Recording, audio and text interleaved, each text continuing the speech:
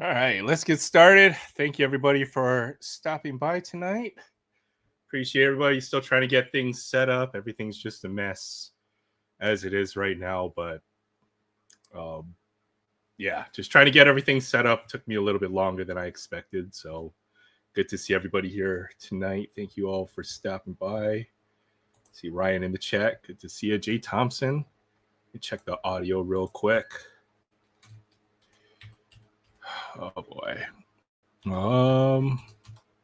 Yeah, there's not a whole lot of preparation, but there is a lot of preparation, I guess, to kind of get everything set up. As you can see, I've got it kind of close to what I had it like before, but not quite. And all my boxes are just mixed up. I don't know where anything is. Just a total mess. Let me just finish up here. Sorry, there's trying to get all these devices hooked up into and then move my laptop in here so I could do it from I guess what I'm usually accustomed to, but took a little longer than expected. So I apologize for being about 10 minutes late. Is that what it is? Hold on just a moment real quick. Just finally just basically my desktop is kaput until I fixed running off my laptop and anything. Can you guys hear anything? Hold on. Let me check the audio real quick. Sound works. Okay, good. Thank you, Jay. Appreciate it. All right, let's go ahead and get started. I don't have a whole lot to open tonight. I didn't go shopping for anything. I guess just the moving expenses definitely costed me a lot more than I expected. So I'm definitely trying to pinch, not pinch pennies, but definitely have to forego opening stuff or picking up some steel product or even singles at this point right now. So let's go through the chat real quick. Say hi to everybody. See a collector holic. Have a great start to your weekend. Appreciate everybody who stops by. Yeah, last week was fun. We had Sensei Domino. We had Adam's card closet, and that was fun. Um, it's always fun, when we get new folks in here at Aloha Friday. Changes the dynamic of the conversation completely. Everybody has something a little different that they bring to the table. So, all right, let's go ahead and get started. Let me switch my camera over. I've got everything still just messed up right now. I don't know what we're opening. I've got this bucket of stuff right here. There might be a few packs in here. You know what? I put some stuff in my freezer. I'm gonna go grab that real quick because I'll show you in a minute. I don't know what do we have in here. Match tax. Got some hockey. Ooh, National Hockey Card Day. We might open that. Got some Magic the Gathering. I'll do a couple packs of that. Nothing new. Penna. That might be fun. A couple packs of Magic. I still had some of this 96 Leaf football. We might do a few packs of that. What else do we have? Trick or Trade, Pokemon. Just loose ends, stuff that I haven't opened up yet. Ooh, what is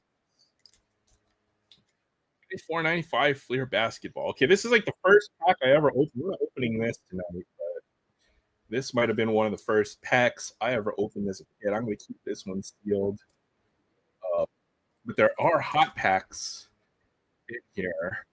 Supposedly, you get the whole insert set if you manage to open up a hot pack. Find hot packs of 12 different insert cards. But we'll leave that. This one might have a Grant Hill or Jason Kidd rookie card. All right. Let me go grab those packs from the freezer real quick. I'll say hi to everybody else. Hey, Titus. Aloha Friday. Thanks for stopping by. I know it's Saturday for you, but I appreciate you stopping by, Titus. I know we haven't spoken a bit, but I hope you're doing well. I hope the kids are doing great. I know you've got a big heart for, volunteer your time to, take care of a lot of these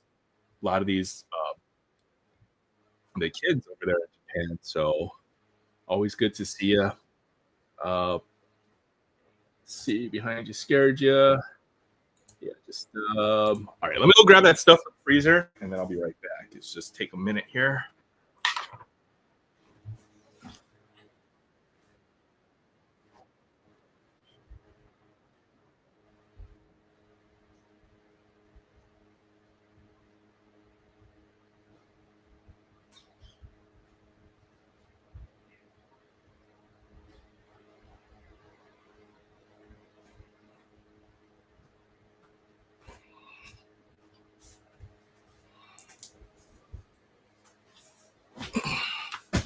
Yeah.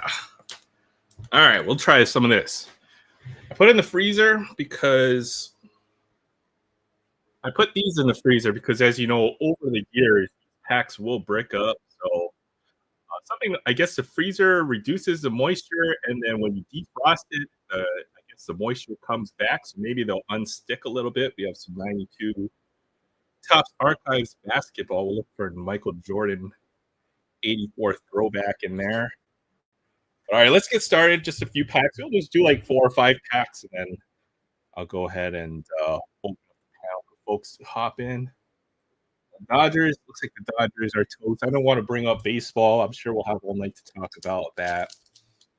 It looks like the Brewers are toast. But I guess, I don't know. I guess I'd be hoping for, I guess, the Jays versus, I don't know. Who do we want to see more? The Jays or the Mariners? I'm just the Mariners. There's a Will Smith rookie card. Mike McDonald legend. Quinn Hughes. And a Matvey Michkov. Not bad. I've got this set.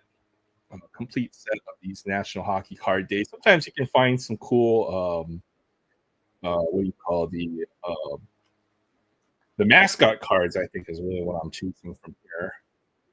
All right, let's see what else we got. We got 91 Bowman. Still got a few packs. I'm not eating the gum, by the way. That'll end up being a very short stream if we were to eat the gum here. I feel like that's a bad idea. Sorry, Zach. I know. Maybe I'll save the piece of gum for Zach. I know he's always looking to restock on his 35-year-old vintage bubble gum at this point. So, I can't remember. I think we're still looking for the Jeff Bagwell rookie card out of here. I don't think I've pulled it yet. There's a couple other good rookies. Is this Chipper Jones as well?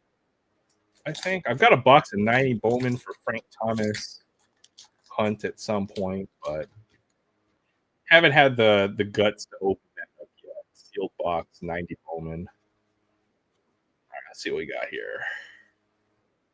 That was a nice Carlton Fisk. A good player right there. Carlton Fisk. Got the Billy Ripken. Narciso Elvira. Billy Hatcher. Mitch Webster. Nico Riesco. I'm guessing he's a minor league MVP there. He's got the little gold foil stamp. Anytime you saw gold foil back in the day, that was a big deal. I don't know who this is. Rich Garces, Pedro Munoz, Alex Cole, Merced, Dana Kierker, Jeff Juden, Javier Ortiz, and Alan Hill. There's a pretty decent player right there for the Blue Jays. Played a bunch of teams, I think. Not bad. 91 Bowman. Let's see what else I've got. Okay, I'll try this. I don't know how this is gonna work. Let's hear that crispiness of this pack when it unbricks. 92 Topps Archives basketball. This one came out of the freezer. You can see it's like glistening with like all of the sweat from it defrosting since it came out of the freezer. But we'll try this out. Hey, Budget Ribs, good to see you. Everybody's blowing out my team in fantasy football. It seems like everybody has their best week against me. I think Paul put up like 230 points against me last week, so we'll see what happens this week. I'm not even sure who I play. It's pretty crazy. I'm like 2-4 in that league, so at least I'll make it to the playoffs. I'm thinking of trying to get together some items for the regular season. Oh my, it's like singular right here. This is completely bricked up. I see what it'll do an ASMR.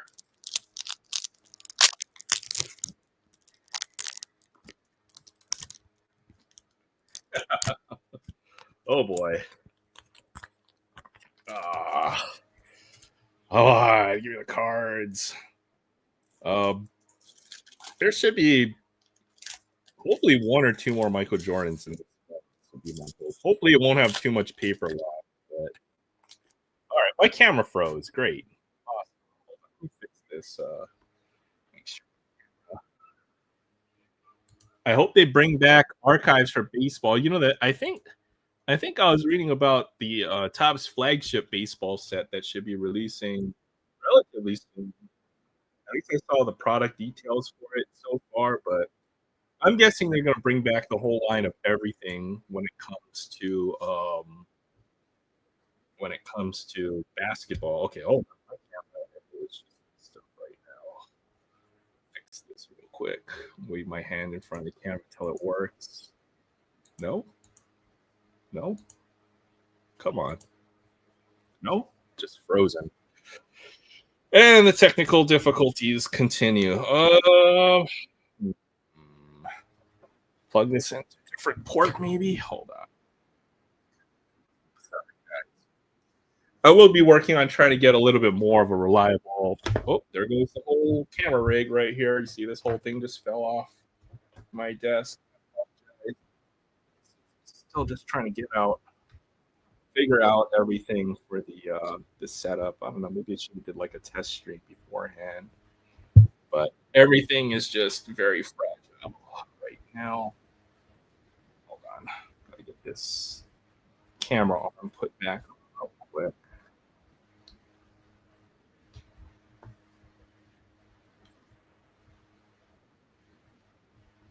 It'll take me a little bit while just to get everything all set up again the way I like it.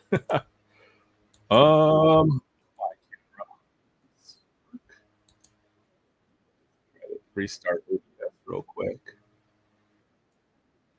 Um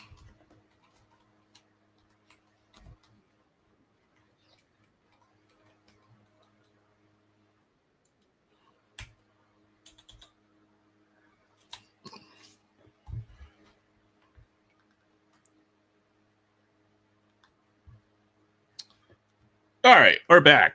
Awesome. Okay, let's look at this pack of Archives basketball that I defrosted from the freezer.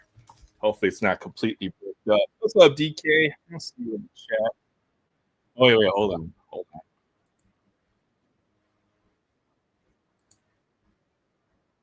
There we go. Sorry, I forgot to turn everything back on. There's a lot of controls here. All right, let's see if there's anything in this pack of archives that I've got here. What's up, DK? I see you. Aloha Friday. Appreciate you. You know what, Ryan? I don't want to hear anything because I put in a lot of effort to try to get everything set up, and you know there's a lot that goes into it. And I apologize if there's technical difficulties, but hey, look, man, I'm trying here. You heard that nice crunch on the pack right there. All right, let's see what we got here. We got was it Billy Owens? Oh, look, that card looks pretty good so far. Horace Grant looks pretty good too. You know what? I think this worked. Look at that. I don't see any white dots on here. Purvis Ellison, never nervous. Purvis, number one draft pick in '89. Okay, that card got jacked up. Let's hope that if there's a Jordan, it'll be all jacked up. There's an Olden Polynice. Didn't he have like glasses or something later on in his career? It doesn't look okay. It's kind of bad actually. You can see all the little dots on there. Maybe not on the camera, but there's a Clyde Drexler. It's gonna be really good when they do archives for basketball. I really like this set. And it's cool. You know what? It's kind of cool just to see these tops in '84 design, all these old school designs. That he would have been a rookie in '84 if that were the case. Hey, good to see you, Oda. Thanks for stopping by. Good to see you, Victor. Appreciate you stopping by. Yeah, we're checking out some 80. I put it in the freezer and it kind of worked. As a defrost, I guess it adds a lot of moisture between the cards. So it doesn't, your cards don't look all jacked up. If I were to pull a Jordan out of here, we'd be kind of presentable. Jerry Reynolds. There's one of the Bulls, Horace Grant. I think we're talking about Horace Grant. He won 3 chips with the Bulls, 92, 93, 94. There's him without the glasses. Then he went to the Magic for a few years. Alton Lister? What design is that? What archives design is that? So that would be 82 or 83, I'm guessing. Mitch Richmond, 87. I might be getting it wrong. 86 maybe. There's a mailman. You can see there's little dots there on the right in the background there. Shot it. Looks like it's snowing inside the arena. Ron Harper played for the Bulls for a bunch of years. This guy was a good player. Cedric Ceballos. They are. Oh, there we go. Check that. Oh, even better. Look at that. There's no little dots on this one right there. That's a nice Michael Jordan right there. That's kind of what we're looking for. Wait, we'll see how the next card comes up behind it. Yeah, it looks pretty good, honestly. Scott Skiles, you don't pull a Michael Jordan every day. I'll tell you that. Anything with Michael Jordan in it has become hard to find these days. But hey, look, we did it. We managed to pull Michael Jordan out of this pack of cards. How about that? I might have a couple copies of this card already. This actually looks better than all the other ones I've ever owned. Don't see any white dots on that background. So, all right, there's the tip right there. If you want to get these packs back into shape, what you do is you throw them in the freezer. And when they're defrosting and they become, you can see this pack is almost sweating. There's condensation on it from the temperature difference. Looks like that is the trick, I guess. Just hear this. Watch when I bend this pack. There's oh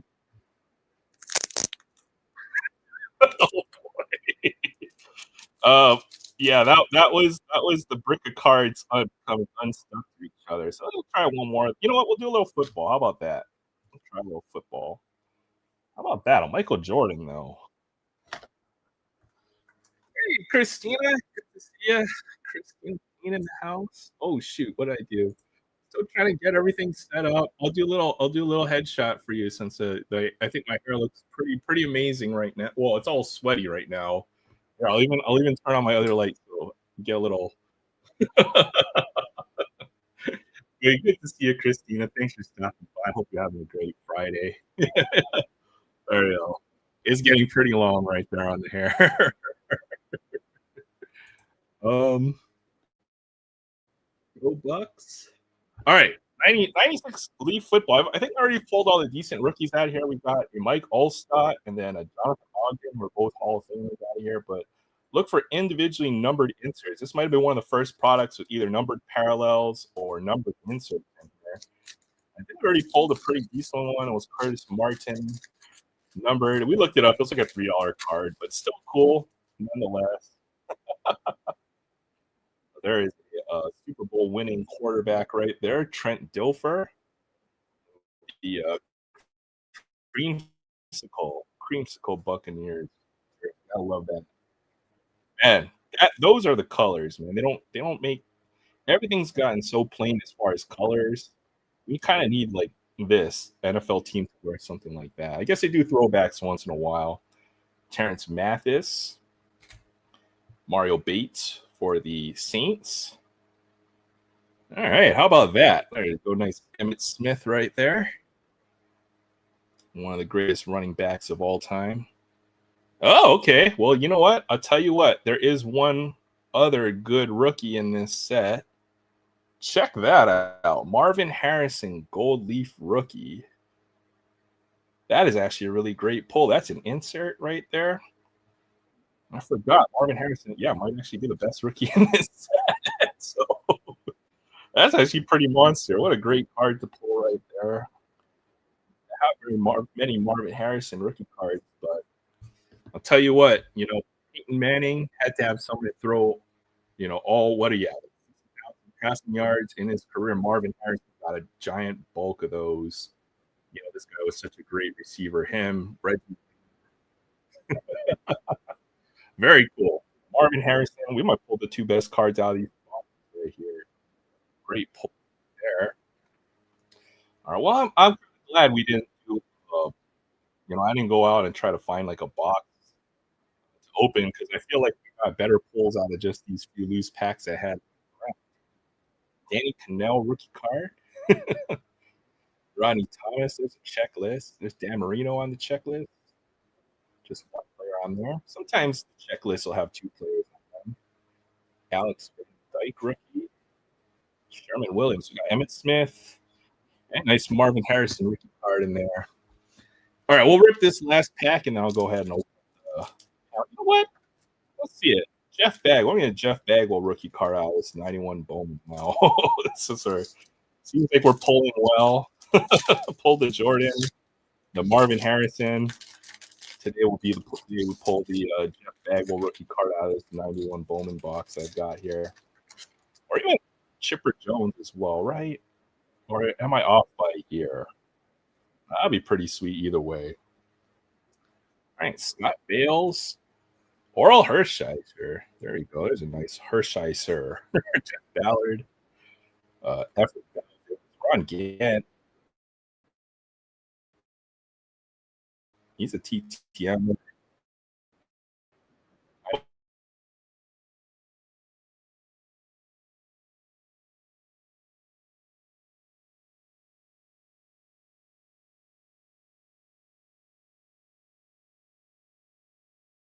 Martin. Ron Darling. I've got an autograph for Ron Darling somewhere.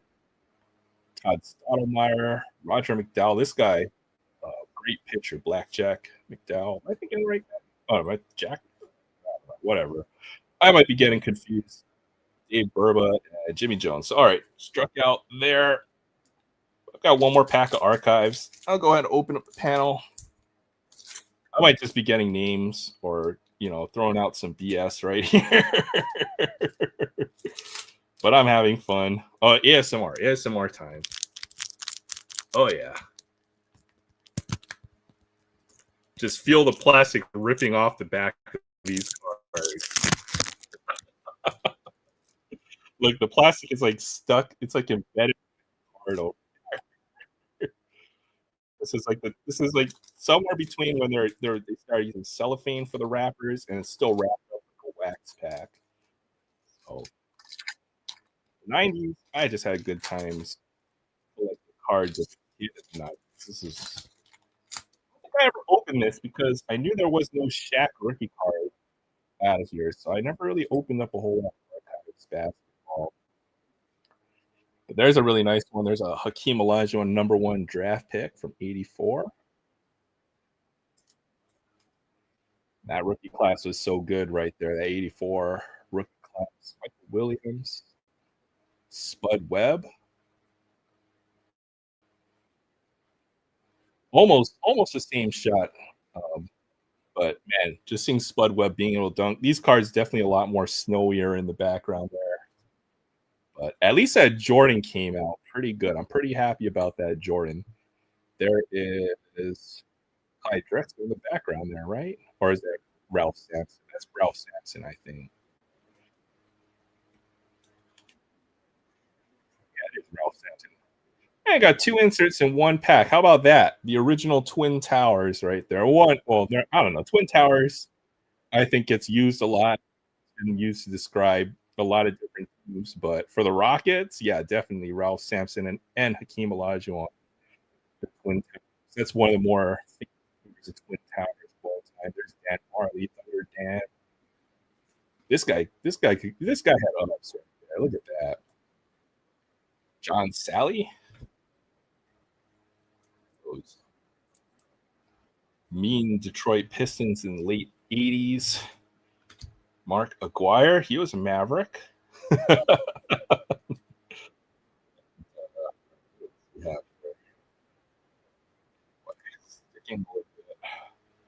Mark Jackson, how about that? He became head coach for a while for the Warriors a bunch of years. There's Vlade Divac. There's a Doc Rivers. We get Doc Rivers and we got Mark Jackson back to back. How about that for head coaching duo? Kenny Anderson. it's interesting to see a lot of these players become commentators and then still be around the game.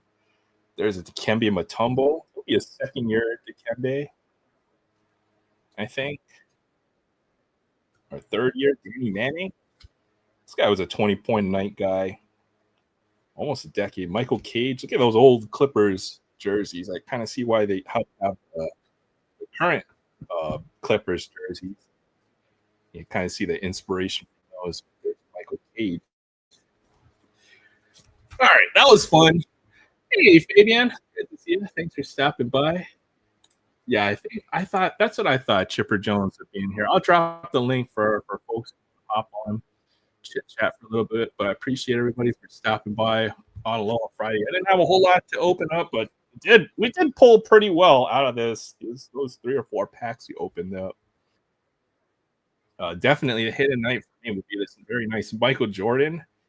And there's actually not a whole lot of paper little snow dots in the background. I wouldn't grade it, but it presents really nice. This card looks really nice, considering that pretty much all these cards are bricked up in this box, sitting in the Hawaiian humidity and heat for 30, 35 plus. We got this great Marvin Harrison Gold Leaf rookies. How about that? 2 great cards for just a few packs. So, yeah, it was fun. I don't think I did a whole lot of football growing up as a kid. So I don't think I ever pulled a Marvin Harrison rookie. It took me almost 30 years to do that. All right. No, I do not want to share my referral link. Hey, you can see a Barry. I see a Barry. Emmett Smith as well. There's a link for if you want to hop in. I'm going to open up a couple more packs here. Dirty Birds. And those creamsicle jerseys, man. Trent Dilfer. Super Bowl winning quarterback. Nice little pile. We'll try another one of these 91 bone. I am not eating this gum. That is some moldy gum right there. That's not moldy. It's just, yeah, it's amazing that it's held its shape and form for all these years to come. Trent Dilfer just got fired by UAB. You know what? I did see that. That's kind of okay. I did see that.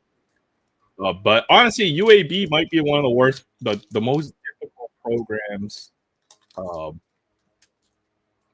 have the head coaching job for in all Division I is what I was reading about that. So it's unfortunate, but hopefully he'll get another shot, to coach somewhere else, or become an assistant or an OC or something like that, quarterbacks coach.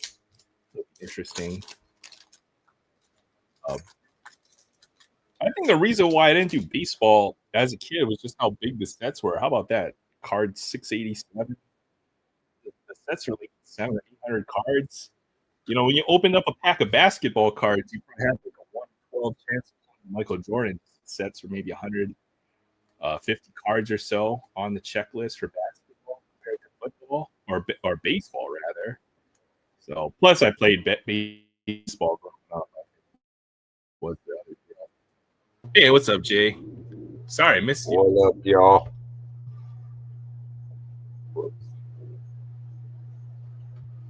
How's it going? My Let me see if I computer's can not hear Jay. working so It's good. just like frozen. Are you frozen? Am I?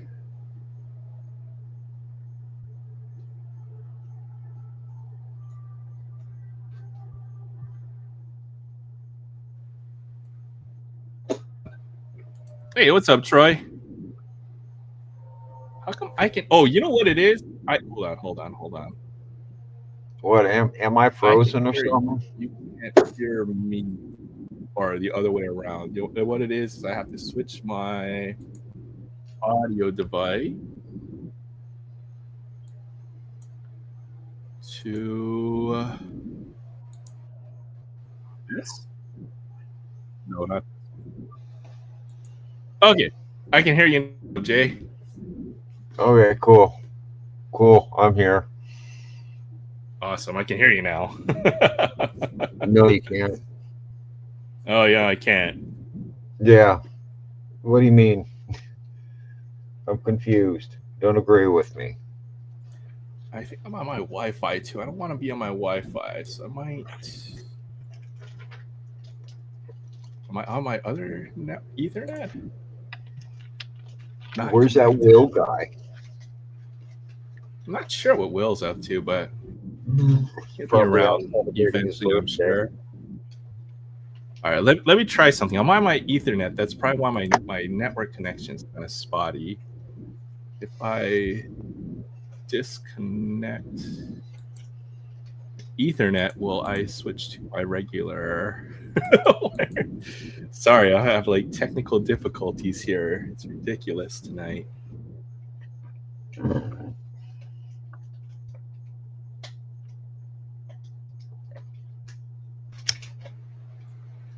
All right, it worked. It worked. I think we're on a more reliable connection now. Are we? Yeah, well, I am at least. Will Oh, is everywhere and nowhere at the same time. That's a weird card. How about Willie Randolph in a Brewers jersey? that is kind of different. Hey, there we go. Frank Thomas, second year card. Who's that chump? I don't know. Turned out to be pretty good. You might be a pretty good someday. What do you think? I placed I for the don't wrong. know. He wasn't. Yeah, yeah. Larry Walker. There's another. Oh, 3 in a row. What a pack. And yeah, Brian Draymond. I guess that kind of ends the streak. Dan Wilson. Hey, ain't he a manager now? Is he? Team he manage. Who he play for? Catcher for the Reds. I'm thinking he was some sort of manager or coach now, but hell, Possibly. I don't know. I Maybe. can't keep up with all the players and the coaches. But No. The Cubs are confusing enough. yeah, that was a pretty tough one to swallow, I suppose. But Well, yes and no. I thought it was kind of a shitty way to end a complete baseball season. Baseball doesn't exist no more. Not till yeah, February. well, there's always next year, and Oh my God. Cubs, Cubs fans are sick of that shit. you give it 100 years, and they're bound to win a couple more. I mean, we won one in a lifetime. I can die a happy man. See, there you go. That's what I was thinking. I kind of thought this year could have been it. You guys had a lot of hired guns, and I felt like that team looked pretty solid, but I guess they didn't get hot at the right time. But on the other hand, I feel like the team is in a solid position for next year. You got a lot of good young players. You got Pete Armstrong for another 3 years. He can only get better. Yeah, So yeah. maybe you won't have Kyle Tucker, but there'll be some other. He didn't do all that great. Seiya's a great player for you guys. Saya caught on fire at the end. Oh yeah, definitely. Hey Dan, good to see you. What's up, Dan? Troy as well. Wilson is about to go to Fall Classic. Is he really? Yeah. Hey, what's up, Ryan? Hey. Hey, Ryan. Ooh. Oh, Dan Wilson manages the Seattle Mariners. It's hard to keep up with the Mariners manager train, I suppose. But maybe that's what it was, Jay, right there. Who? Yeah. I mean, He's kind of a big deal. I know he's not the Cubs manager. I know that much. Yeah, there you go. I'll show you my wall of everything in my background right here. You see all those boxes? And it goes 4 high now. all the way down. So What you still get? trying to get everything. What was that? That's what happens when you buy that many cards. You can build a house out of it. So if I It, ever lose it, my apartment, it's I'll an build a house addiction, out of my cards. man. Oh, this light is killing me right here. I'll turn this light off right here. There we go. Oh my god, losing the chat. 93 upper deck. Come up with the Reds. Yeah. Yeah. It says he made his professional debut for the Reds on the back. I know Bowman's I guess it's the prospect set, so to say. Yeah. So Frank Thomas. Put that Frank Thomas aside. I'm looking for my top loaders. Where I fell with my top loaders. Yeah, pretty much my desktop went kaput, so that's why we're doing it for my laptop again. Yes, I'm gonna. Don't think I can do that. Shohei is all but the National League MVP. Don't they do the MVP voting before the playoffs starts? And I know they do it like so it kind of doesn't impact it, but dang, Shohei is kind of killing it right now. Hypothetically, I know your answer, but I want to hear it from you, Jay. Do you think the Cubs would have had a better chance than the Brew Crew to beat the Met or to beat the I mean, Doyers? here's the deal, and I say this from the bottom of my heart. Fuck the Brewers.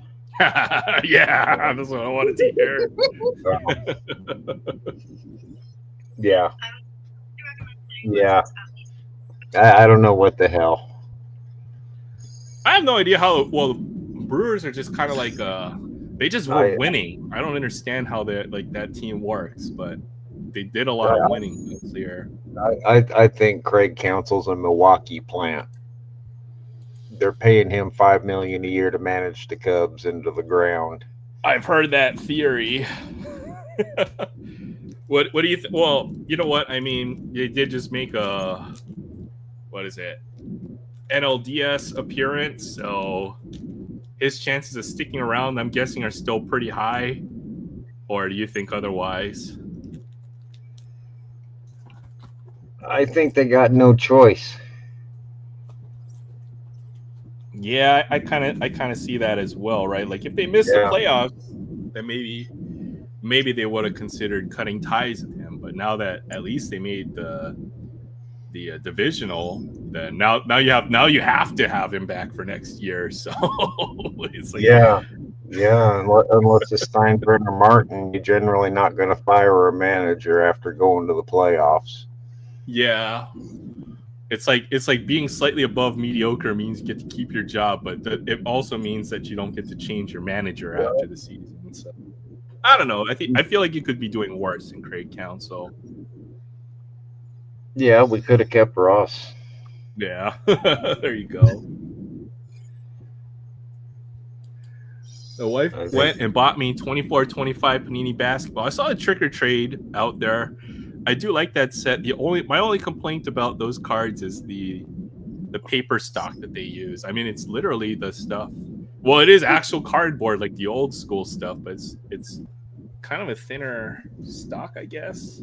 Other than that, I think these are great. I'll do a couple haunted hoops. I got from last year, 2024, haunted hoops. We'll do a couple of those. This has got Victor Wembanyama, maybe. 3 cards.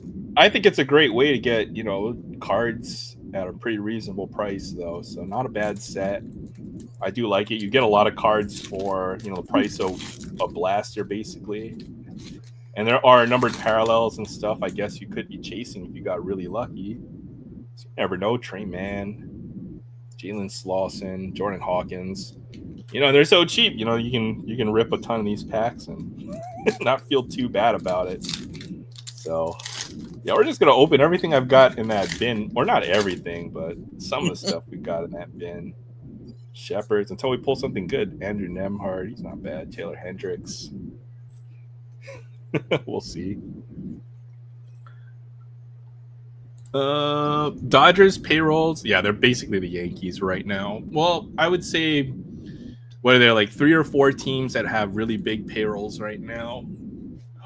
Actually, 2 kind of stand out. It'd be the Dodgers, the Mets. I suppose the Yankees are like third place at what they do best, which was having the biggest payroll. But there's some other teams that got big payrolls as well. Padres. Maybe not the Red Sox anymore right now. Red Sox might be dangerous in the next few years because they can spend money to buy free agents when they want to. Well, so can the Pirates. They just don't. Pirates, well, they don't spend any money. Ain't they one of the most profitable teams out there? Yeah, because Pittsburgh, they love their Buccos. That is a loyal fan base right there. Yeah, Yankees West. They got nothing else to cling to. Giants could be good if they had a couple more pieces. What if the Brewers spent a little bit money in free agency? That could work out really well. The Twins are rebuilding. We think who else spends? Rangers can spend money when they want to. I like to see the Royals get a couple more players. I feel like they could be competitive with a couple more pieces. Diamondbacks almost made the playoffs, and they most of them. So, I couldn't tell you. Yeah. All right, we're done with baseball. Diamondback expert. How did the Packers do this week? We won. There you go. That's all that matters. I had kind of a busy day that day. All I saw was my fantasy team got absolutely blown out by Paul and 619, who put up like a record week against me. So that seems to be how we're doing every week. Oh, Tani hit 3 home runs tonight, huh? Okay, I see how that's going to be. Yeah,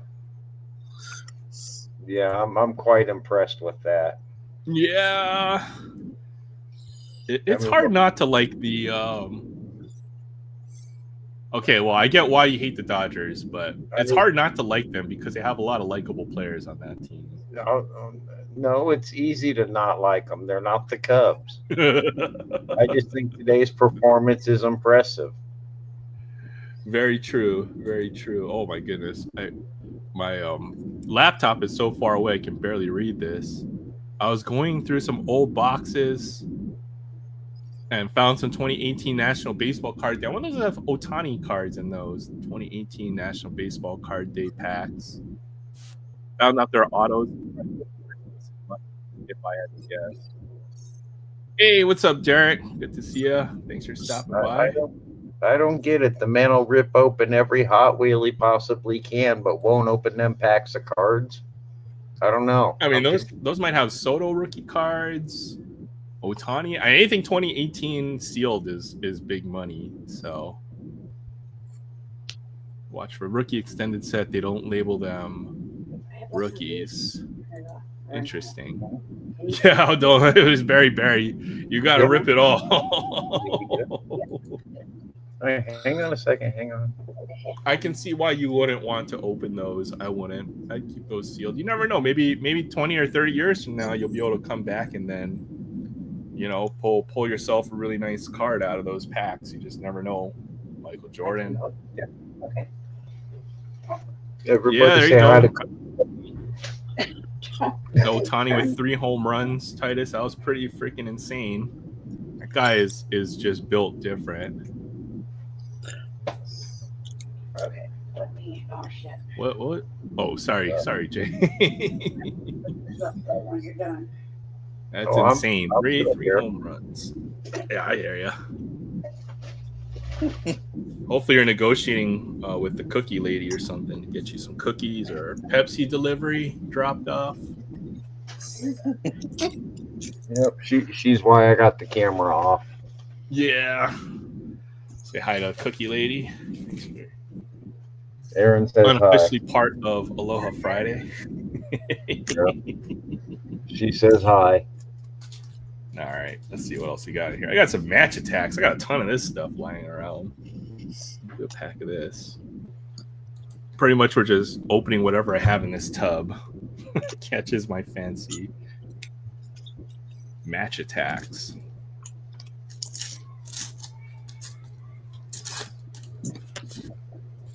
Just throwing wrappers all over my desk as well. Ooh, that's something shiny in there.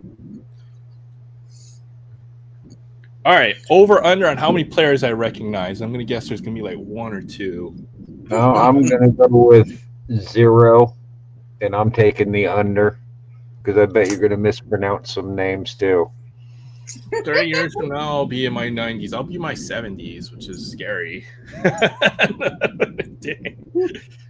Jeremy Frimpong. I got one right. Kurt Zoma. Rodrigo. I love how they just have their singular name for a lot of these with the Brazilian players usually. Felipe Anderson. Andy Robertson. A lot of British players. Can't screw those names up, right? Martin Odegaard. Eric Bailey. Gregory Kobel. 2 goalies. Jan Oblak. Legend. And I don't even know who this is. Andrea Pirlo. It's Andrea Pirlo, man. Even I knew that. Well, yeah, because it says his name on the card. Well, that's how I knew. And a Juventus foily foil team card, I guess. Just the logo. Yeah, I gotta learn a little bit more about soccer. I'm definitely lacking in that knowledge department right there.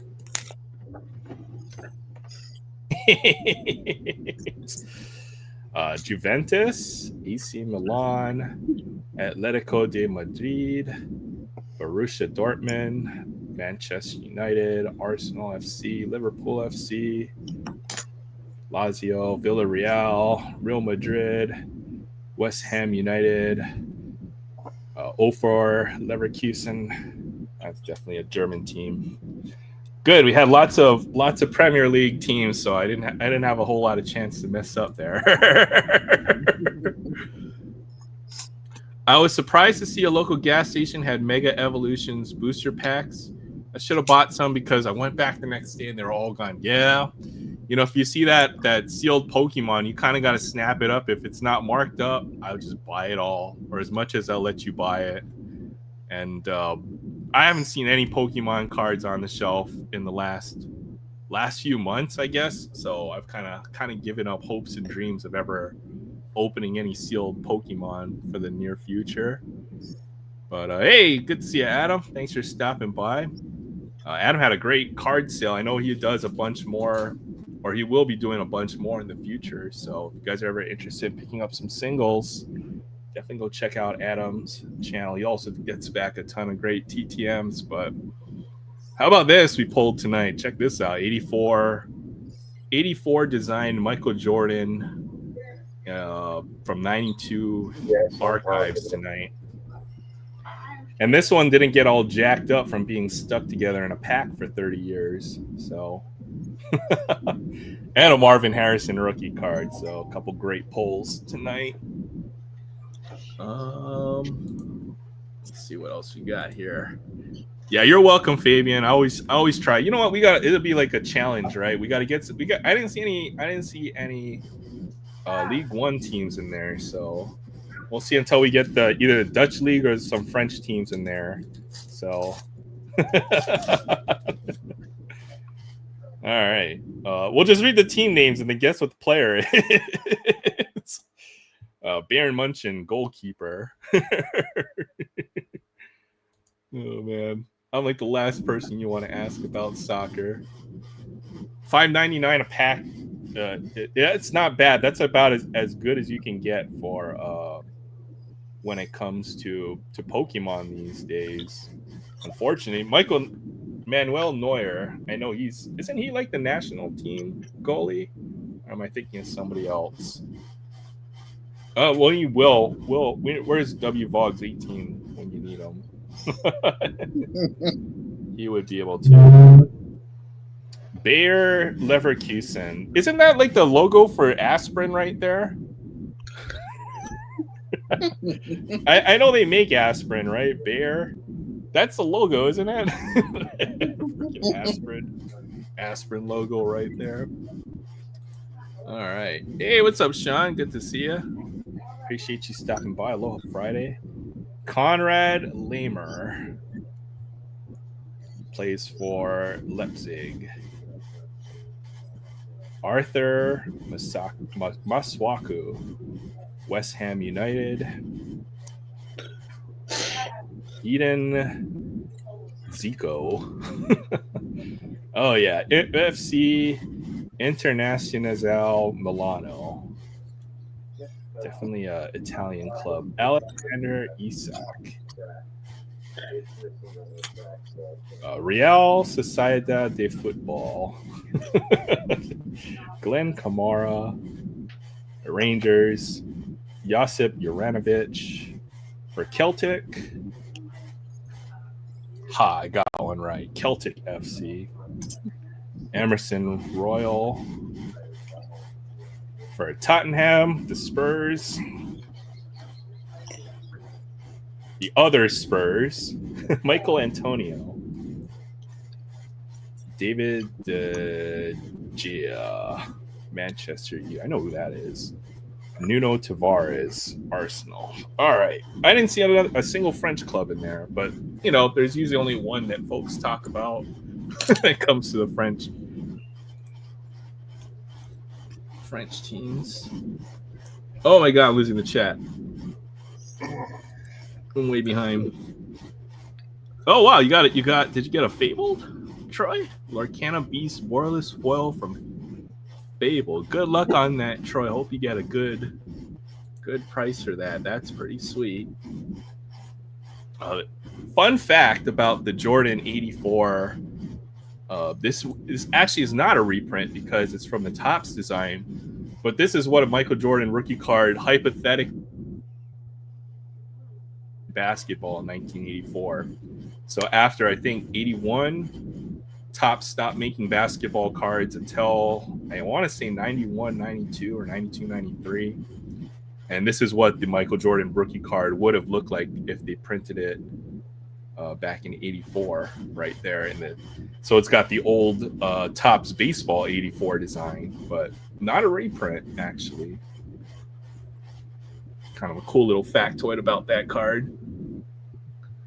You got any Halloween peeps? Oh, you know what? I banned peeps from my house until at least February, in order to allow my stomach to recover. But I've got 30 pounds of Halloween candy from last year. So basically, I'm gonna put it out in a giant tub, and whatever kid comes first to trick or treat can take it all if they want. It's like winner take all. It's gonna be like a Walmart restock of Pokemon. Except it's gonna happen by my front door, and that's the trick or treat right there. So, no limit. I've got Diet Pepsi tonight, so no Dr. Pepper. Got me some Diet Pepsi. All drinking Pepsi here tonight. Yeah, Manuel Neuer is a German team goalkeeper, very very good player, no doubt. Yeah. I remember when Germany won the World Cup. That was a big deal. Well, I want to say that was in 2012 or 2016. It's pretty recent. Somewhere in the teens, if I recall. Soccer cards are going to explode. I think it depends. Depends on where the international collectors, start. Because like card collecting is kind of an American thing, I want to say. I'd say Japanese, I guess, for the TCG stuff, whether it be Pokemon or Yu-Gi-Oh! Or even Magic the Gathering. But sports cards, I want to say the second biggest sports card market would be China, from what I can tell. They seem to buy a lot of the newer products and seem to have a lot of... they have a lot of money for it. It's the other thing. At least for basketball, I would say China. Oh, and Canada as well. They have the collecting. kind of that collector culture, right? But whether other foreign countries start picking it up. I remember one of our friends was in Turkey, the actual country Turkey, and he was like buying so like Panini soccer cards. That was Hector, which was kind of interesting. So it exists outside the United States. It's actually just kind of rare, I think. And I'm so far behind in the chat. Oh, I'm catching up. And Michael Jordan Heritage is so cool. Yeah, it might be the closest thing I get to a Michael Jordan rookie card. I would say, at least in the near future. Let's see, cards that never were. Yeah, all the Topps cards in this set are cards that never were. So let me just show you an example pack. Pretty much all these guys never had Topps rookie cards, so they're basically in the year of the design that they would have had a rookie card in. So 89, right? 90, 84 for Mailman, 86, I think, 82, 80, oh my goodness. Look. Troy, you have to collect this set now. You see that? You see that design right there? that wood grain border. I'll have to see if I can find a few of these and put aside, since I know you probably don't have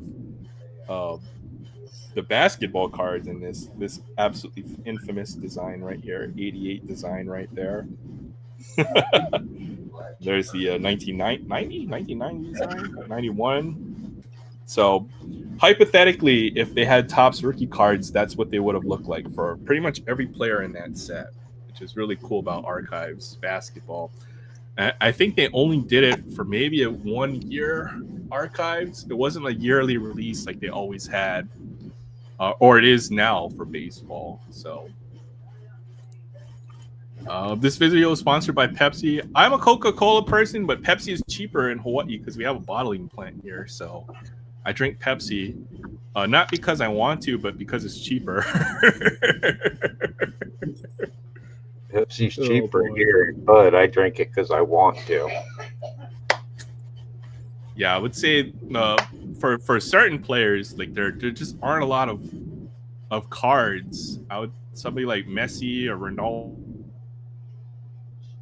have any cards, and the few that they do are worth big money. And also the fact that they don't, when it comes to a lot of the major sports players here in America, they'll sign year after year for all the different companies. So these guys don't have a lot of on-card autographs by major manufacturers, just because the trading cards just don't exist, right? So Topps might have 20 different releases for each sport, but for soccer there might only be 1 or 2 per year, and they're usually minor manufacturers or Panini. Panini's not a minor manufacturer, or a few of the other ones, like there's Futera, which does some really nice cards. I've been tempted to buy some Futera soccer cards.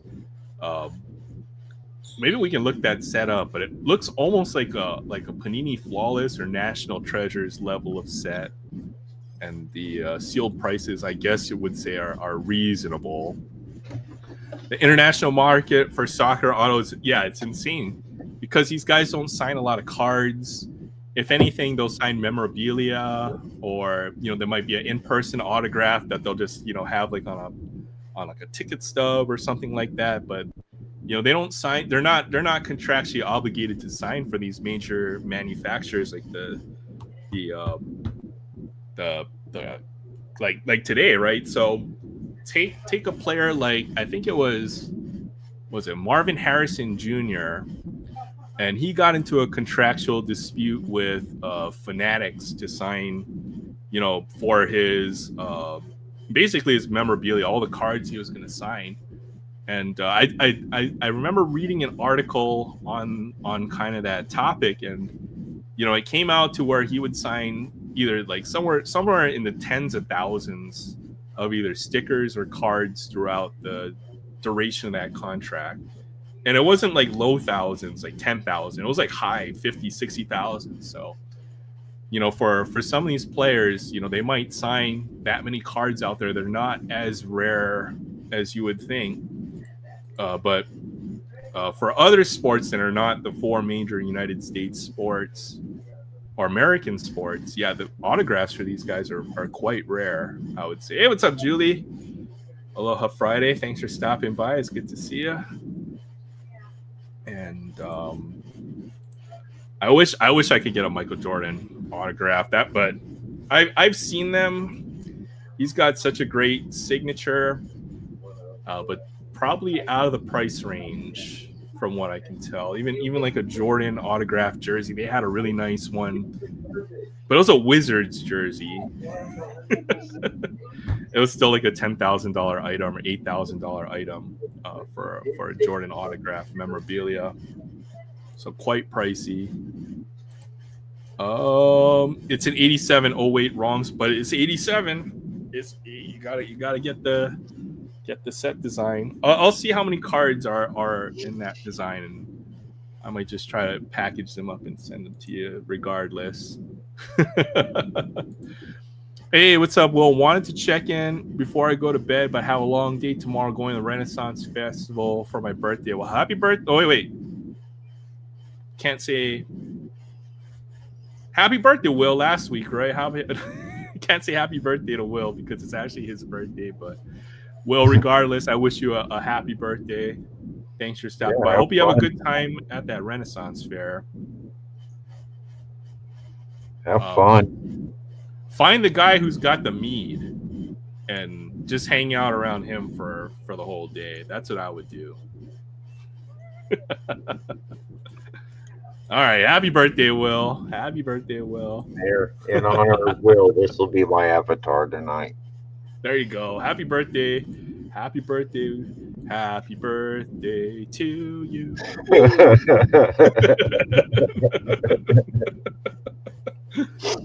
How old are you now? Will's like 287, according He's gotta be.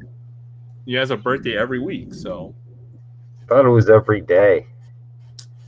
Well, if it was every day, he might be 3,247 years old. I mean, he's ancient. Yeah. Will be 30 for the rest of his life, is what I'm thinking. Where the heck? First month I show up and you ain't here. Hold on. You know what? I forgot to pin the comment for anybody else who wanted, or maybe even Ryan, because it looked like he disconnected. But all right. Yeah, I'm slacking today. Looks like I'm talking as Will right there, doesn't it? I'm just kidding. It does. See, even when Will's not here, he leaves his mark. He's not here and he's still here. I don't even know how that works. Yeah. Will goes everywhere. Just got done playing poker for 4 hours and I finished. You know what? That sounds like fun. We're talking about playing poker, but I'm glad you did well, Julie. I bet Julie's a tough customer when it comes to. She's probably a stone cold bluffer. I bet. She'll go all the way with like deuce 7.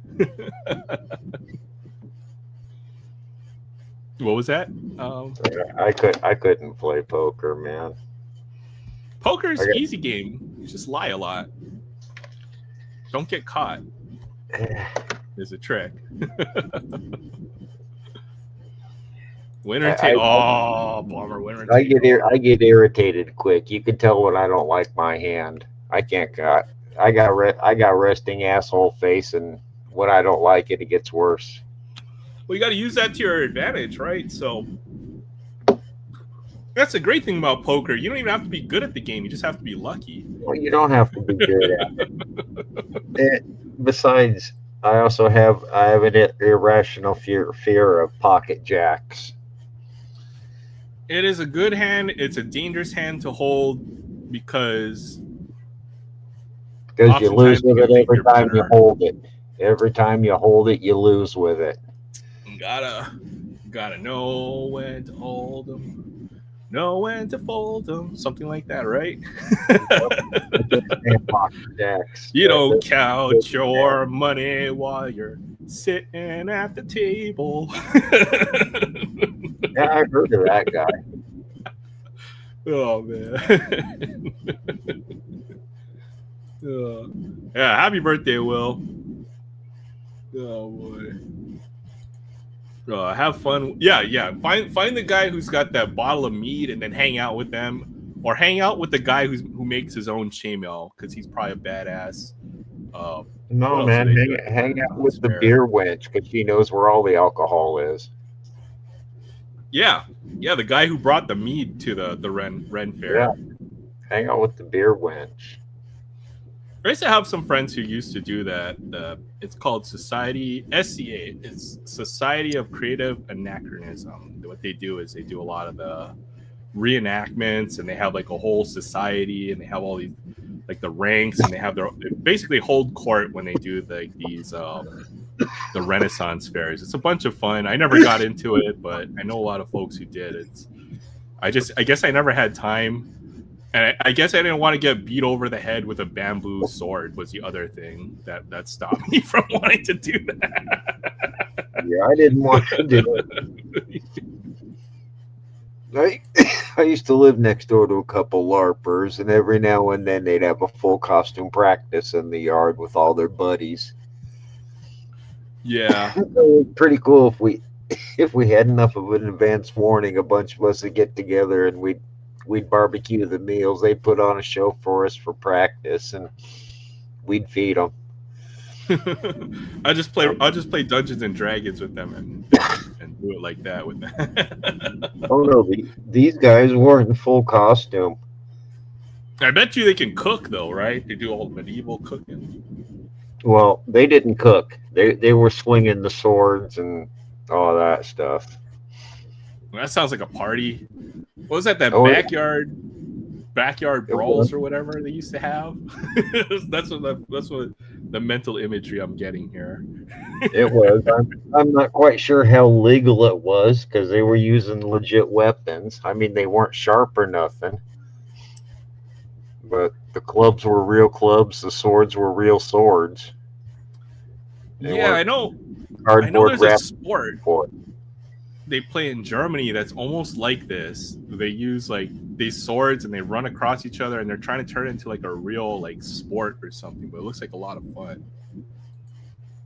Running with sharp objects should be a sport. Yeah. No, Derek, I think you're thinking of Shirley. I've never heard her or something like that. Is that what it is? Julie had 5 pocket 5s versus ace 10 and ace king. Yeah, that's usually the way it goes. Yeah.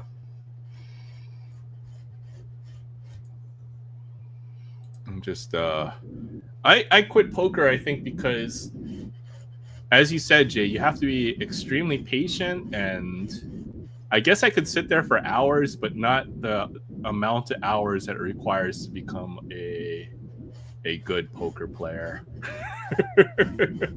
I'm a pretty patient man for most things, but I'm not very patient when my money is rapidly leaving my pile. You just gotta bluff and take the money from everybody else. When they're, you don't even have to have good cards. You just have to make everybody else fold or think you have good cards. It's the trick of the game.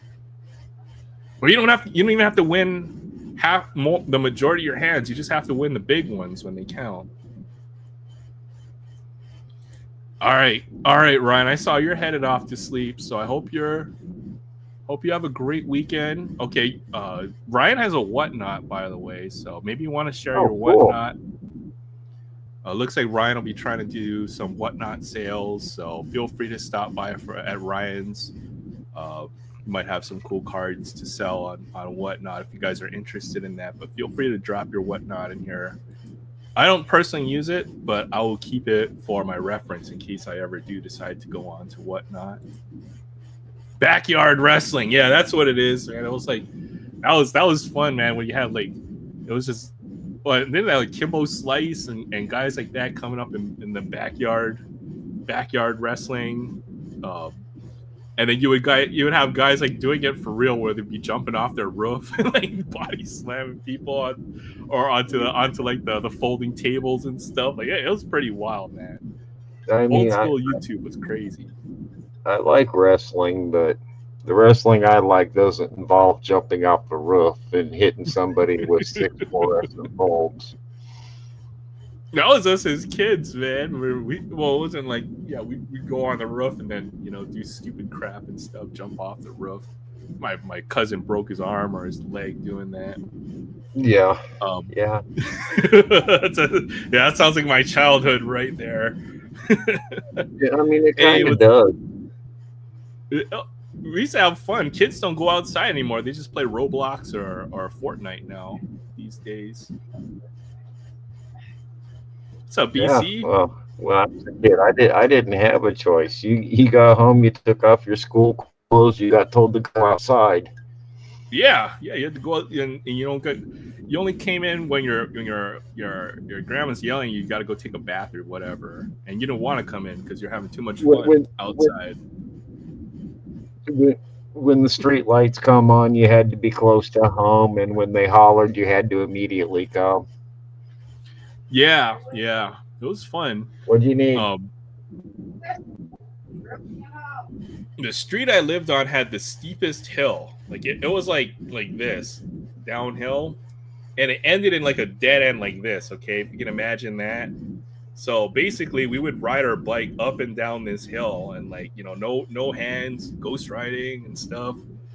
See, it was fun until I got hit by a car and I broke my leg. I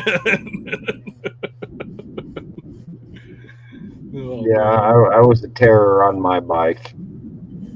Yeah, I have I have the aches and pains today to prove it. Or I got lucky. I didn't get hit by a car. I hit a car and I broke my leg. Because if I hit a car, I might not be here. Would probably be a bit. I didn't get hit by a car or hit a car, but I come up short on way too many jumps. Went long on others. Oh yeah. What did we open tonight? Yeah. Well, I didn't have a whole lot of stuff. Like I couldn't go down to the store and buy stuff. So we just opened whatever I could find. So tonight's rip was called Whatever I Can Find. I'll show you what we opened tonight. We did some Archives basketball. 92, 93 Archives basketball. We got a cool Michael. We got the best card from the set, which would be the Michael Jordan in really nice condition too.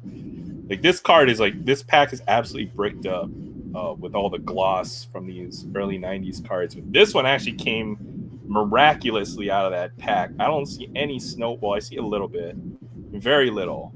This might be the nicest copy of this card that I have. And then we did some 96 Leaf football. Another pack doing some 96 Leaf football. But we might have pulled the best card from that set, to be honest, which is a Marvin Harrison rookie card right there. Can't think of a better rookie from this class. So I do got we did pretty well. 11 p.m. And a little hockey. I got 22, 23 MVP. We'll look for some Kirill Kaprizov, highest paid player in NHL nowadays. What else did we do? We did match tags. 91 Bowman. There's a wild player right there, Matt Zuccarello. I catch you a bit later. I'm going to bed, Aaron. I'm tired. Jay? It's 11 p.m. All right. Take care, Jay. Have a great weekend. Y'all tomorrow. Yeah. Sorry, I'm old and tired. Yeah. No problem. I appreciate you hanging out with me for a little while. Have a great weekend, Jay. The Patrice Bergeron. That's a pretty good pack right here. Jack Hughes and the silver signature right there. Tyler Toffoli, Ice Battles. I think you might only get like one or two of these per box. The silver script, I think these are called. Jordan Kyrou and a Matthew Barzal. That was a pretty good pack right there. Not bad. Yeah, I did some 96 Leaf football, but I think we got all the good stuff out of this box. Look for retail exclusive gold leaf insert cards featuring the NFL biggest names sequentially numbered to 2,500. So maybe it'll be a numbered card in here. That'd be pretty cool. 96 leaf premium quality NFL football cards. And to be honest, these are pretty nice cards, honestly. I think I ever opened. Oh, got another rookie in there, or something gold in there. All right, Mark Chimura. This guy is a total idiot, but right before Jay Thompson left, there's a Packer. Terry Kirby, and you got Garrison Hurst. Cardinals. Larry Centers, very Cardinal heavy pack. There's something gold in there. I'll put that to the back. I think it's got to be another one of those, the rookies, if I had to guess. That'd be sweet if we got like another Marvin Harrison. There's a Raider, Ricky Dudley. And there's an Andre Rison. He was a good receiver, 1,000-yard kind of guy. Chris Sanders for the Oilers. So we're tracking the Oilers they moved to Tennessee, became Titans. Yeah. We're the Tennessee Oilers, and then they became Titans. Darryl Gardner, rookie. Tyrone Wheatley. Larry Centers. Okay, we already saw that. Let's see what our rookie card is. And it will be... It's a Ram. Lawrence Phillips. He didn't play for Nebraska. He was a pretty big deal back then. Was he a Heisman Trophy winner? He's the best player in the draft. Coach turned commentator said of Lawrence. Every time he got the football, he has the ability to go all the way. I think Lawrence Phillips ended up being kind of a bust, but he was a great collegiate player. I think he went to Nebraska, if I recall correctly. Hey, what's up, Matt? Thanks for stopping by. Good to see you. Might be a short episode tonight, but appreciate you all for stopping by. Everybody's having a great Friday. Lawrence Phillips. We already got the Marvin Harrison, so yeah, we're doing. I don't know. I'm pretty happy I got this box of Leaf football. I'm a pretty good deal on this on eBay. I guess this was one of the last boxes I was buying when I was kind of going on a bit of a value kick. So now that I've got a permanent address again, I can start buying stuff. I think I stopped for a couple of months just because I don't want it to get mailed to my other address and then not be able to collect the mail or anything like that. So I don't know, what do we have here left? We got like 9 packs of this stuff left. I don't think I paid more than $45 or $50 for this box. So honestly, if you do want packs to open, it's definitely you're gonna have to go back into the past and probably look for some deals, and sometimes you might have to dig a little deeper or really go down the rabbit hole to find stuff that you can still open at a relatively affordable price, I would say. So I think this 96 rookie class isn't all that great, but there's a couple of good names in there. So I'll pull another Mike Ulstott rookie card. Can't be a worse bust than Travis Hunter. I wouldn't say Travis Hunter is a bust yet, but he's the thing is he does two things, but he may not be good enough at either one of them at the NFL level. Is the way I see Travis Hunter. And I don't know whether he would develop better as a cornerback or as a wide receiver, and he's trying to do both, right? And he might have to pick one or the other, is the way I see Travis Hunter. I got another gold rookie in here. Andre Ken Dilger. Neil O'Donnell for the Jets. Oh, he played for the Steelers for a while.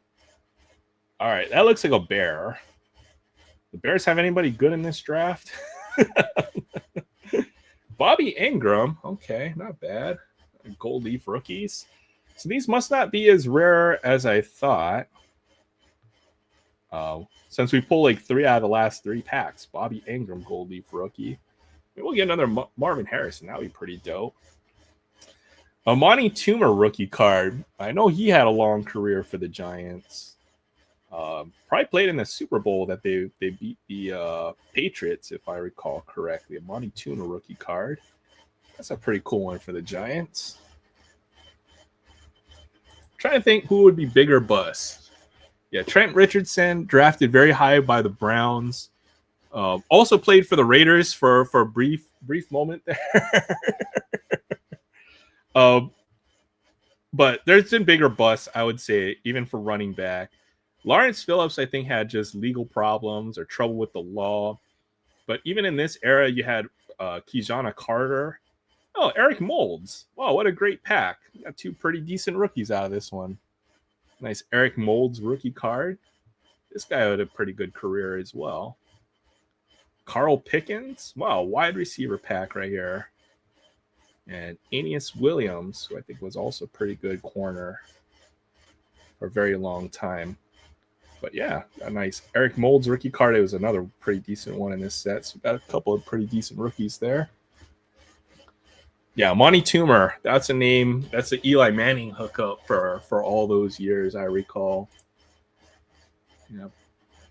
How is Joe Flacco still in the league? Isn't he like 40? What is he, like 55 years old? He might be older than Will.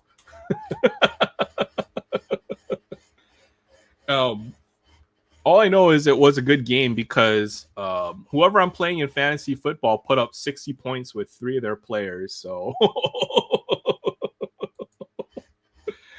oh man, I'm gonna get wrecked again in fantasy. It seems like every team I play this week, or every week, they're gonna have their record performance against me. So, I'm resigned to my fate this season. Because last year I was crushing it. Last year I think I had the best regular season, but this year is karma for beating everybody last week during the last year during the regular season. Check that out, Herschel Walker in Dallas jersey. Played in Dallas for a while, and I love it how you can get back-to-back cards, duplicates in packs. How you like the 90s collation in some of these packs from back in the day? There's a Kevin Green. He's a good player for a while. Long career. I know he played for the Steelers a bunch of years. Kevin Green. Terry Kirby. Bernie Parmalee. Stan Humphries. Heard that name in a while. There's a Shay Shannon Sharp from his playing days. Eric Rhett, Eric Kramer, Leslie O'Neal. Didn't get a single rookie in that pack. I guess things have changed where, now before, wasn't as predictable as it is now. Like now you can predict you're going to get one rookie per pack. You're going to get one insert every pack. But I think I like it better when it was randomized like this because you never knew what you were going to get in a pack of cards back in the day. And I know that, it still came off the same sheet and stuff, and they're semi-randomized even back then. But yeah, collation was definitely a little bit more wild back in the day. Yeah, you like that creamsicle Tampa Bay jerseys, right? Let's see if I can find that. Yeah, check that out. Look, he blends in with I guess he would blend in with the crowd in the background because they're all wearing the team colors at the game. But man, I love those creamsicle jerseys. And even these old Dallas or these old Denver jerseys, as much as I hate the Broncos and them being the division rival that they are, I love those helmets. That is the Broncos helmet. When I think of the Broncos logo, I love that logo with the giant D right there. Let's see what else. Bears, their jerseys never change. Rams, yeah. The Bolts. Panthers were new. How about that? That's probably like their practice jersey. This might have been 96. Sounds like around the time that they were they would have been an expansion team. This might be their first or second year, I'm guessing. Herschel Walker. Toomer rookie card. Atrone Means was a good running back as well for the Chargers. Eric Mold's rookie card too. Yeah, I'll put those in sleeves. Yeah, we might finish up this box in 96 Leaf. This is a fun box. Then you get one more individually numbered inserts. Parallels number to 2,500. They need to do a retro jersey for Tampa. I know Tampa will come out in the creamsicle colors every once in a while, but I don't know. I saw a good documentary on how the jerseys have changed and how everything's gotten really boring these days when it comes to jerseys, because I think the jersey variations, there's never been more in the history of all sports, right? Because now you have home, you have away, you have the color blast, you have retros, you have the throwbacks. So NFL team almost comes out in a different jersey every week, unless you're the Raiders, because the Raiders jersey will never change. When you do a color blast of silver and black, how's that going to work out, right? But the jerseys have become less unique because of how many different variations there are. So now it's rare just to see the teams play in the jerseys they're supposed to be in the first place. They're probably wearing some crazy variation or something. Oh boy. Yeah, the old Denver jerseys. I really do like those jerseys. Darnay Scott. Vinny Testaverde as a Raven. Ravens, right? Well, he's probably on the Browns, and they probably moved around this time, so became a Baltimore Raven, is my guess. There's a Warren Moon for the Vikings. Mark Rippon as a Ram. That's something I don't recall, but I guess it happened. Gus Farrat. All quarterbacks here. Rashaan Salam for the Bears. Walt Harris rookie card. He's holding on for dear life right there. There we go. There's a Barry Sanders. How about that? And I'm pretty sure he retired either this year or the year after, is what I remember. But there's Barry Sanders. Look at the back of his stats, 10,000 rushing yards. So probably retired either right around this time, either maybe another year or maybe this was a year. Steve Atwater. This guy's a Hall of Famer, I think. And a Reagan Upshaw rookie card. Got one more card in there? Nope. All right. Let's see what else we got. Patriots got a rivalry uniform, but it's kind of boring. I wouldn't mind seeing the Patriots bring back their old throwback, but I know they do that every once in a while. They play with the linemen and the Patriot gear. I like their old logos as well. The ones from the 80s. Throwback reds are better. I remember when Vinny was a rookie. That was a long time ago, but very true. Yeah. He had a good career. He lasted quite a few years. He played for a bunch of different teams. I think folks remember him as a Buccaneer, but he played all over the place. Ended up having a pretty good career. There's a lot of guys I think we just forget over time, and I think that's definitely one of them. Another one I was thinking around this era, maybe Bernie Kosar. All right, Darnay Scott, Edgar Bennett, Leroy Horde. Oh, we got another gold rookie in there. Well, it seems like those aren't too rare. If I got, I think 3 or 4 of them now out of these packs tonight. There we go. And they've got the new logo. You know what? I actually like these Patriot jerseys, and that's actually pretty cool. Look at that. They got the big logo on the shoulder. They got the shadow numbers on there. This would be a pretty cool throwback jersey to have. That's pretty dope. I like that Patriots jersey. How about that? All right, see who our rookie is. That's not bad either. Eddie George, Gold Leaf rookie. All right. Seems like you're going to get all of them or a good number of them. Eddie George, Gold Leaf rookie. That's not a bad one to have. Jake Reed.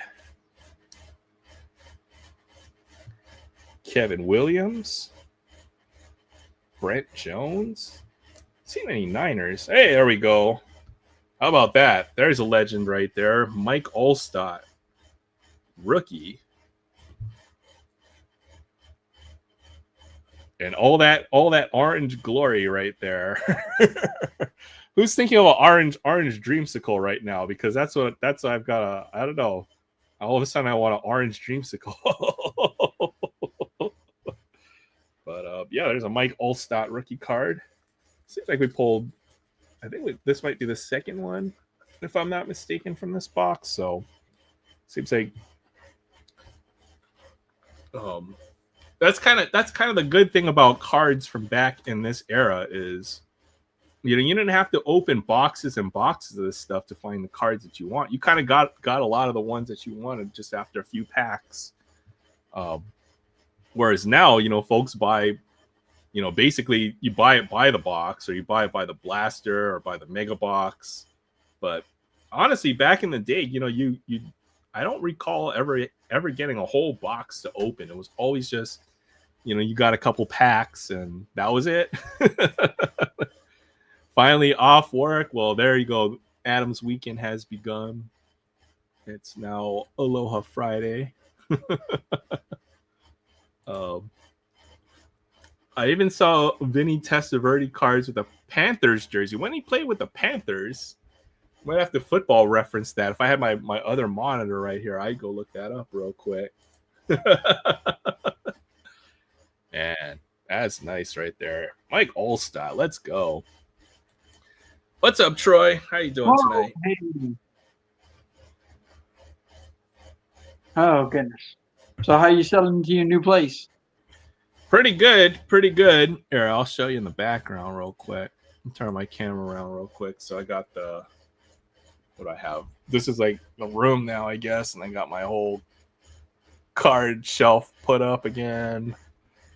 So we're reorganizing stuff. So I guess I'm finally settled in enough. How's your week going, Troy? Work is busy. I haven't been really getting any cards, but I did pick up some cards yesterday on eBay. Should be in for Monday. I'll be able to show them next Friday. They are some 2017. So they're not 87. They're 68 board, 17 Heritage. Still trying to complete that. Yeah, still trying to complete that set. I am, I think, 7 cards short in the 400 Sharp Print series. That's actually really good, though, to have to be that close. 2017. Does that have an Aaron Judge rookie in that set? Yep, it's he's got a two-sided rookie, whatever, where it's him and somebody else on the other side, like Nolan Ryan and the other guy, Kuzman. Oh, that's pretty sweet.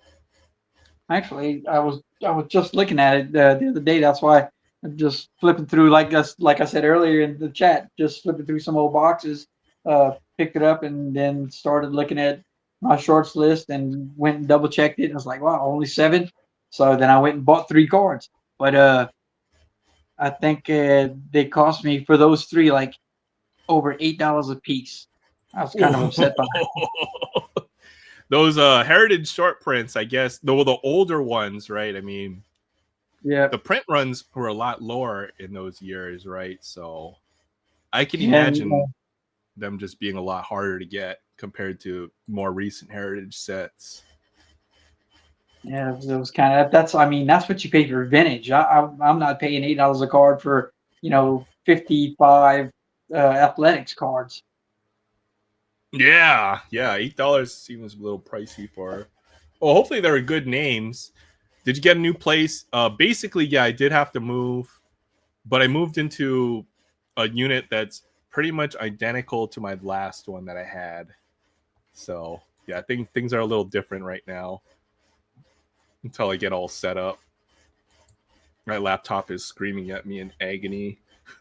Hey, Adam. Hey, what's up, Adam? A lot of purchasing just with the not having a permanent address, I guess, until I actually moved in. So maybe we'll pick that up. Plus, the moving expenses are just pretty stupid. So get all Moving that. expenses to go across the block. Literally, yeah, because I mean, basically, I had to I had to pay rent on, and my deposit was held until I move out, and then I have to have month's rent plus deposit, and then cleaning expenses and all kinds of stuff that I had, written in a contract when you're supposed to move out, and then now I have to do it. So yeah, it was a little costly. Did you get your full deposit back? I'll get most of it, I think. So Well, that means you didn't put too many holes in the wall. yeah, the carpet was hard to maintain. I guess it was clean, but not up to the level that was expected. So I'll lose a little bit on that, but at least I'll get most of it back. Is the big deal. That's cool. Sounds like a trip to the card shop. No, it sounds like a trip to the banks to save some money.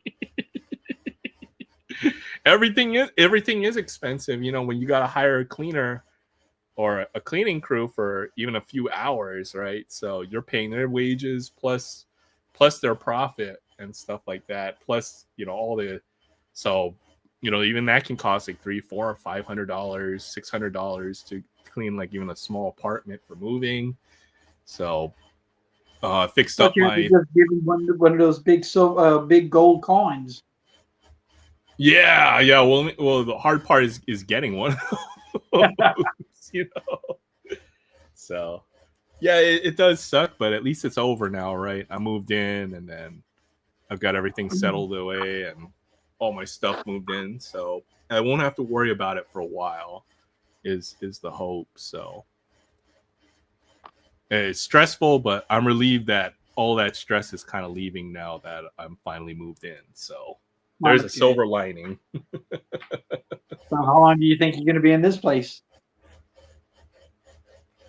I mean, it'll depend. Obviously, maybe I'll be looking to hopefully purchase or a more permanent living situation, but Not join at the least ranks for of next the year. What was that, Troy? Not join the ranks of the homeowners. I don't know. I mean, eventually, right? You gotta put your big boy pants on and become an adult. So, Homeowner in Hawaii, man. That just screams. definitely not a homeowner. Definitely, well, not a homeowner, but maybe like to own a condo or an apartment or something like that would be the goal. Because to own a home in Hawaii, I think your average median home cost is like $800,000 or something stupid like God that. bless, that's insane. Hey, what's up, Sensei? Good to see you, Tony.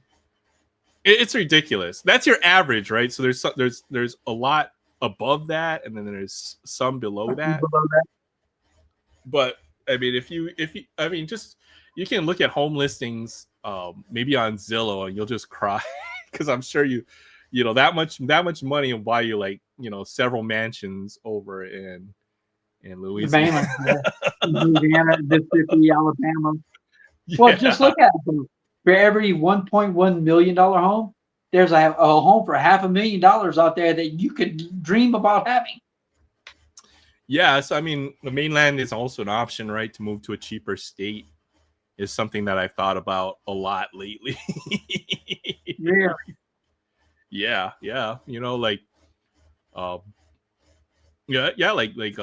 like Tennessee or Iowa or Kansas or some other, Missouri or something like that. Maybe even closer. Mississippi, some you can get some really nice properties, I think, in a lot of the mainland. Where in And Hawaii you're you IT, get right? nothing. What was that? You're IT, or not Yeah, exactly. uh, There's, I I'm a software engineer, so I could work remote. So but there's maybe data centers popping up all over the place. there's what popping up all over the place. Data centers. Yeah, Basically, we're on this race to compete with the European and Asian market for data centers, and they are. I mean, the number of data centers that they're looking to put up in the next 5 years is insane. yeah. The amount of like the put 1 million computers inside, but those don't take a whole lot of people to run them. And No, the output from those data centers will eventually replace my job, is what I'm thinking. So I've got to think about that as well too. It's a big concern on my mind over the next few years, right? I've been wanting to buy land before, but it's impossible. I've been saving up. Yeah, it's hard. Um, I guess what I've learned is if you have the opportunity, then you probably need to go for it if it makes sense. But everybody's situation is always different. It's always going to be dependent. So, hopefully the situation will change to where it makes sense for you and you'll be able to purchase some land. But that's also something that I'm hoping to do in the future as well. It's not like the grandparents who could buy, from the Sears catalog, right? You order your house for $5,000 and then it shows up at your door, whatever and stuff. Jim Walter home. Or the crew comes over and puts up the house. It's like, it's easy to own a house, Not like that. Or buy like a Ford Mustang for like $4,000 or something like that, brand new. Times have definitely changed for us. It's crazy. Even brand new cars are crazy. Trucks, like to own like a halfway decent truck, brand new truck, like it's like 60-70 grand now. It's more than that. The truck market is outrageous. It's a small home. It can get even more than that, right? Like if you need like a Super Duty, it'll be like, and you want 85 to fully 120. loaded. Yeah. It's like six. That's like It's supercar money. Wait, I don't want to move into it. I just want to drive it to work. Yeah.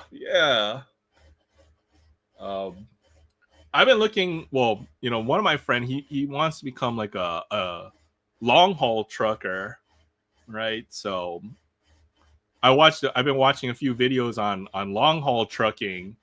What it takes to get into that, and some people are, some of them are independently owned trucks, and those trucks can cost big money, and they cost big money to upkeep too. So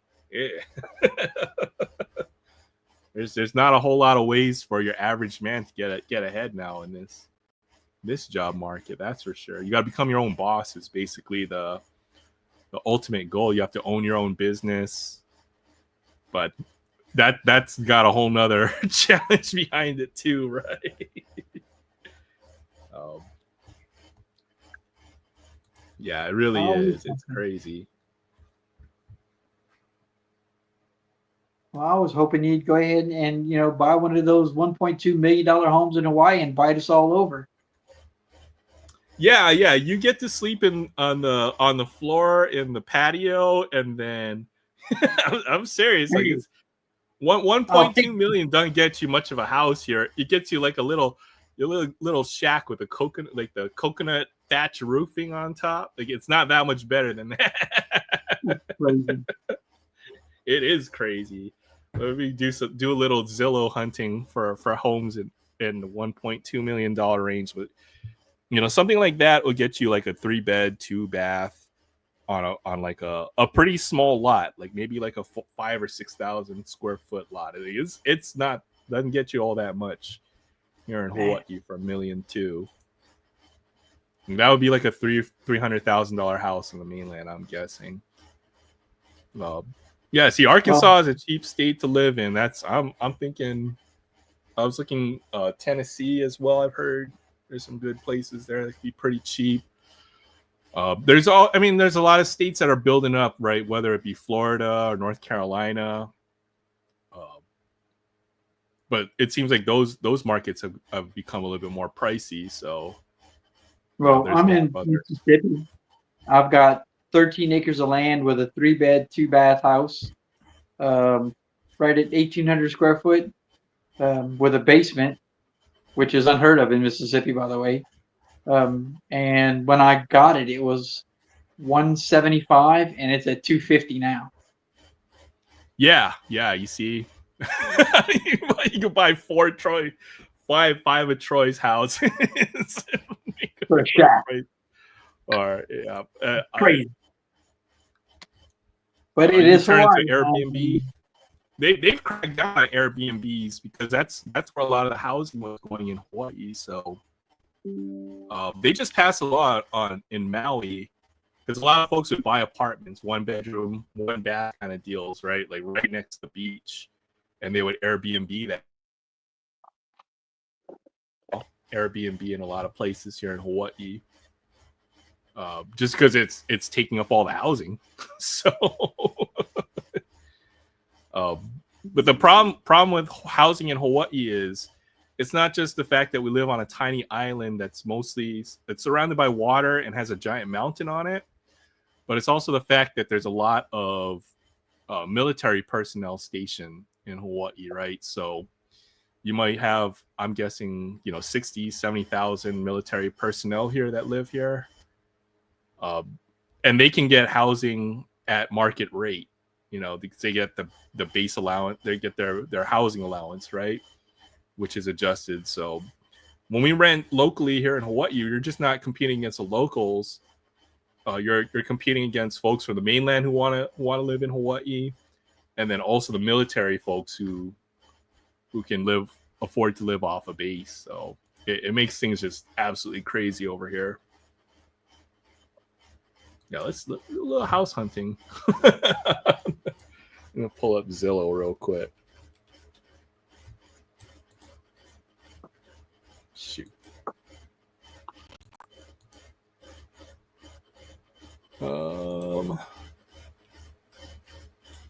744. Let's go in the neighborhood I used to live in as a kid. Every house there is probably like $800,000 million house now. The whole neighborhood. Let's see what I got here.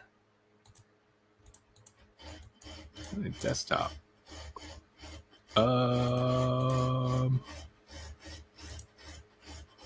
Display capture.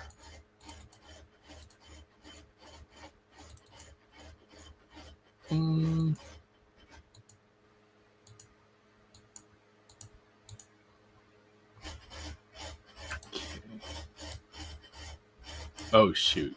Yeah, technical difficulties while I fumble around with OBS and all of its technical glories.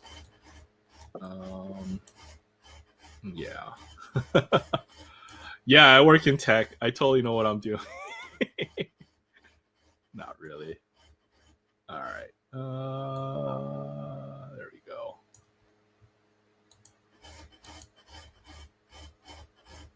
Let's see what $1 million gets you in Hawaii. For sale. Yeah, here's your $1 million house in Hawaii.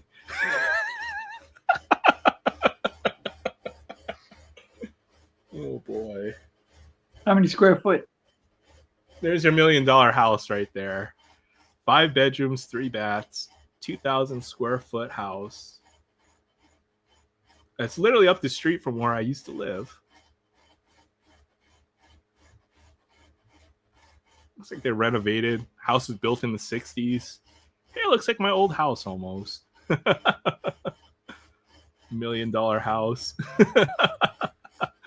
Let's see what other listings we have. Look, no listings under $1 million in this. Oh, there's one. $900,000. 720 square foot house. 3-bedroom, 1-bath. Yeah, that's what $1 million gets you in Hawaii. It's pretty crazy. It's not a big lot either. Let's see what else. It's funny. I used to live like literally next to this house. Looks like, oh yeah. My house is right around the corner. If you walk another 400 feet or so. I used to walk by this house all the time. But that's $1.2 million for that house right there. Oh shoot. Make it a little bigger. Yep, there's your $1.3 million house in Hawaii. That's actually a big lot though. Oh, that looks nice though. It's nice, well kept house. And it's probably on a pretty big lot. You could probably bust this down and put like a monstrosity, like a 2 or 3 unit kind of deal on there. Let's go to town. Let's see what's going on in town. Yeah. Anyways, the moral of the story: Hawaii real estate is ridiculous. I'll never be able to afford a house here in Hawaii. Is the takeaway. But one can dream, I suppose. I guess. Well, good luck. Good luck on those dreams. It sounds outrageous. Yep. Just buy more. Build a house out of my cardboard collection is my plan. There you go. Yeah. Real estate in Hawaii. You know what? We can look up some of the high end real estate. Let's look at like one of those swanky neighborhoods in Honolulu, where where all the famous rich people live. Yeah, because I mean, you got properties that like for obviously like billionaire type of folks live here in Hawaii. So, oh look, $45 million for this house. Let's see what $45 million buys you in Hawaii.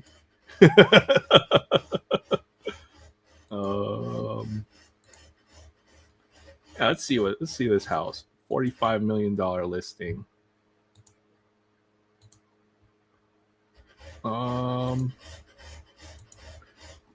It's in Kahala, which is a really nice neighborhood. That's where all the rich people live.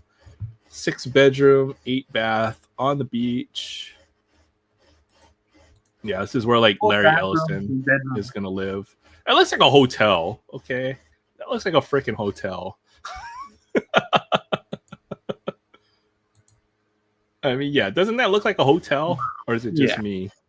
No, I mean, it's nice and all, but yeah, it's crazy. Look at that bar. That's a whole bar.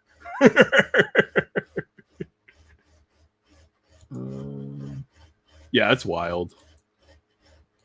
What I usually do is I'll just go to their I'll go to the nice hotels and then sneak into a pool and then enjoy all the amenities. That's what I used to do, is try to sneak into the pool at all the different resorts. that sounds. I mean, is that difficult? It doesn't sound like. Yeah, now they make you wear like a wristband around your wrist so they can identify the guests and stuff. But the trick to that, before they made you do the wristbands or make you show a hotel key, was you never took like a bag with you or anything when you went to go crash a resort. So pretty much you'd walk in with your swim trunks. You don't even take a towel with you. You just walk in with your swim shorts and your rubber slippers, and that's it. No, don't bring your wallet. I guess you have to have your keys. And then that helps you to blend in with the guests a little bit better. Dog the Bounty Hunter compound. You know what? I know where Dog the Bounty Hunter used to live, or kind of the area, and it's a little bit more affordable, I suppose, in that area. It's pretty bad here on Long Island. I'm not too familiar with New York, but I know there's like some areas, like that are famous where all the rich people live, right? The Hamptons and stuff like that. So I'd imagine there's some really expensive properties in New York as well. or Manhattan as well. As they call it, was it Billionaires Row, where they have all the towers by Central Park and stuff on Park Avenue, Billionaires Row or whatever. All those the super skinny towers and stuff, and some of those properties are like hundreds of millions of dollars, and they like I don't even know if they bought it to actually live in that. Rich people, oh yeah, the house for every other day. Ridiculous. France, like other countries, have some areas that are packed with people. Other areas where nearly nobody lives. Where nearly nobody lives, the lands are pretty cheap, but very difficult. I know a few channels that I think have become friends where they live, I think in France, but more in the countryside, and it's almost like, where where they're, what do they call it? Not survival, but they're it's almost like living off the land. You put up like a house, and it's nice, peaceful life. So someday I'll get to France. Well, I'd like to get back to Germany. Go see the apartment where I used to live. And I'd like to be able to take my wife to Ireland. She wants to go to Ireland. I heard Ireland is really nice, although every time I see a picture of Ireland, I just see like a gray overcast. At least that's a mental image that I have. Yeah, it's raining basically.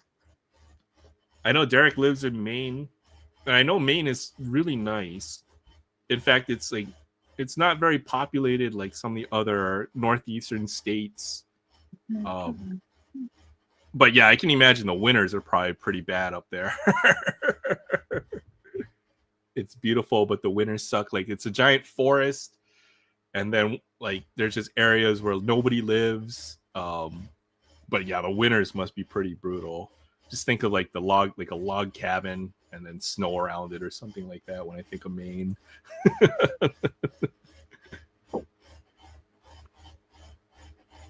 Minimalist, yeah, that's the word I was thinking. Minimalist lifestyle, where you don't really have a lot of modern distractions of the city. I think is really nice when you live out in the country. So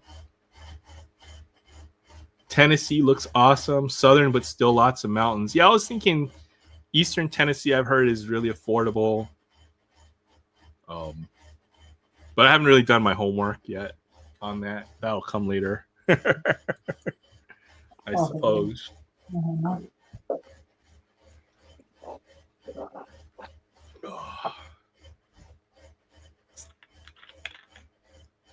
Well, I don't have any cards, but I have bought some cards recently. Have you really?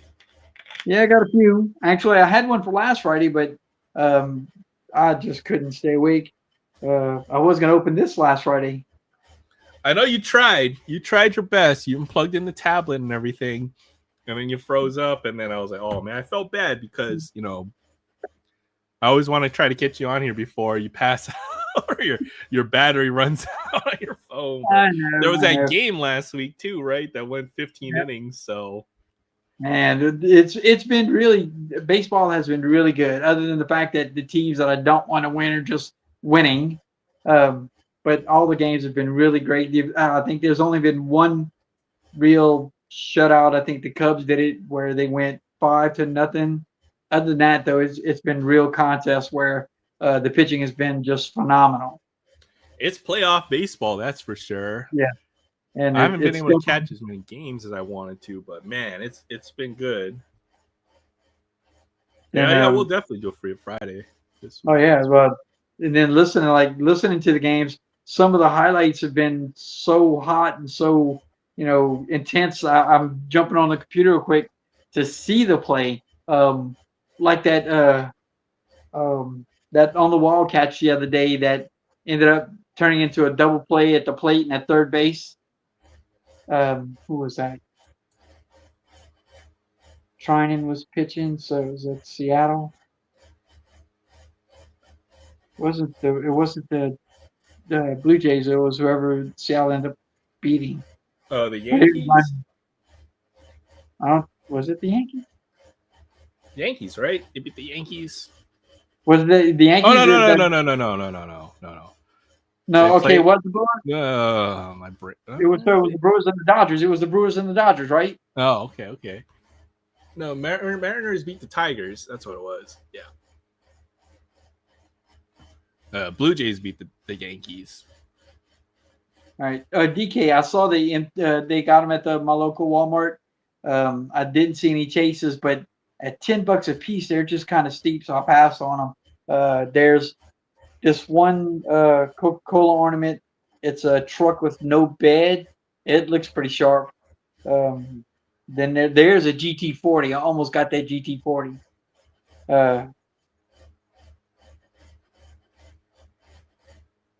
Let's see. I don't remember. I think one of them was like a minivan or something like that. But yeah, I didn't get anything. That same day I got this Bronco. I picked up. I saw those. Then I ended up getting this Majorette Porsche. Oh, yep. You gotta get the Porsches. Another 911 for the collection. Yep. And then today, grab this Porsche out of the Hot Wheels M case from Kroger. Oh, it's pink. That's all that matters. Yeah. I was wanting to show it to JT early before he left, but he took off. Yeah, he would love that. And I picked up another Ferrari. Got lucky on that. That's a nice one. I don't think I've ever seen that casting. Well, a lot of the Ferrari, they haven't actually done. Hot Wheels hasn't done the Ferrari since like 2012. That's what's making them so collectible right now. And then this is see right there, new for 2025. It's a new casting for this year. Yeah, that's dope. I definitely want to try to find that one. That's nice. So I haven't got a chance in hell though. too many hunters and scalpers over there in Hawaii. I can't wake up. I don't want to wake up at 6 o'clock anymore and then just be disappointed. So I don't even bother right now with the hunt. Yeah, I've thought so many times about doing that, but then after watching actual guys who do hunting, hunting videos, and I haven't done any hunting videos in ages. I watched one father and son diecast. He's there and he's actually videoed grown men rushing the door at 6 a.m. and running down the aisles. I was like, no, I'm not doing that. Just not. Yeah, there's like 5 guys or 4 or 5 guys who are always there at 6 o'clock in the morning, and I'm not in their little clique, so I don't even bother. I'm not, racing, 4 and 5 other grown men to the Hot Wheels section. Nope, not happening. Nope, we got a runner. We got a runner. But this is not ready for tonight. I'm not going to show it until we actually go to open. No, okay. Yeah, I'm not even. Yeah, I mean, I just pick up the scraps or whatever I think is cool, whatever they leave behind. So, well, same here. I get the cars and stuff that I like. None of my stuff is really a chase car or something like that. I look to see if I'm, might get lucky enough to try to get something, but that doesn't happen too often. Mm-hmm.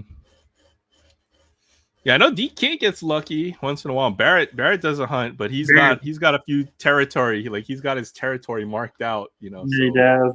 I mean, golly, Barrett again, and it's like I got these 6 super treasure hunts. Like, come on, man. See, that's good news because I love Ferraris too. You can't go wrong with a nice red Ferrari, especially all the vintage ones. They did, I think, 3 different castings originally, and then they're going to do 2 different recolors. So all 3 of the first castings were red. I've got 2 out of the 3, and then they're doing some recolors later on. I think one or 2 of them are black. Oh man, it's got me excited. I mean, I'm gonna have to go check the aisle more often than I usually do. That's for sure. Yeah. Maybe I get lucky. It's gonna be hard because the guys who are chasing after supers are also grabbing the Ferraris. Yeah. See, that's the thing. I'm not gonna go fight people for a restock. It's just not worth it. I mean, it's not. Do you want to get a black eye for a mega box of cards or freaking super Nope. treasure hunt? Or it's just not worth it. Hey, what's up? I collect. Let's go. I collect moved too recently, so hope you're doing good, buddy. You know, hope everything's going well. You put up a nice Ninja Turtle display that was just absolutely sick. There's Chance. Chance, I sent you a couple of emails, and I don't know if I'm sending them to an address you don't use or check, but it'd be great if you could look at those maybe and get back with me, man. Did I open any SpongeBob cards? Oh, the Chrome SpongeBob. I heard that's a pretty hot item right now. You can actually get a sketch from the original artist. I think it's a big chase out of those. I have not seen, and I have not opened any personally. I haven't seen them. I didn't even know they were doing that. I know it's a big deal. What's up, Chance?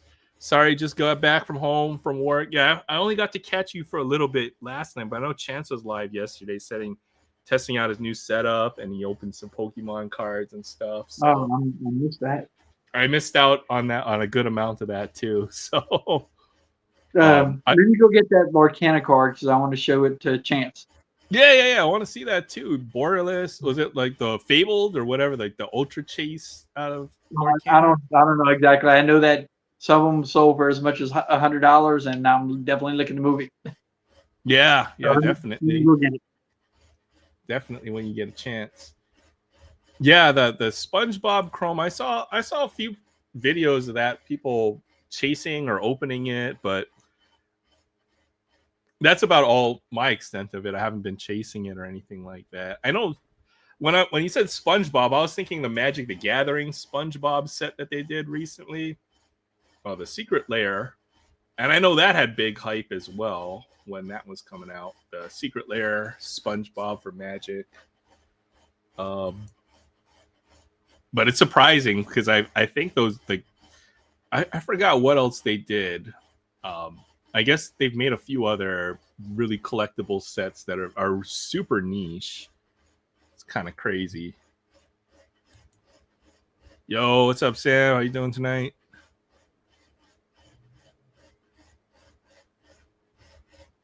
I'm not sure if your mic. Maybe I was trying to talk to you last Friday. You couldn't hear me or something. But there you go. Hello. Just get off of work, I'm guessing. No, I stopped and got some food on the way home. Smart, man. May as well enjoy it while I can still afford it. Yeah, dude. I picked up a turkey at Walmart. I'm going to do Christmas in October because steak is $15 a pound and a 15-pound turkey is $15 at Walmart. So I'm going to cook a turkey this weekend. There you go. Oh, man, I just got to wait for it to defrost in my fridge, which is going to take a couple more days. But after that, I got a 5-pound bag of potatoes. I'm going to make mashed potatoes. I got stuffing for discount. I guess they're trying to clear out all their existing stock of stuffing before they bring in the pallet for freaking Thanksgiving. So I'm going to do Thanksgiving in October. This is last year's stuffing. If it's $1 a pound, I'd go and get 3 of them suckers.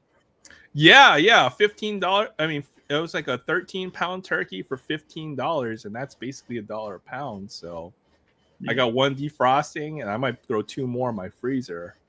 Oh, dang. What is that? Oh, it's Beast. It's literally is Beast from Beauty and the Beast. Yeah.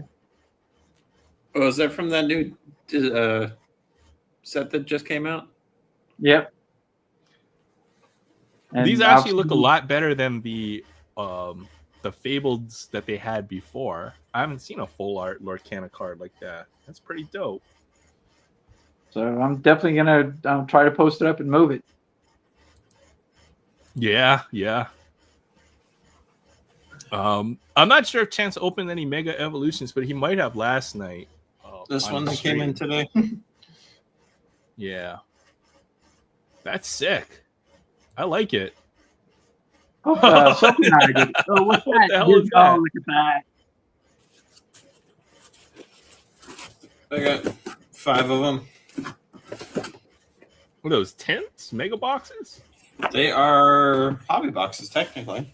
Oh, okay. I'm out of the loop right now for cards, which is good because it's saving me money. I didn't even know this was a thing. And then I just got 2 of these, though. I'll probably sell these instead of open them. Oh, the 205? Oh, I'll be Yeah. interested in those. I got two of the cartons. Yeah, I'll be interested in the 205. Or is that 2025? Is that brand new? Yeah, it just came out.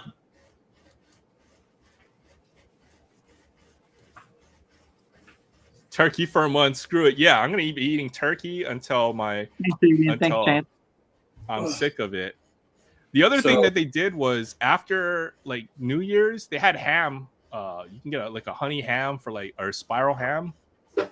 I think I got like a 13-pound ham for like $5 one year.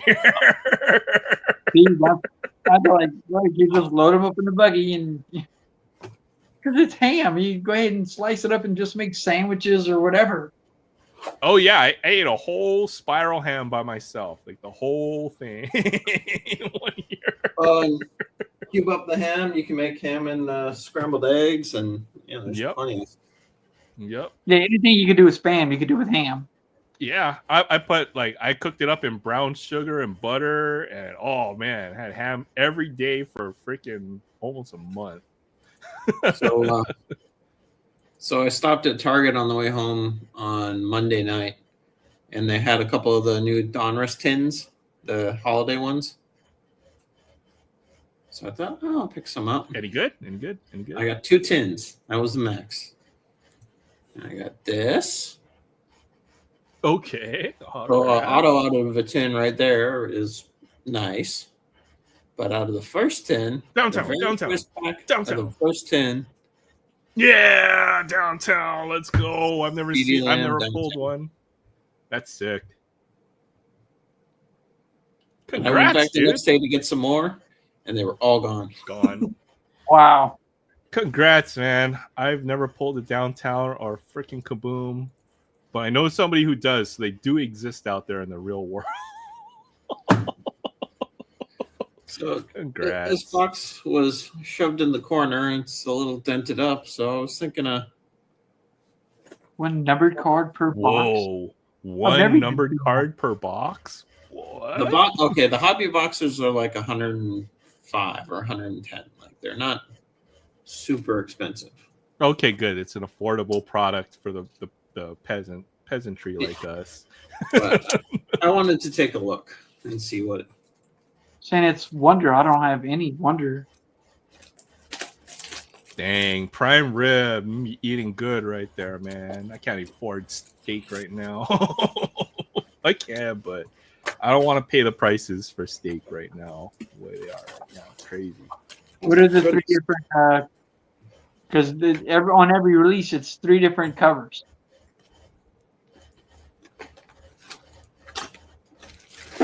That's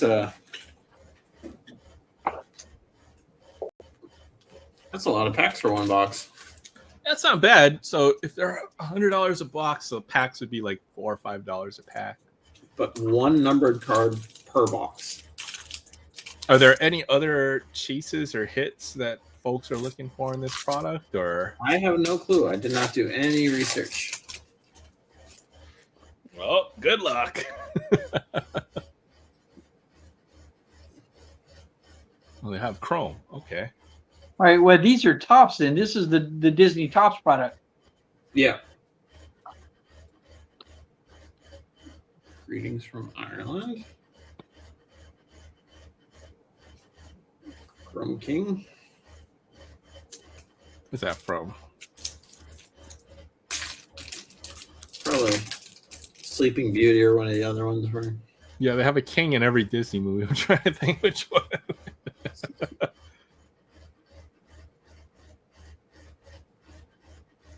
Jimmy Cricket. All right, Matt. Thanks for stopping by. Have a great weekend. Take care, man. Ilby. The Chrome cards are nice. Wonder if it's going to be easy to pick out the numbered card. You'll never know until you see it.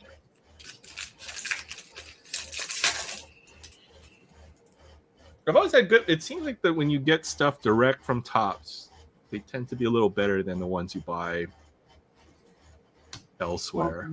Another Gemini, but that one's foil or chrome. Chip.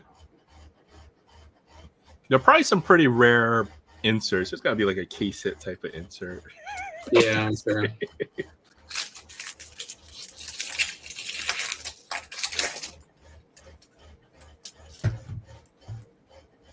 Take the bell. Oh yeah, maybe from Shrek. Cinderella. Cinderella. Oh, I bet a 101 Pocahontas would be big money. The doorknob. I want the Gaston.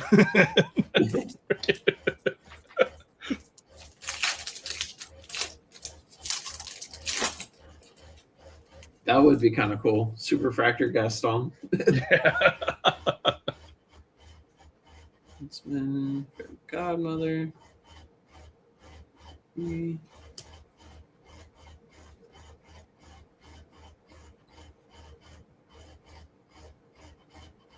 Oh, now you got to get the whole insert set.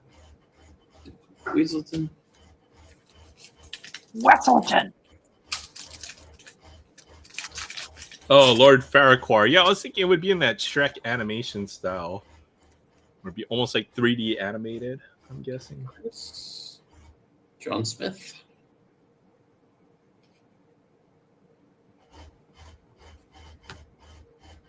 So it feels like these are just paper cards, and then they got some Chateau. Bashful. Okay. I imagine if you make all the characters from like Cinderella, probably could sell them as a set or Oh, Seven it seems like Dwarfs. that would Yeah. go pretty good.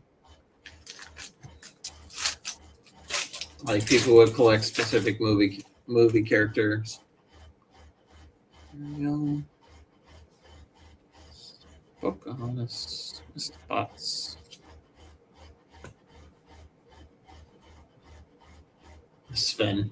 The Yeah, moose. Frozen. Yeah. Oh, and the light bug. That's the light bug from the Princess and the Frog.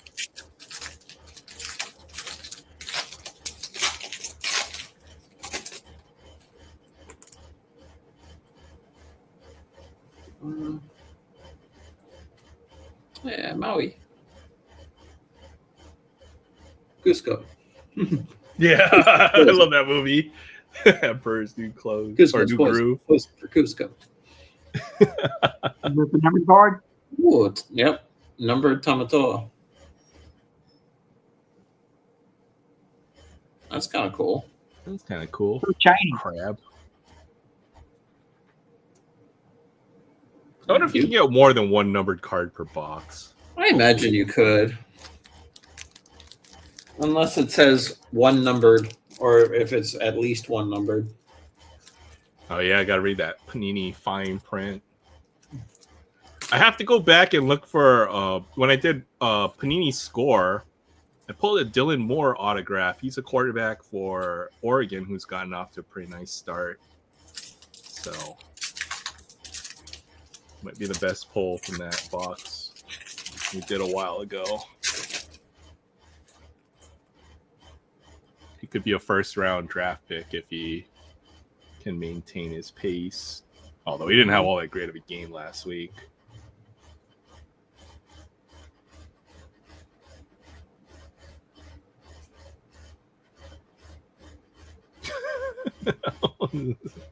What movie is that from? Valentino. Don't know.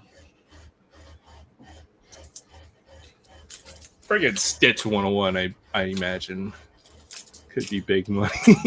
Any of the true Disney like 101s is probably big money. Yeah, you're right. The star. Queen, Jasmine. Yeah, there you go. You can't pull more than one.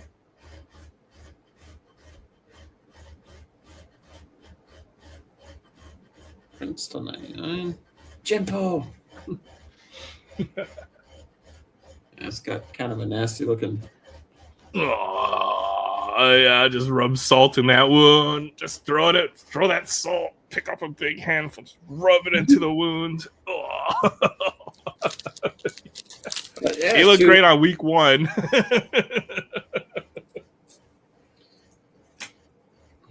We did win last week. We played the Chiefs this week. We're 12.5-point underdogs. So, yeah, we'll see.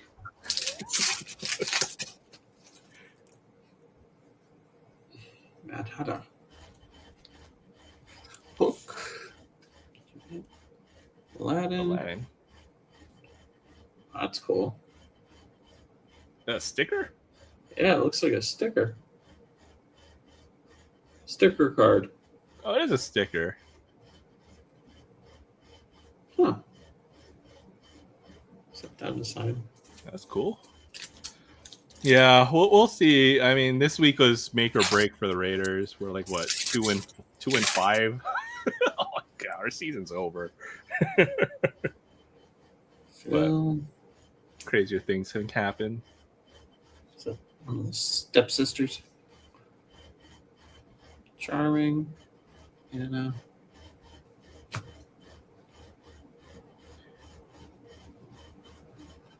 And Yeah, I mean the Bears look good all of a sudden. The Giants look decent all of a sudden. The Pats are playing well. I don't know what's going on this NFL season.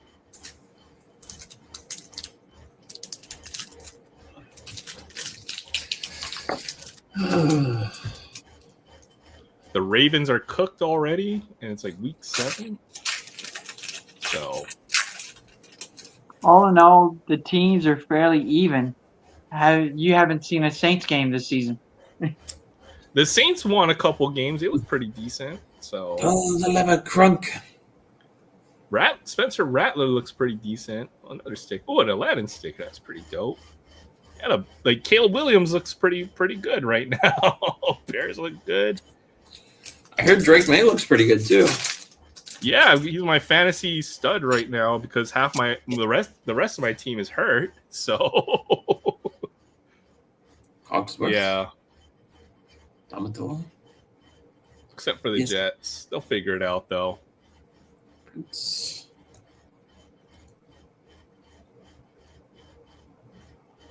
That's kind of cool. Yeah, I like that. Will the Wisp. I mean, you can't count out the Ravens. If you have Lamar Jackson, who I think is the best quarterback in the NFC,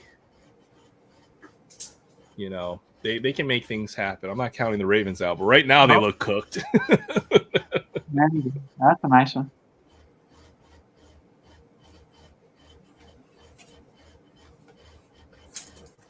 Yeah, Drake May looks like to be the real deal. The Colts are having a good year. Like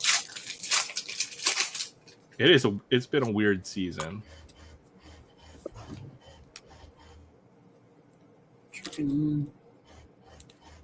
Oh, Defeaty. Merlin.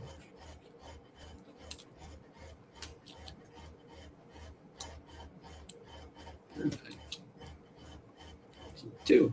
Yeah, The anything little from fire Frozen. salamander thing.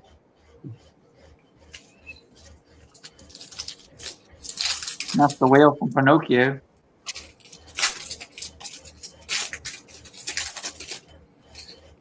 Is that it? Two numbered. Can I get 3? Jafar. What?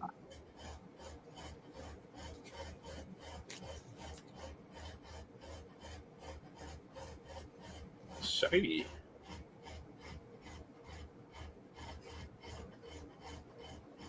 I'm gonna go look up this set a little bit. Let's see if there's any rare inserts and stuff. Oh shoot, if I can. It's not a bad price. I think resale on it's like $120, so it's not like it's. Yeah, it's not crazy. Disney Wonder Hobby Box. Oh, there's Topps Shiny. Chrome Disney coming out too. Interesting. That's a Chrome right there, isn't it? Yeah.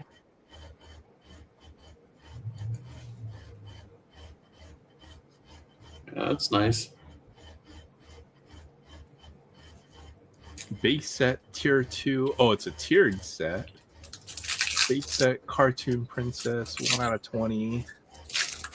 Cartoon Villain 1 out of 20.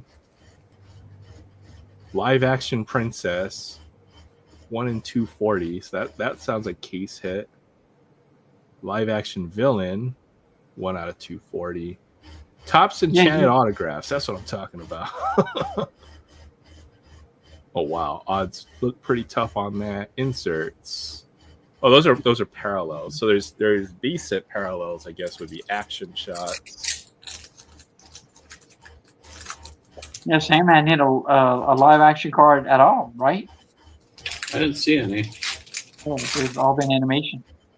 Topps Enchantments 1 out of 120. So half case hit. Shiny 1 out of 240. That's what I got. Oh, you got a shiny. Yeah. Let me see.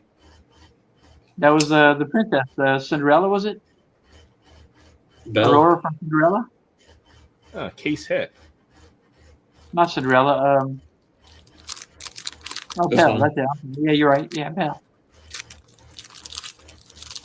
I'm guessing 12 packs per box. I'm guessing case hit. What is that? Is that part of the shine or is that a defect? Where? The white part? It's like a built-in sparkle, whatever. Yeah, it looks like a star or something. I'm guessing. Sweet. The built-in J.J. Abrams flare. I don't know. It looks. Cinderella glass slipper chrome die cut. 1 out of 11,605. Wow.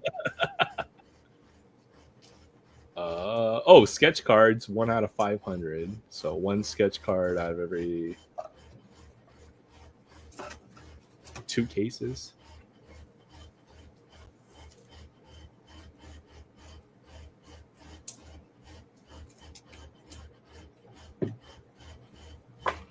Yeah, there. See, Derek knows a good card when he sees one.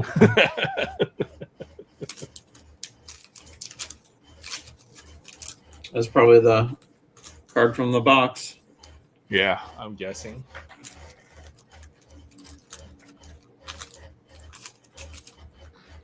I don't hate it. It was a fun rip. I might do another one. You seem to have good luck with the non-sports stuff. Yeah. And the Star Wars stuff, I was like, and then you're just, oh, well, hey, look, a 101. Yeah, that was both a blessing and a curse because it was scratched, but then I got some really cool stuff out of it. So, like, yeah, I mean, yeah, it turned into something. I mean, I don't think I'll ever get a James Earl Jones auto again. So You will eventually pull another 101, though. I'm certain of it. yeah, maybe Eventually. maybe not this set, but something eventually. I had a streak where I pulled like a 101 like every month, and then now it's been like 2 or 3 years since I pulled a 101. So I have one more box, but this one I think I'm probably going to sell just because of the price. oh yeah, sell that. Bowman Chrome Sapphire. Chrome Sapphire. Good grief, dude. That's big money box right there. They're not that expensive, but they're not cheap. Was that like a $600 box, I'm guessing? I don't know if it's quite that much, but it's definitely like I want to say it was like 4 last I checked. I guess because they don't have the prospect autos or as much. It's probably 1 per box, I'm guessing.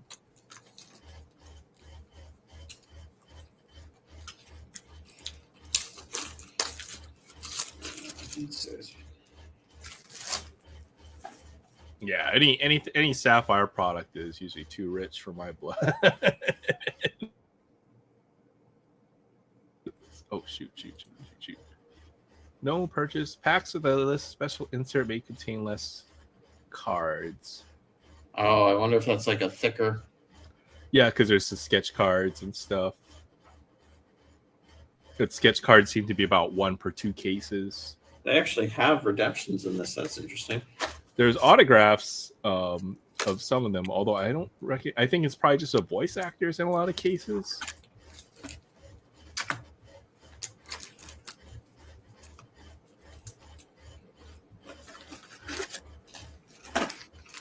I'm gonna pile them up as well. Topps All right. Enchanted autographs. It'd be pretty awesome if you hit like a Maui Chrome with a Dwayne Johnson autograph on it. That'd be crazy. Yeah, that would be. That would be pretty wild. Yeah, I think it's the voice actors, but I don't see The Rock on here. He's BD Arthur. Wong. Genie. Well, you'll never get a Robin Williams autograph on the Genie card. Yeah. Unless it's a sticker auto. Yeah, that'd be just sucky. It would almost be in poor taste. Yeah. Which white rabbit? You know what? I'm gonna go heat up my dinner. How about that? You guys gonna watch me eat pork chop, Ooh, rice, and green beans. magic mirror to 50. Oh wow, that's pretty dope. Enchantress. Where's the Enchantress from?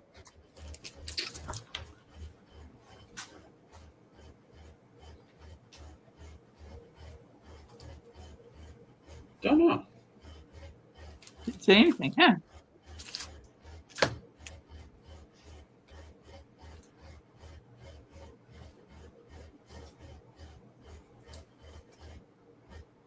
Why do you want to put the queen, the evil queen, in the magic? Why don't you put Cinderella in, or not Cinderella? Isn't it Sleeping Beauty? The magic mirror.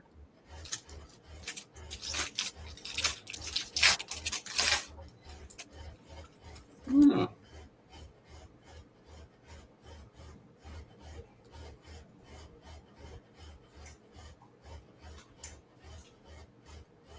Maximus.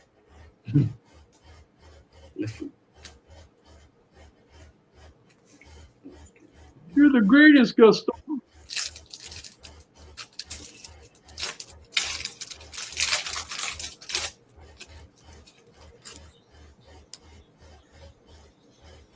Bien. Are you still there? He's my prince. Pencil's Tower. Oh, okay. The wrong thing. Pain and Panic. That's a cool card.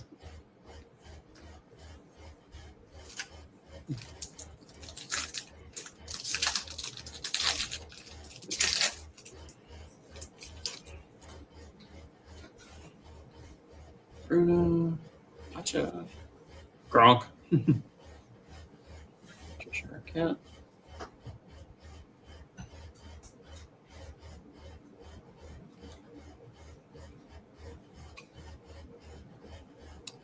Got the Duster.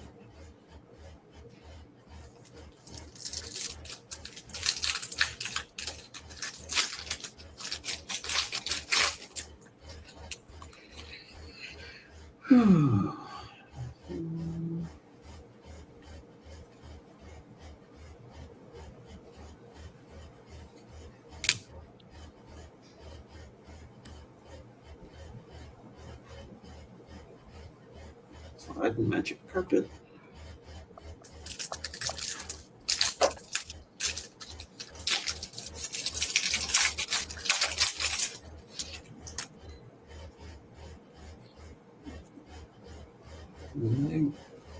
You Queen, Jasmine.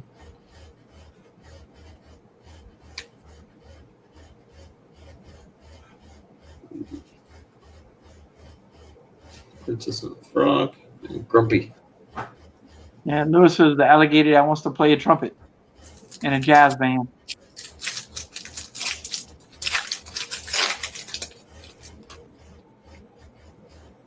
Wendy Darling.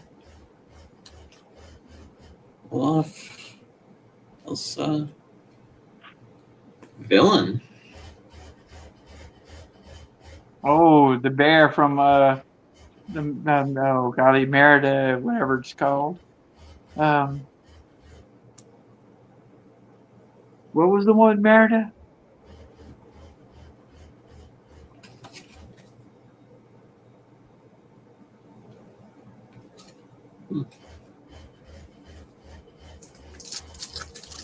I can't remember the cartoon now. That's crazy.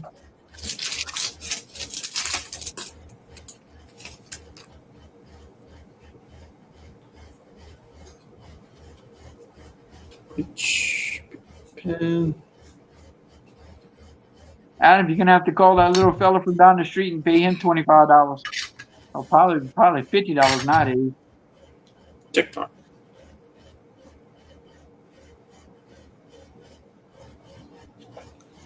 What I miss? What I miss? Did Disney you has say a that? fascination with alligators and crocodiles in their animated features? TikTok from Peter Pan. You got the two crocodiles from the Rescuers. You got the Lewis from The Princess and the Frog. Pinocchio sticker. Base magic mirror.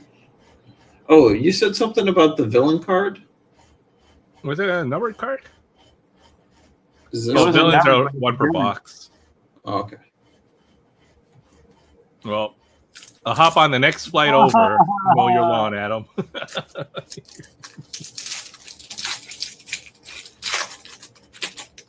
The turkey's gonna take like 2 days to defrost, but once it's ready, that'll be my Sunday dinner. No, you can go ahead and drop it frozen right in the oil in the deep, to fry it. Nothing will happen. Nothing bad will happen at all. Just make sure you film. Yeah, we'll see how that goes. It's like the dropping Mentos in a bottle of Pepsi. Is that how it goes? Except with fiery explosive backlash. Maui. Cusco. Birds. Grand Duke. These are kind of tricky to open.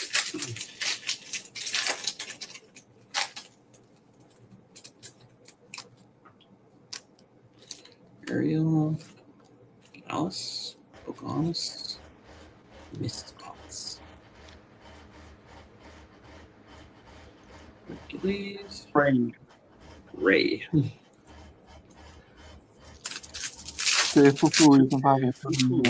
be positive. See, and that's Fabian. That's what we used to say back home. Fufu. You're crazy. John Smith. Yeah, parrot like that. Ted Deux is hardhead in South Louisiana. That's one that I heard a lot when I was a kid. My parents and grandparents used to say that a lot. Couillon. There you go, couillon. I know a couple of French Cajun words. Nobody says couillon anymore. I said that one time. We were at a Zephyrs game in the city of New Orleans, and we were at the team store. I was buying a baseball to show that I'd been to the park, and Edison was a little kid. Then he was running around hiding in the clothes and all. And I said, "Couillon, come here." And the little girl working the register said, "My papa used to say that." I was like, "Oh, thanks." I felt really, really old.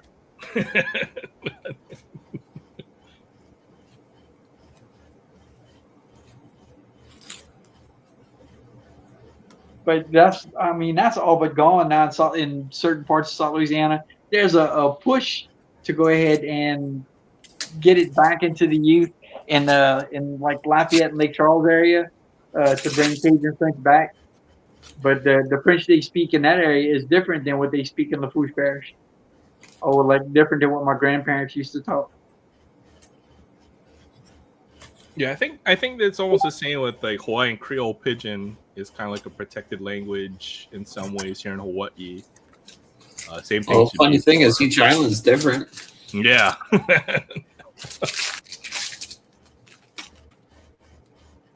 I never heard of Cajun Pawn Stars. Cricket. They had a Cajun Pawn Stars. I never heard of that. What are they selling? Like the was it the? I'm gonna go look that up now later on. Yeah. See, and you guys remember Swamp People? I'm sure you did. You remember Swamp People? Where they go out hunting alligator? The I guy don't even have wanted a TV, so I missed out on a lot of good TV. Well, I'll tell you that. All right, last pack. Last pack magic. Let's go. Because ain't nobody in Louisiana owns anything that they want to bring to a pawn shop and get money for. Sticker. Swamp cooler. Rose sticker. And Sleepy. How many of the dwarves do you have? You got Bashful, Sleepy, Dopey. That's 3. Let me take a look. Let me pull them out.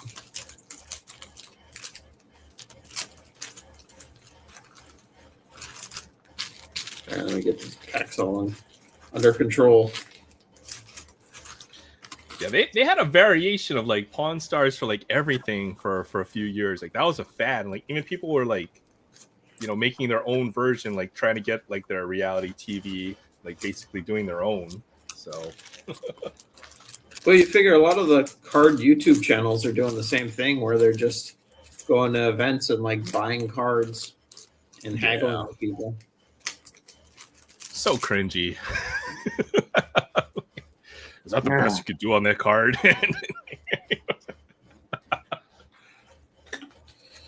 where are you at on this card here? Oh, I can't go that high. I gotta pay to grade it. My number in my head is slightly lower than where we're at right now. So we're close.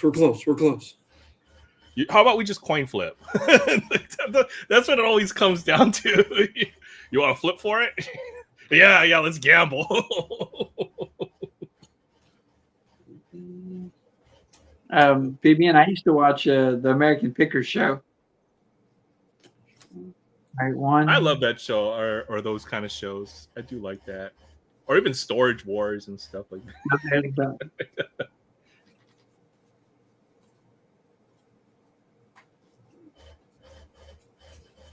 The fool. Oh.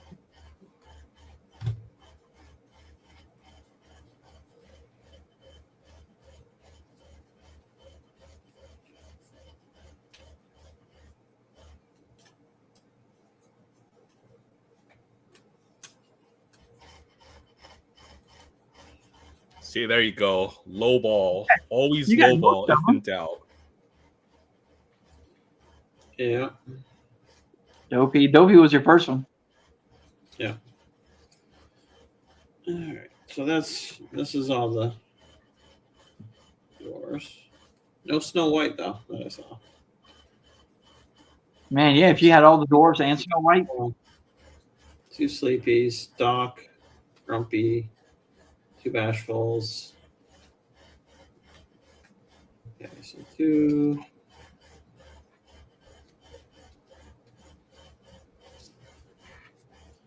Sleepy, Bashful, Dopey, Doc, and Grumpy. 5 out of 7. Yep. Who am I missing? I have no idea. I don't play that game. I never had much luck with the 7 dwarves. Huh. But yeah, if you get all 7 dwarves and the Sleeping Beauty, I mean that's an awesome set. That would be a pretty cool set to have. Yeah, you can't call them dwarves. What are they? Little people now? What is the official? No, terminology for them now. Oh man, is that Sleepy? That was a fun rip. I like that. That was height. I think you can call them dwarves because they are magical creatures. They are not. Yeah, they're not human. short human beings. These are fictional, magical, fantasy. Oh yeah. You can call them dwarves. You can't call them midgets. That's what it is, right? Because dwarfism is the actual medical terminology for it. I think. The prince. So dwarves would actually be the more PC. Oh, that's cool. Way of saying it. See, that mirror card is pretty cool. DK, we're in deep thought right now. Oh boy. Prince. I think that Tamatoa is kind of cool too, at least out here. Kirby. And then Shiny. So shiny. I mean, they literally called the case hit shiny. How?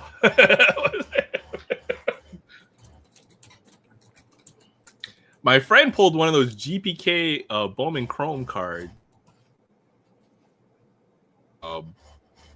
I had no idea who the player was though, so I told him to sell it.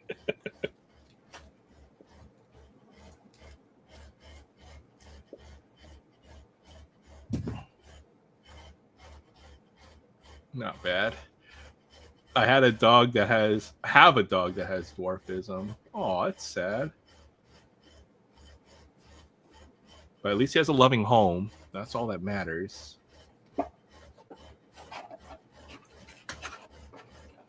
They call it shiny because they know they're on. Yeah, literally shiny. Ooh, shiny. Shiny. It must be good. Shiny. Yeah, I think all 5 of those boxes are getting ripped eventually. Maybe 2 more next week. Yeah, that's what happened when I bought that case of the only time I've ever. Well, you know what? I bought a case a couple times. When I bought a case of that Topps Platinum Anniversary, I ripped one. And I was like, oh yeah, I'll just open this over the course of the next few months or whatever. Nope, that old case got ripped. Oh boy. The only unopened product I own is Disney I want Lorcana. to see those. Oh, I thought you were talking about those 2017 National Day packs. Baseball day. Put those away and hide those so you can't find them again. It's my suggestion. When Disney did the whole Lorcana thing, I went ahead and that's right. Yeah, I got this is the very first set. Was it the first chapter? 1, 2, 3. All right, Adam. Thanks for stopping by. Take care. Have a great weekend. Wake up and cut the grass in the morning. Yeah. Take care, man. Okay, and then I had Rise of the first Floodborn, Rise of the Floodborn. And they for each set they did 3 different covers. And this is the Lorcana Ravensburger stuff. And they did Into the Inklands.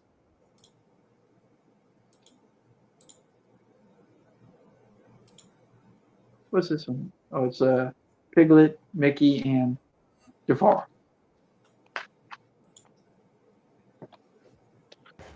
Ursula's Return, no Ursula, and Ariel, and where the heck that is? Slay You or something like that. She's the dragon, I believe, from Raya. Oh, okay. So why would you do Ursula's Return and have 2 mermaid characters and then do this? Yeah, they should put Sebastian on the freaking cover of the other one. There you go. Then Shimmering Skies. Oh golly, from Wreck-It Ralph. I don't remember her name. Maui. Duck Donald.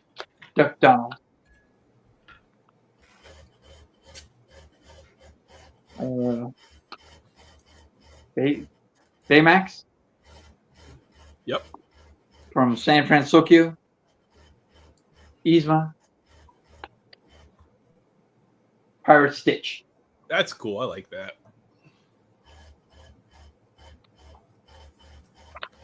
Let's see. or Arcasia's Island, Neptune. the Mad Hatter, Bolt, I think it is. Yeah, freaking dog from Yeah, Up. Bolt. Is that? Yeah, see there it is on it. It's you got the lightning bolt on his back. That's Bolt, and then Mirabelle, Reign of Jafar, Minnie Mouse, Jafar.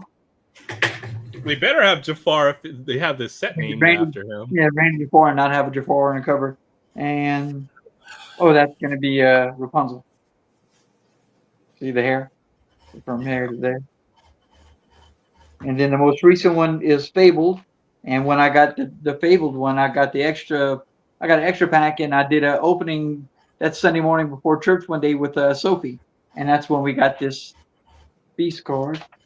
So that was Mickey Mouse, the Grapefruit, and Cruella de Vil. Yep. So I've got one pack of each cover from the beginning of the Lorcana, and I'm just holding on to those. So did you accidentally buy an extra pack, or did you buy one with the intent to opening? I bought it with the intent to open it because All right. Sophie was with me, and she was like, "That is that for me, Dad? Is that for me?" I said, "No, we're gonna get you one, Sophie." Imagine if you 20 years from now you opened it up and you found that would be really cool too. So either way. We'll see what happens if the only reason I did it is when they first came out, there was a guy at Walmart who basically had a buggy full of them. He just emptied the shelf into his buggy. And I'm looking at baseball cards, and I said, so do you think those are going to be collectible? He said, it's Disney. What from Disney isn't collectible? So then I started getting packs. I didn't go overboard like he did, but he's got a point. So we'll see. There's that whole Disney adult meme, I guess. Yeah. The Disney adult cult fan base. So they have a really loyal fan base, right? Very. So we'll see, Maybe they'll be worth more than my baseball card collection in the future. I mean, quite possibly. If I bought just Pokemon or Magic cards as a kid, I imagine it'd be worth more than my sports card collection after all those years. So yeah, we'll see. I'm glad, and I've seen this one, like I said, go for 100 plus. I'm thinking about listing it just for 80 to see if I can move it. That's not a bad idea. If you do it off eBay, then and avoid fees, even better, right? So yeah, it'll go a long ways towards something else that you want for your collection, right? Well, actually, that money we'll probably put on the side. Who knows? Might even just go ahead and put it on the side for Sophie. There you Since go. it was her that did it. All right, is Sam got a car? Oh, that's right. Did you get one while you were out? You were up and about? Huh? Did you get one, or you have one? Ah, I got it.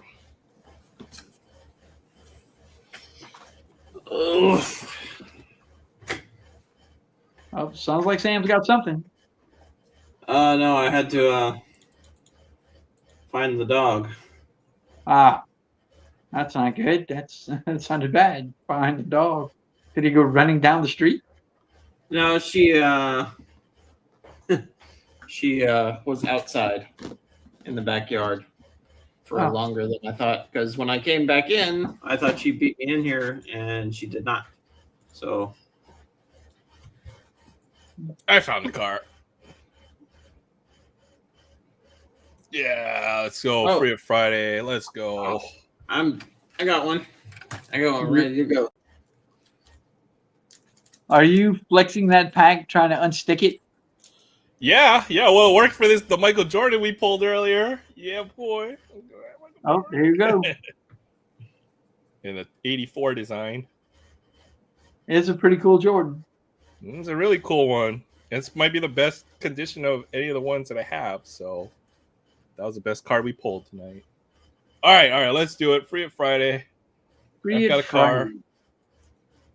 Let's just get into it. Hi, I'm Troy with Yeah, we're Troy's going for it. Card and Comics 2. I'm here with Aaron, Sam on Aaron's channel. Sorry about that. Sports cards and things. And we're here for Aloha Friday. And we're going to do a segment we call Free It Friday, where we take a die-cast car, pop it out the blister, and well, do whatever you want to do with it. Can't say play with it because apparently that's not a good thing to say. Got in trouble last time I said that. So I'm going to go first this time because I'm excited about what I've got. Everybody knows that I'm a real big Batman collector, Batmobile collector, and all that. Now, since I saw this, I've been waiting for it to come out. Actually, Barrett said he got one for me, but I got lucky enough. They finally showed up here, and that is the TV series Batboat. Let's go. Yeah, and I was looking at the car when I got it. And that is actually Burt Ward and Adam West are very, very, it's got to be pictured directly from the movie. And it's new for 2025. So it being new for 2025, I went ahead and got one that's on a halfway decent card, no bends, nice and straight. And I got one on a ransack card, and that's what we're going to open. So I got one to keep and one to open. I can't wait to get this thing out of here. This is so cool. That's awesome. The Batmobile. Yeah, the that is Batmobile cool. From the 1966. Actually, I believe I don't remember how many times it appeared on the television show, and it maybe never appeared on the television show, but it did appear in the Batman movie that they made. I love how it has that little police light on the top. You know how all the Batmobile cars have it. Yeah. That's pretty dope. I like that. That is sweet. That is awesome.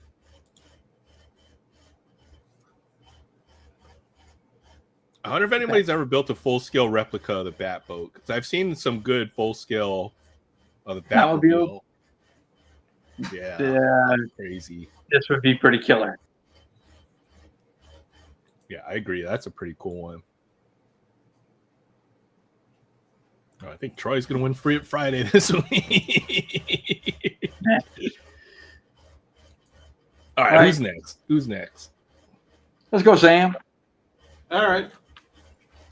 Well, this is unobtainium in full size, so this is the next best thing. Ah. Yeah, I can see that. Yep. Daytona. Oh, look, it's got the Gulf livery, too. Yep.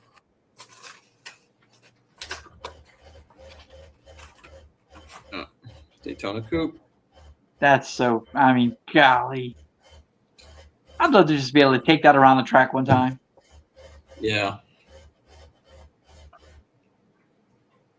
That's just a beast of a car. I just love that, like, high hatchback look. Yeah, they don't make them like that. Well, I mean, yeah, late 60s coupe. The rear quarter panel is not a quarter panel. It's all tire. Yep.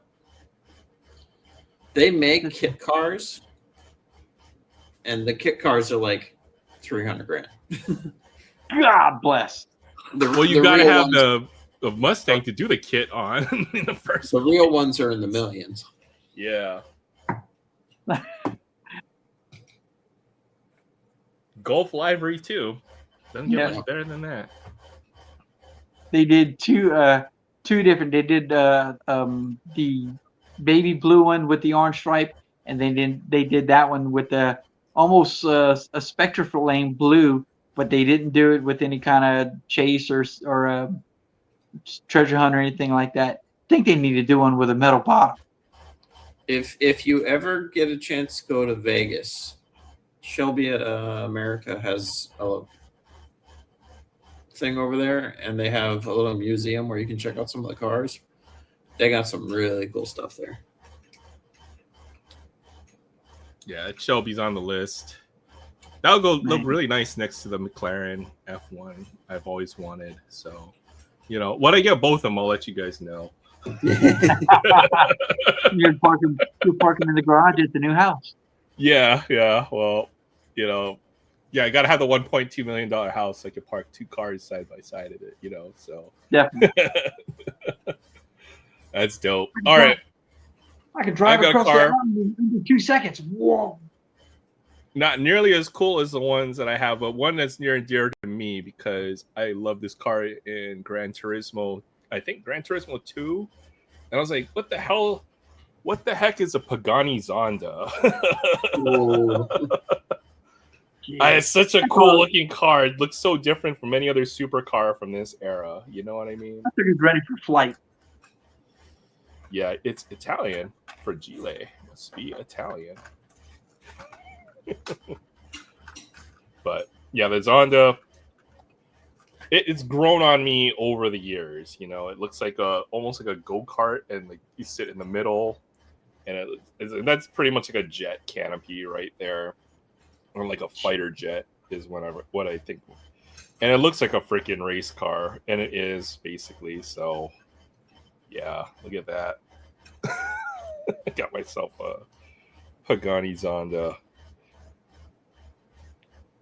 Maybe someday you'll be able to do like the rent a supercar and drive it. That'd be pretty cool. It won't cost as much to rent the car as it'll be for the insurance. Yeah, well, they let you. They basically have exotics that you can rent in certain locations, and of course, it costs an arm and a leg, and the cars are pretty trashed by the time by all the other folks that drive them and stuff. But it's pretty cool to drive something like this for a day. So that's my car.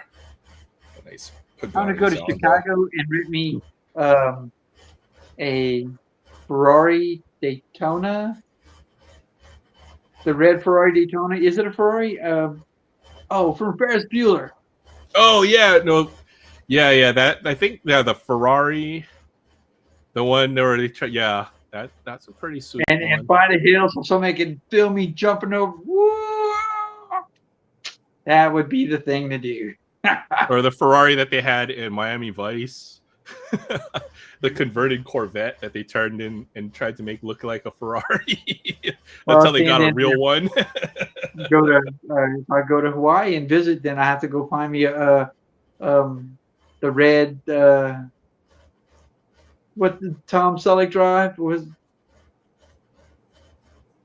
it a Ferrari or no? Was it a Ferrari? Yeah, it was a Ferrari that Robin Masters had that Tom Selleck drove around in. Yeah, that's right. You got to do the whole movie thing. So there you have it, Freaky Friday, everybody. Yeah, just put it in reverse. Yep.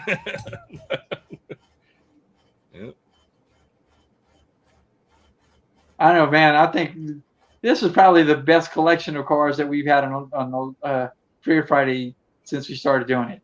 Yeah, I think we all went supercar and then super bat boat right there. So nice little mixture there. I like it. I saw Derek and said, "Fill up the bathtub." Yeah. Oh, that's right too. DK was saying on the Daytona they had the Walgreens exclusive white recolor. I don't even know if I've got that one. I think I did. For which casting was that? On the Daytona. Oh, okay. Yeah, that'd be pretty dope. There's the baby blue one, the dark blue one, and then there's a white one. And they all had the Gulf library with the orange stripe and the Gulf logo. Oh, Derek says, Ferris, the miles aren't coming off. Yeah, they got the sleazy valet guy just drives a car with his friend around the freaking city. Oh, what country do you think this is? Ferris Bueller.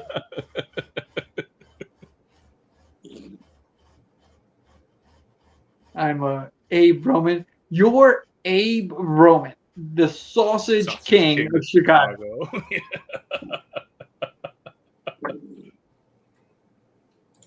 I like that movie because it's like they pretty much do everything to see in Chicago. So they do. I mean, it's just the way they go. I mean, Hughes was a genius when he wrote that. Yeah. All of those movies were great. Yeah, I mean, I even went back and I watched Uncle Buck recently. oh man, I love John Candy. Yeah. What's your record for number of questions in a row? Oh, yeah, that little kid. Oh my goodness. Yeah, guys, basically the 80s in a nutshell. Oh, definitely. The Breakfast Club. I used to know the Breakfast Club from beginning to end. Every word, the song clip that they put at the beginning, the entire paper that Brian Johnson wrote to give to the principal at the end. So Oh yeah, Great Outdoors is another good one. Oh my goodness. Man. Bunch of good stuff. So it's only a matter of time before they remake everything, but it will never be the same. I hope not. I hope they don't. I mean, golly, just leave some things alone. I really like, yeah, any John Candy movie, I'll sit down, I'll watch. Especially Planes, Trains, and Automobile. That was freaking hilarious. I mean, it's got such a sad, ending when he finally figures out that, that what Dell's wife, John Candy's wife, that he keeps talking about all through the movie. And Yeah, she he's had been basically transient. Yeah. man. But it's just it's one of those heartwarming, kind of movies.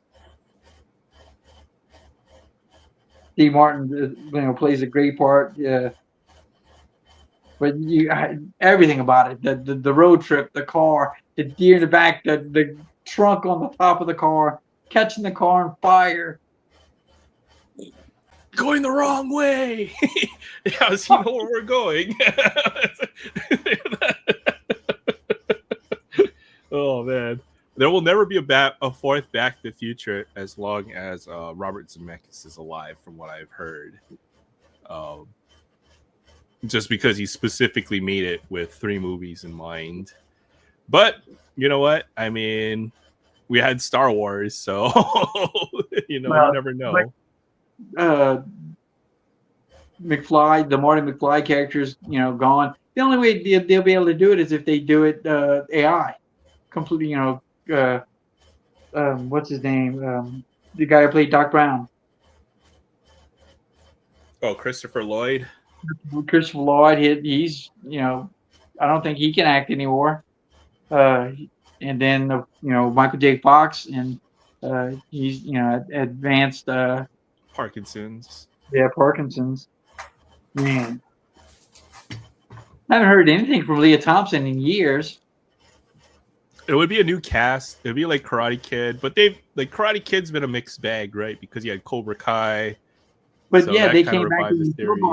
Ralph Macchio back as Daniel Russo. They brought Zepka back as Johnny, and then in Cobra Kai, they brought back everybody except for Pat Morita. Yeah. I think he passed away, so. Right, he did. That's why. But then, if you saw Legends, there's a scene at the very beginning where it's Pat Morita talking to Daniel Russo about Macchio's character, and I don't know if it was a scene that they shot, because I don't remember that particular dialogue from the first movie, or if they used some kind of AI to replicate his voice to do it. It's funny because they filmed Karate Kid 3 pretty much in my backyard where I grew up. So every time, really, yeah, they've got the little hut on the pier. I always used to drive by that. I know exactly where that's at. That's crazy. And Pat Morita used to do all the local commercials here for like Bank of Hawaii and stuff. So yeah. See, he had that $1.5 million. He could buy a house. Yeah, well, house probably didn't cost $1.5 million back in the day in Hawaii, so that's the other thing. But yeah, pretty much it's all that area in Kaneohe, where I used to live, is kind of where they filmed Karate Kid 3, I think, or a lot of it. So And then Ralph Macchio was 20. I think he said he was 26 years old when they filmed the first Karate Kid, and he was playing a high school kid. They did that with a lot of those teen actors. I forgot what movie I was watching. But a lot of them are like, yeah, like, you know, like definitely into their adult age, and they're playing like 16-year-old high school kid in the movies and stuff.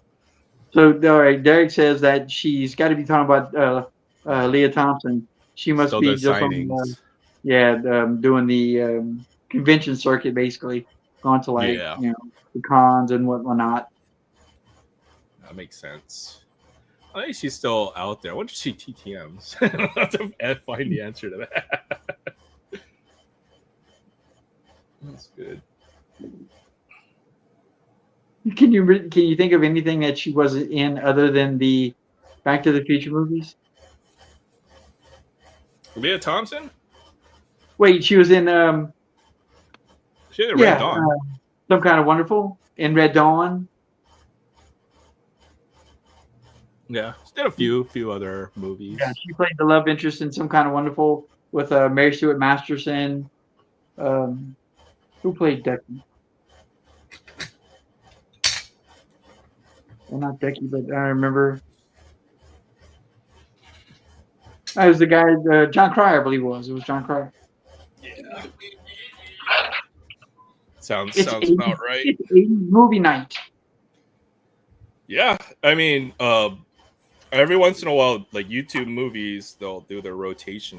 They'll rotate a lot of these movies in, so I'll catch it then when they have the rotation. So let's see. Yeah, I think a lot of those childhood actors, right? Once they kind of age out of their typecast, they have difficulty finding success, with some exceptions, right? So obviously Johnny Depp and like someone like Robert Downey Jr. found, had part of their career where they didn't have a lot of success, and then were able to find. But other childhood actors, don't necessarily have the same. Anthony Michael Hall grew up to be an entirely different person as an adult as from when he was a child, and he had moderate success, I guess, because he still did some TV acting, had his own TV series a few times. Yeah. Just recently, he was on season 2 of The Reacher, that Prime Video series. It just depends whether they can adapt, or even some of them are just forgotten. They'll try to do other movie roles, and then these guys, except for the Breakfast Club, because all of them became successful. Yeah, pretty much actors, pretty much, right? So let's see. Molly Ringwald did a few other movies, a few with John Hughes. Then she went over and I think she moved to France. Of course, everybody knows what Judd Nelson did. Same thing, Anthony Michael Hall, Emilio Estevez, Ali Sheedy. Ali Sheedy did. Well, of course, they most of the same cast went on to do St. Elmo's Fire, but Ali Sheedy was in the movie with Gutenberg, Steve Gutenberg, Johnny Five's Alive, Short Circuit. Short Circuit, yeah. Yeah. Estevez did a lot of the 90s, I remember. Yeah. Well, he was Billy the Kid. Estevez was Billy the Kid and the Young Guns. Yeah, Young Guns, yeah. That was like another like all-star childhood actor career. Yep. Oh my goodness, Blue Diamond Phillips, Estevez. Sheen was in the first one. Yeah. The guy who played Patsy was oh my goodness. Yeah, it was like an all-star cast too, right there. It was, and then of course James Coburn was in the first one as the lone adult actor.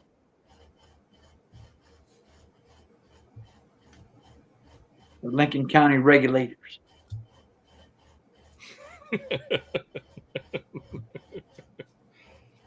Oh man, that was a good Good movie. I have to go watch that again too. Now there's a new Billy the Kid series on some channel. I haven't watched it. I just saw the commercials for it. Yes, sir. My kid's in front of the What's that? like my kid is in front of the door, like my soccer kid. Okay, I gotta watch that tonight. Yeah. The reason I didn't put it in myself was because I was like waiting for you to get a whole load to go with it. Gotcha.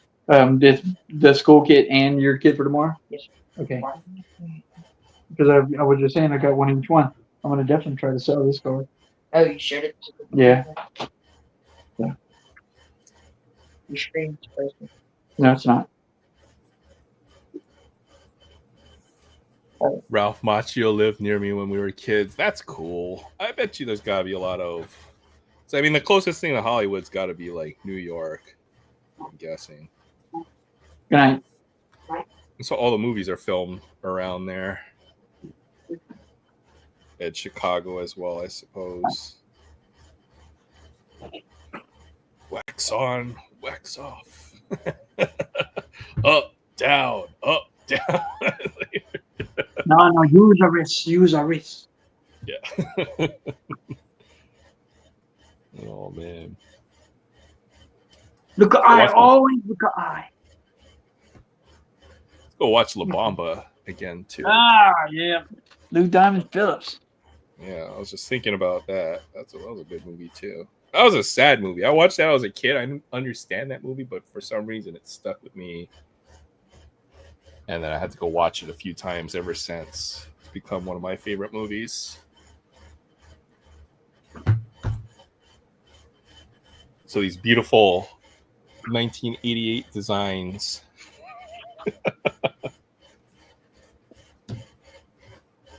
I had one more. Otherwise, I'll have to throw this back in the freezer. Check this out. I did cold for the card that I had that stuck. I did cold, hot, cold, hot. Yeah, that's what it is. You throw it in the freezer, and I think like the condensation on the changing temperature unsticks the cards. Is the yeah. So this one only did one pass through the freezer, so it could be a little sticky. But I think for the rest, maybe not. Maybe I've already pulled the Jordans out of this box already, but there might be one more hiding out somewhere, so I might need to do it for the rest of the packs here. The back card is just absolutely wrecked. Basically, the cello is like imprinted on the back of that card there. So 2019, not 2018. Oh, okay. Well, it's still good. You know, I think the black or the. Are you talking about the National Baseball Card Day packs you had? I went and pulled the box out with the pack. All right. Well, it unbricked okay. It's just how much paper did we lose on the way is the question. All right, Steve Smith. Well, let's see. The original Heat jerseys right there. D. Brown. So it's so weird seeing those card designs with basketball players. I know, right? It's like such a trip. 90 design and 84 design. The basketball players. Larry Nance. Sleepy Floyd. It's even got the autograph on there. Or the lithograph. Yep. Joe Dumars. Hall of Famer. Sedale Threat. Oops. Oh. Used to be a 10. Yeah. Well, they're not 10s. They're just a few dots on there from them sticking together. But it's not that bad, honestly. It came apart pretty well. Buck Williams. Look at that Nets logo. Freaking. Jeez. That's actually pretty dope. I don't think I've ever seen that Nets logo. I don't recall that one. Purvis Ellison. Looking for Michael Jordan. There's Pippen in the background there. Photobombing everyone. Sometimes, every time you see these old cards, you almost have to look for Michael Jordan in this shot because you never know who's, it's technically a Jordan card, right? Purvis Ellison again. I already pulled this card. You like that collation right there. Oh, there you go. Same pack. Old and Polynice. If we pulled this. Man, the 87's too dark. I know it's a little, but there's and it's glossy. Oh look, Tiffany, Topps Tiffany. Oh, there you go. Oh, there's Magic Johnson in the background there. Let's see, Magic. Clyde Drexler. Yeah. That's cool. I had a 16 by 20 picture. It was a photo of Magic and Michael Jordan in the same shot, and it was autographed by Magic Johnson. And I gave it to some dude who was having a charity auction. That's nice. I've managed to pick up a Magic Auto for pretty cheap recently, like about a year ago. I want to say I got a Magic Auto for like $30. That was a steal. Oh hell yeah! I ended up that 16 by 20 I think went for $60 or $70. The guy's had a kitchen fire basically. He lost everything in his kitchen. Oh, sorry to hear that. That's crazy. No, that was huge. I also have a picture of it from the picture that I sent. It was I think Jimmy Guns had done the auction, and I can't remember whose kitchen it actually went up. But I'm sorry to hear that. The problem with the old original Chrome cards and even the Topps Finest from back in the day is, they stuck together, and then the fact that they'll discolor over time if you're not careful with them. So I've got some cards that are like beyond hope. They look like I don't know what the next color after green is, but the color is gone on some of my Topps Finest cards that I had as a kid. So it'll be interesting to see how those cards age over time. Supposedly that Finest peel and remove protector was supposed to be able to protect the cards for 100 years, but that is clearly not the case. So Hugh Douglas, Mark Brunell. They went all. Look at that face mask. He doesn't have one. Yeah, it's a bar. Gee. These kids today can play with that. Plus, the centering was bad back in the day too, with the Topps Chrome stuff.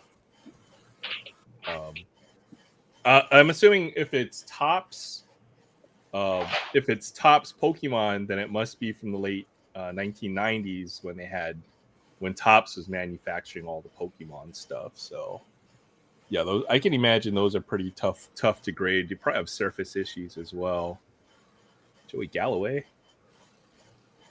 Aaron McNair. That guy had an arm. Rashawn Salam. I feel like we got a few of these already. Walt Harris. Yeah, we got doubles of everything. I'm not going to be able to make this set because I got so many doubles, I think. I got three of these. Might as well finish this box up. 96 Leaf. See if there's a numbered card in here. Yeah, 99 Chrome. I think I was too interested in collecting the actual Pokemon cards versus all the other stuff, but I think the other stuff definitely has some value as well. Charlie Gardner? Yancey Thigpen. That's a name I haven't heard in a while. Derek Alexander. Yeah, I think we got doubles of Kevin Green. Oh, hey, look, there's actually another good gold leaf rookie, Keyshawn Johnson. I think he's borderline. Is he a Hall of Famer? Keyshawn Johnson might be a Hall of Famer. Very close to it. Very good running back right here. A receiver? One of the two.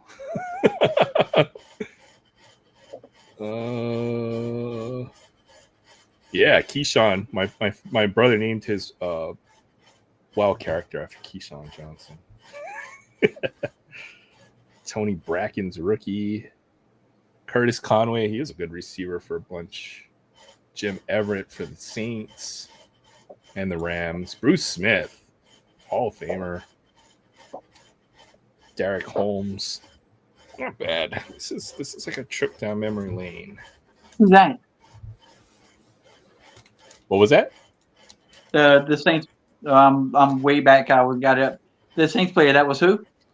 Jim Everett, who I think played for the Rams for most of his Yeah, so I career. remember Jim Everett with the Rams. He was on the Saints. Yeah. I don't remember that. I don't remember this either. Wow. Towards the end of his career, I'm guessing. Bruce Smith. This guy was a beast. Look at that face cage. That's dope. Yep, there you go. Bruce Smith with the Nobody wanted Bruce the Topps Smith, card. Cornelius Bennett. Bruce When Smith. Cornelius Bennett? Yeah, Cornelius Bennett. that Bills They team win was the great. NFL, back but couldn't in win the a day. Super Bowl to save their life. Yep. They had a bunch of good. Thurman Thomas. Yep. Andre Reed. There's Greg Lloyd. Oh, Cortez Kennedy. There's a Seahawk great right there. Michael Westbrook. Jim Harbaugh is a Colt? Yeah, I guess that did happen. Oh, a die cut. Oh man, that's Aaron Bailey, press proof. That's cool. I haven't seen one of these yet. Okay. This has like all the makings of like a modern football set. It's got numbered parallels. It's got die cuts. It's got press proof. So this is how we have everything we have now. There's finally a Jerry Rice. I didn't see a Jerry Rice card. Maybe he's in Series 2. But I didn't see a base set Jerry Rice on here. Just going through the checklist real quick. Yeah, no Jerry Rice, no Steve Young. Boomer Esiason. Oh man, that nickname did not age very well. William Floyd. This is a good fullback right there. Cordell Stewart. Oh wow, there's a slash right there. This guy played every position on the field. Quarterback, receiver, DB, kick returner. He was fun to watch. And then a rookie, Marco Battaglia for the Bengals, who were probably pretty terrible in this era, if I had to guess. Does it show the Battaglia's hometown? Does it show it where he was from? Yeah, it probably does on these cards. Or maybe not. Okay, born. No. Drafted. Big East Offensive Player of the Year and consensus All-American. Marco has been compared to Mark Bavaro for his ability. I don't even know who that is. That's a bad comparison. Yeah, the Harbaughs aren't looking too hot right now. Obviously one leading the Chargers, and then the other leading the Ravens. The Chargers could be better. They should be better, and the Ravens have just had a tough year. They don't have a defense, is the Ravens' issue from what I've seen. All right, this is the last one, I think. So let's see what we got here. Yeah, Cordell Stewart, every position, exactly. His nickname is Slash because they had to basically you get a slash between your position, and he could play everything. He even was their starting quarterback for a few years, if I recall. Yeah, I remember Stewart as a starting quarterback. Yeah. Eric Pegram? Scott Mitchell? Well, this is one of the Lions' long lineage of terrible quarterbacks. Chris Carter. There we go. The Hall of Famer right there. Chris Carter.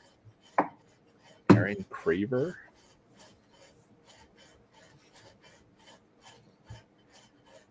Yeah, Adrian Morrell. There we go. There's a Thurman Thomas. Yep. I used to love getting Super Tecmo Super Bowl or Super Tecmo Bowl on Nintendo. Man, Yep. if you got the bill, you would win as long as Thurman Thomas never got hit. If you had Thurman Thomas or Bo Jackson, I think was the other hack in that game. He'd get hit, he'd get injured, then that was it. Your team was for just crap. Kareem Abdul-Jabbar. I remember this guy just because of the name. Tony Banks rookie. Tamarick Vanover and Isaac Bruce. Oh, okay. Great receiver. Obviously, part of the greatest show on turf, Isaac Bruce. That's going to get a sleeve from me. Must be early in his career. 3rd-year card. I think I've got an Isaac Bruce autograph as well somewhere. That's cool. That was pretty nice. I mean, we got a bunch. Like Keyshawn Johnson. That was nice as well. Let's see that up. They have Curtis Martin and Keyshawn Johnson on the same team. I guess they did. Keyshawn was a receiver. Or am I tripping? That was fun. It's hard because these guys played like 20 years ago, and I forgot all their. That's about when I was interested in football. I'm definitely not interested in what they have today. Yeah, it's changed.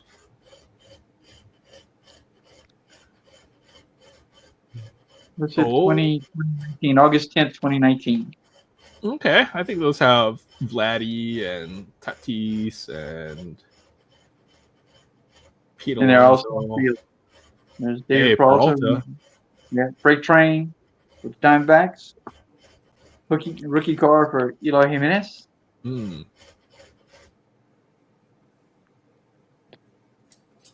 Trey Mancini with the O's. Was that his actual nickname, Fabian? Yeah.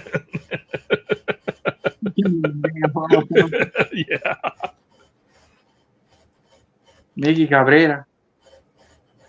Future Hall of Famer. Oh, definitely. Frankie Lindor.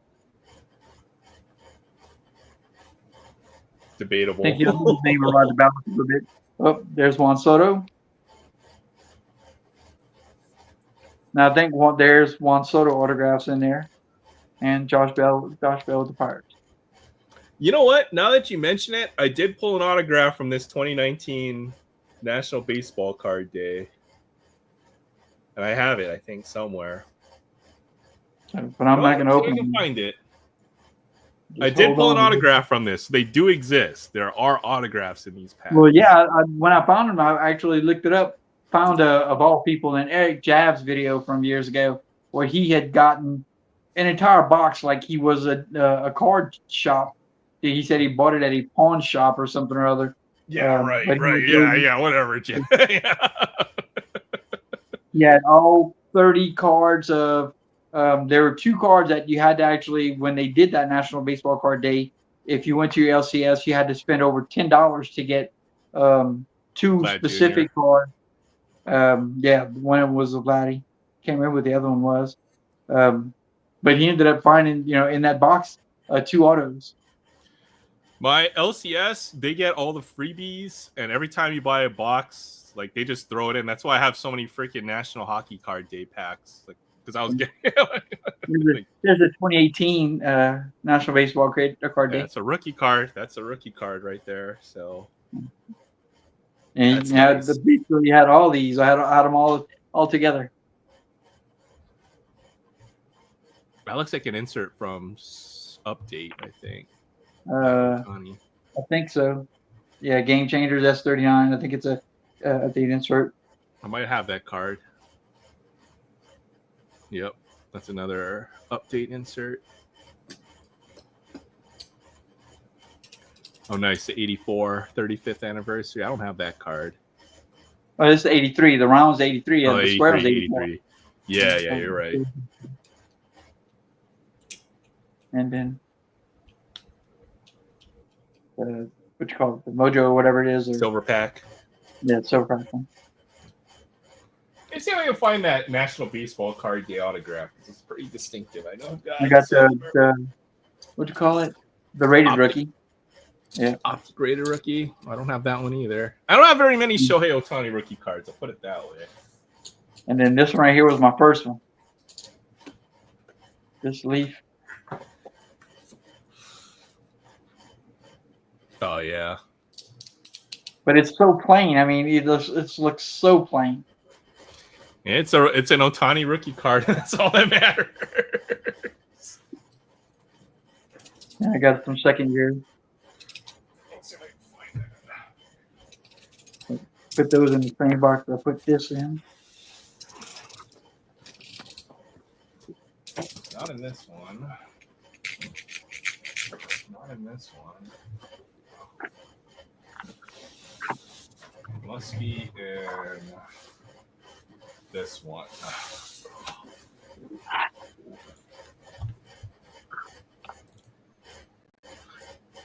Tops 205. Is Sam gonna open that? I don't know. We're Yes. looking at it. Oh, he said yes. All right. 4 boxes per card and 1 autograph per. Wait. 4 boxes per. So you Pardon? get 1 auto out of 1 of the 4, I think. That's what that means. So good luck, Yeah. Sam. Oh, Josh Rojas, Diamondbacks auto. Oh, sweet. I bought that because he's a local. He's from Hawaii, or he played for Hawaii. Okay, this box is just cool though. The T204 stuff is pretty cool. I saw some of it. I was tempted to buy because it's supposed to look like a cigarette box. Yeah, like cigarette cards. Yeah. Well, good luck for sure, man. Let's see how it goes.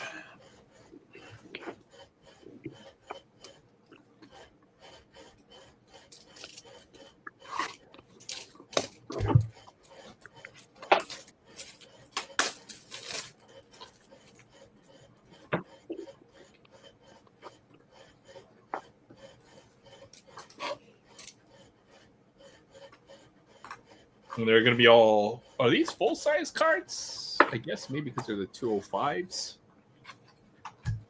Sure. Usually it's the 206s are the cigarette size cards. Well, I know they are. Yeah, and it looks like a cigarette pack that he just opened to get them out. That's pretty cool. Yeah, the packaging is pretty sick on these. And it looks just like a cigarette box.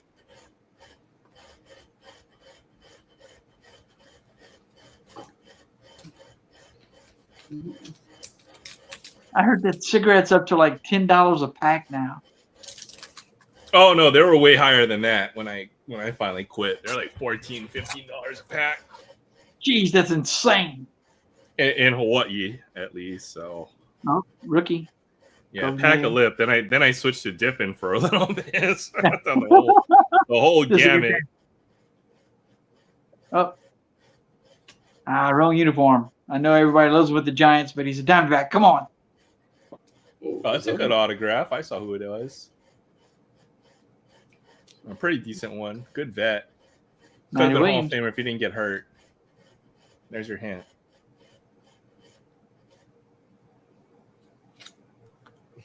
Are those lithographs or that's real autos? That's an auto. That's David Wright. That's pretty cool. Yeah, that's an actual auto. Sweet.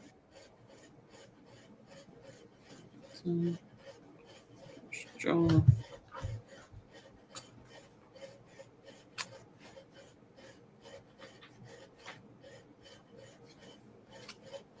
That's Arenado. That was pretty cool.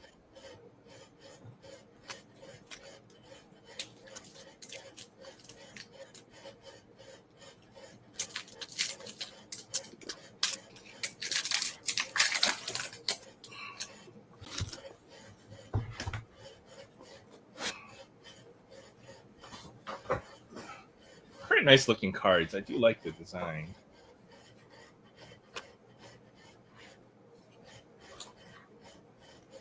Freddie. Castillo.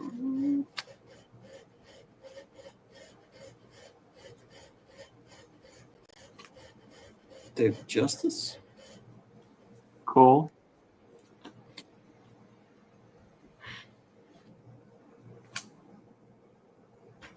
Go on. Spencer Strider.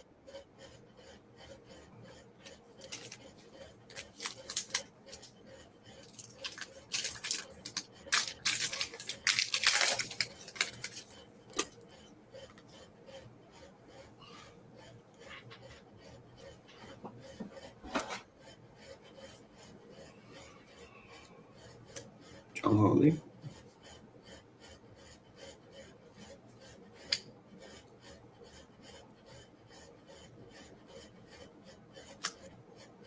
Blake's name. Yes.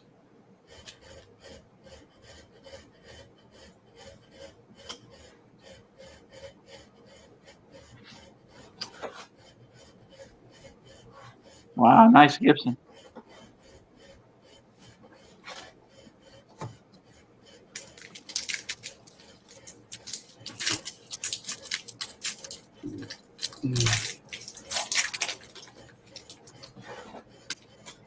Oh, that's a nice one.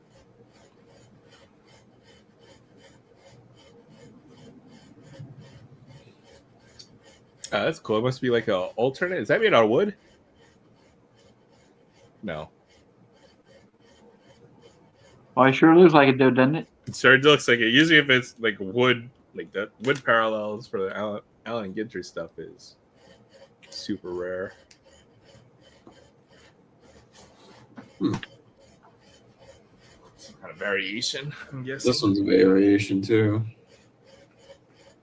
Yeah, they'll probably have different backs, I'm guessing, as well. Yeah.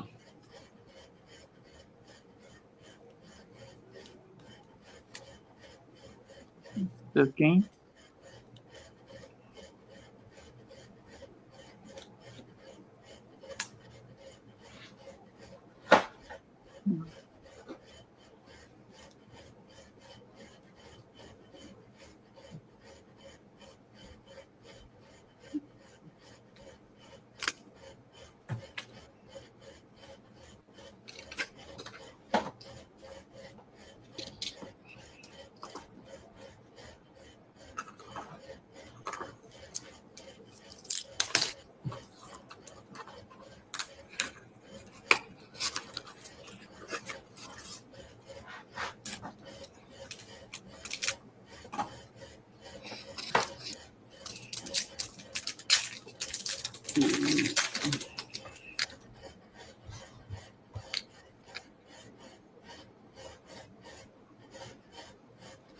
Hey, Dick Allen, new Hall of Famer.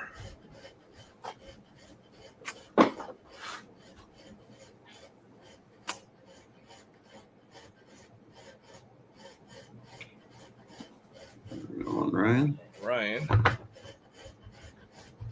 Didn't you get a Ryan already? Mm-hmm. We got two.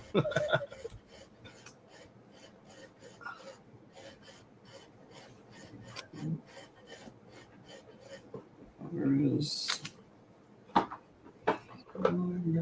Judge?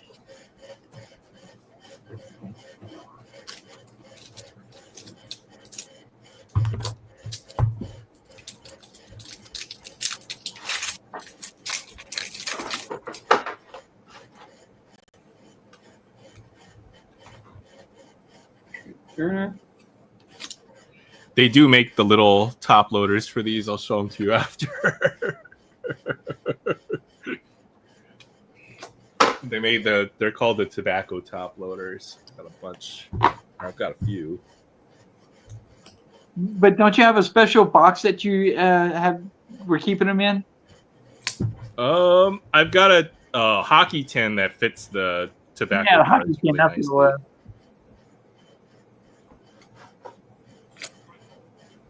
Okay, if I can't find that National Baseball card day auto, that's gonna upset me.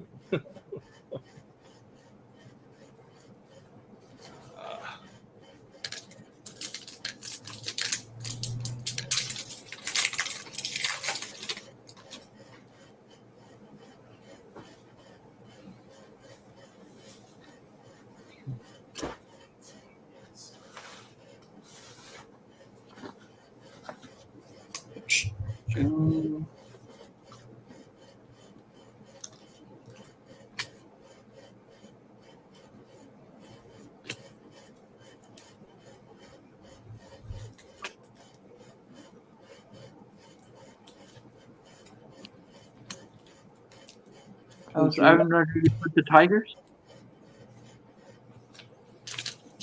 What's that? That was Ivan Rodriguez Pudge with the Tigers, with Detroit, now with the Rangers. Was it? This one? Yeah, that one right there at the top of that. Yep, that's Ivan Rodriguez with the Tigers, It's and a not little with the different. Rangers. That's cool.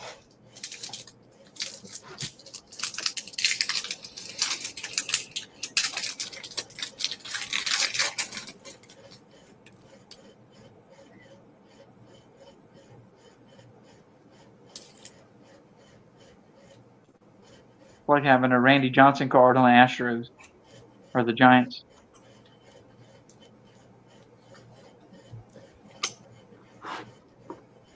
Randy Johnson played for a bunch of different teams, though, didn't he? Yeah. Well, I mean, Mariners, Seattle, Expos. Diamondbacks, Yankees, Giants, Astros. Yeah. I think that was all of them. But not a lot of people remember those two, the Astros and the Giants. You know, they pretty Definitely much all higher remember than on Seattle. Remember, of course, everybody remembers anybody who went to the Yankees, and then of course won the World Series with the Diamondbacks. They'll never do it again. Oh, that's a nice card too. All right, I found it, Troy. Oh, you did? Yeah, I found it. The second box was not that good. The first box was a lot better.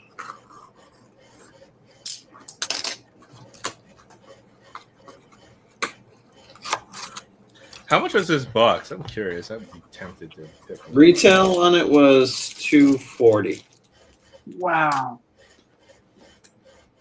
Yeah. Resale on them right now is like $300. Yeah, kind of tough buy for one auto.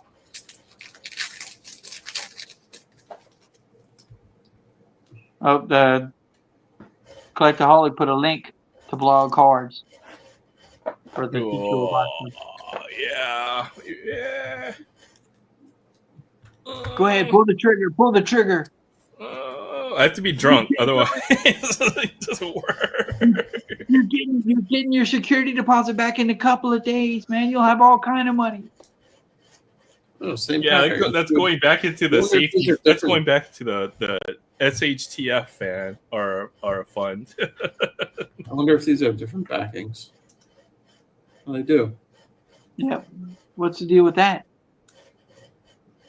So it's a different variation. Variations, yeah.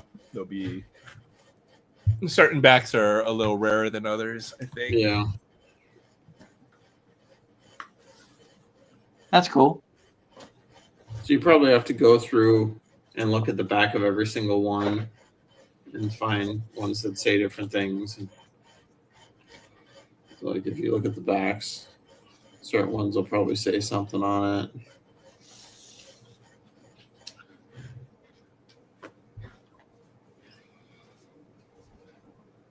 If you like the Piedmont. tobacco size card, Piedmont's an old cigarette brand. Piedmont is probably one. Yeah, it's another Piedmont. So these are variations, I guess. no, they're very hard to see compared to like the Allen and Ginter variations, where you just know because you don't have the stats on the back of the card. I'm not familiar with a Cycle cigarette brand. Sovereign.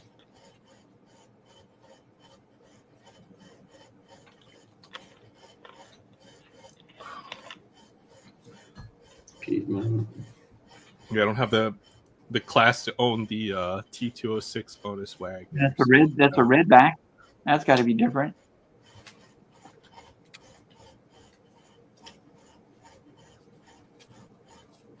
Cycle.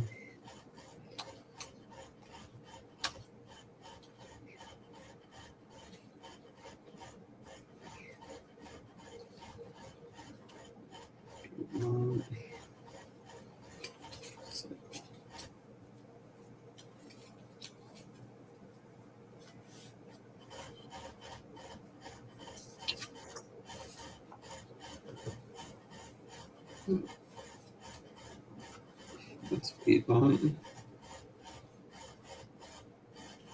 I'd have to look up the checklist again. Which one did you get the least of? I guess it's Sovereign. Sovereign is probably the hardest ones to get, I'm guessing.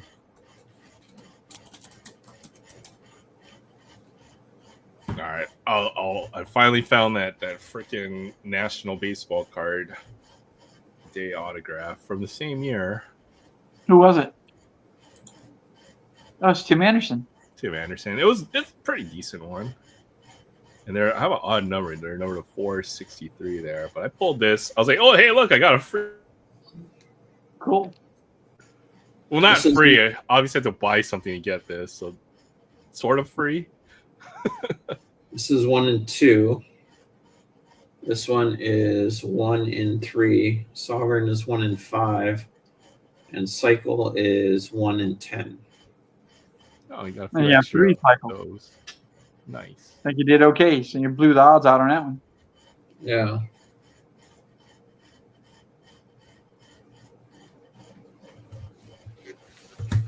Here's a really cool card that I paused. The wood. This wood one is 1 in 11.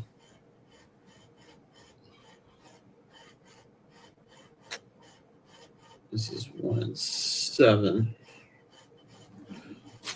Sorry, distracted. They're not giving you a whole lot of packs though, right? So I mean, no, each box is only 4 packs. So. Yeah. Wait, yeah, now. so.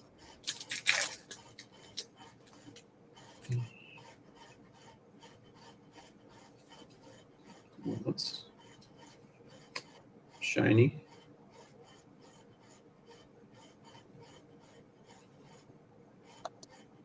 If it's different, and then I would put that aside. Yeah, could be a rare That parallel. Marquez relic, that's with that he's with the Mariners with that on that card, though, right? Or is that the Diamondbacks? Who's that? The card that Aaron showed for just a second. It was a just numbered little bit. immaculate. Yeah. He drew my attention off, Sam. He threw a Diamondback.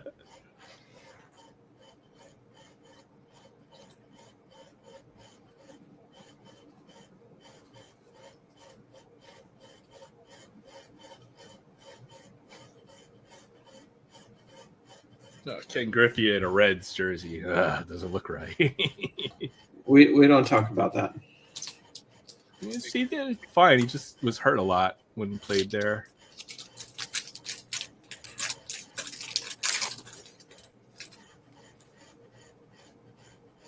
Speaking of people in Diamondbacks uniforms, I haven't seen a Diamondback yet. I think this is a faulty product. Sounds very tops to me. Small market teams get no love.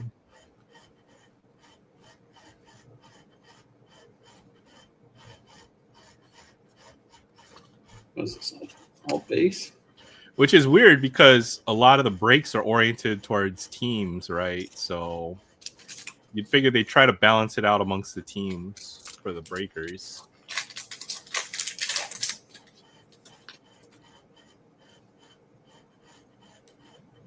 One Corbin Carroll.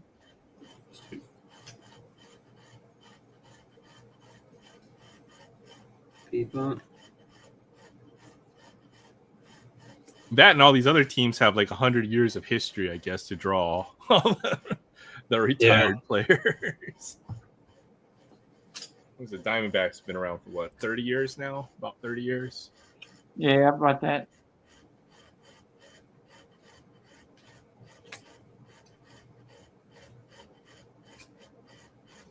There's Pudge again, in the Tigers jersey. That's fun. That was pretty cool.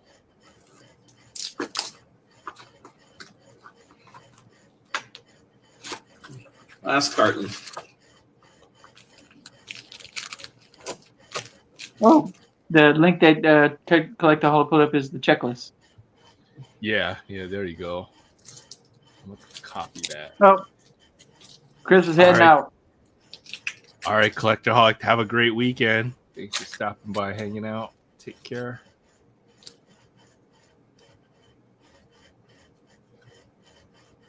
He's been getting some real nice die-cast stuff. Yeah. Brooksley. Oh, that's nice. You know, those might be like 1 or 2 per box. The rookie series is 1 in 7 pack. 1 in 7. Yeah, 1 in Yeah. 7.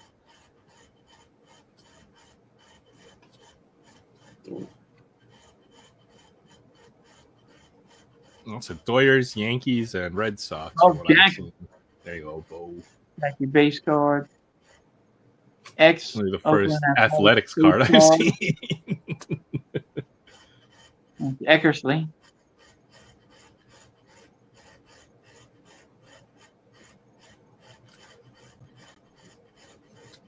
Joey Votto, future Hall of Famer.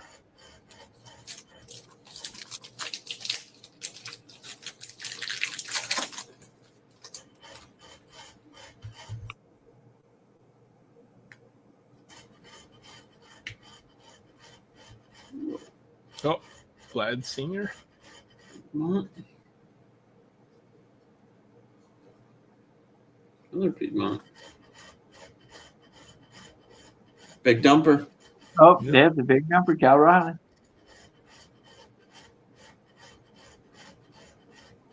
PCA.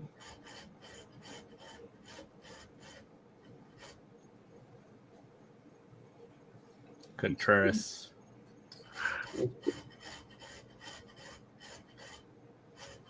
Lindor. App. Seems like a pretty big set, too. I mean, we've seen some doubles, but not very many. Yeah. Over here.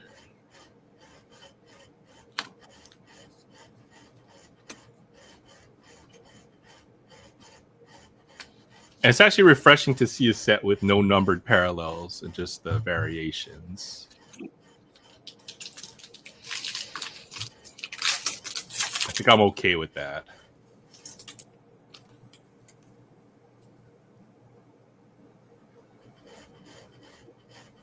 Piedmont.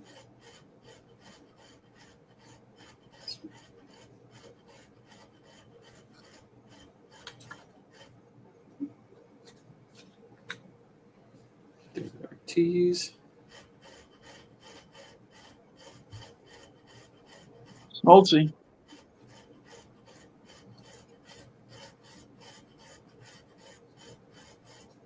Oh, you're the first Tampa Bay Ray I've seen in this product. Still not one Diamondback. Yeah. Strawberry. Pedro. Who's that with the Mets? Is that the Mets? Or the Giants? Mathewson. Oh, Hank Aaron. Nice way to finish it.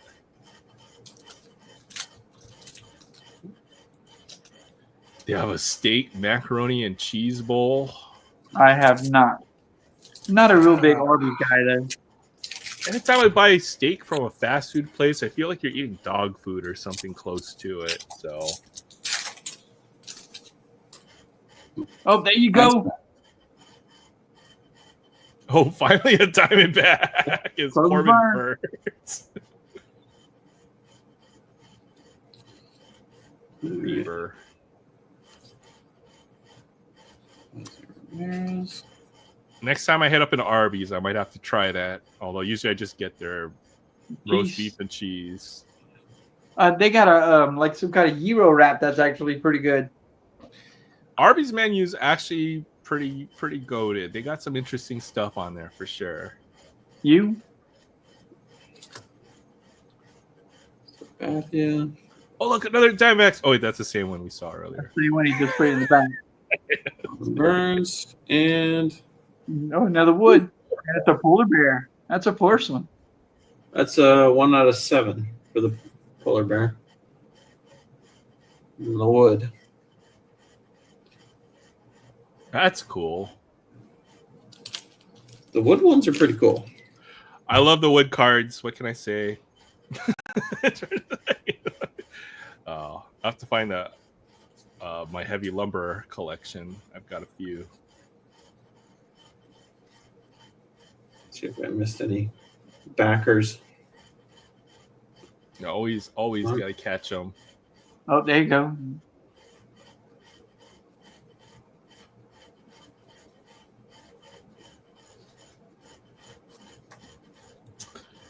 Yeah, you know what? When you travel and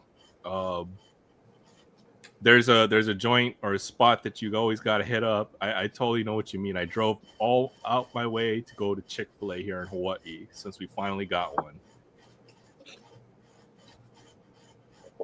And it was worth every minute of that drive. Because I'm not a big Chick-fil-A guy.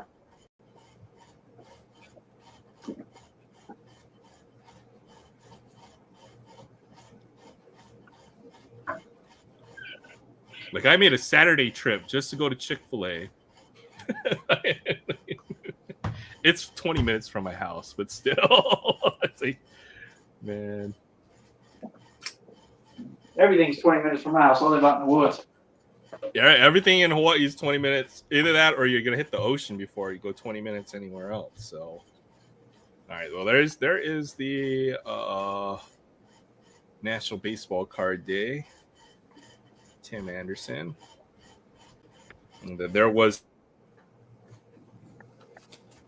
a Ketel Marte immaculate jersey. Yeah, but is that Arizona? I can't see. Yeah, he's in. Well, they don't have the logos right because Panini, but yeah, it says Arizona on there. Yeah, okay. Because I've seen more Seattle cards than I have, Diamondbacks cards.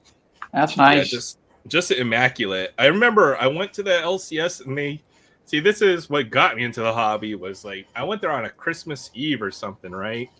And the guy was like, "Oh, hey, those immaculate tins up there, I'll sell them to you for $150 each." So I think I ripped like 3 of them while I was. Wow, that's such a bargain compared to now, right? I mean, yeah, that's nice. So, and you can really get some nice hits in that. I think I pulled like 3 Vladdy autographs that night, Vladdy Juniors. Great. So I definitely did well from that product. And it got so many cool immaculate relics. But that'll never happen again. Maybe not for the next 15 or 20 years or something until the hobby changes again. So, and then the Platinum Anniversary. I was looking for J-Rod out of that whole thing, but I think I did pretty well with Bobby Witt out of there. So there's a blue Toile, I think they call this. It's the 199 Bobby Witt Jr. rookie. There's the Aqua Ray Wave. That's to 299. The Gold Wave Refractor to 50. And then the autograph to 25. So nice. Yeah. So when I got drunk and I bought a whole case of this stuff, it actually turned out pretty well. You bought the Bobby Witt Jr. case. Yeah, it was a good case, the Bobby Witt Jr. stuff. And I did not pull a single numbered J-Rod from there, which I was pretty disappointed with. that orange to 25's got to be worth some money now. Yeah, I think I looked it up. It probably comps maybe 1,500 or so. I think when I looked it up. Even the Gold Wave. I mean, this is. I think I might just keep this one, if anything. Maybe. I don't know. A couple $100 card, I'm guessing.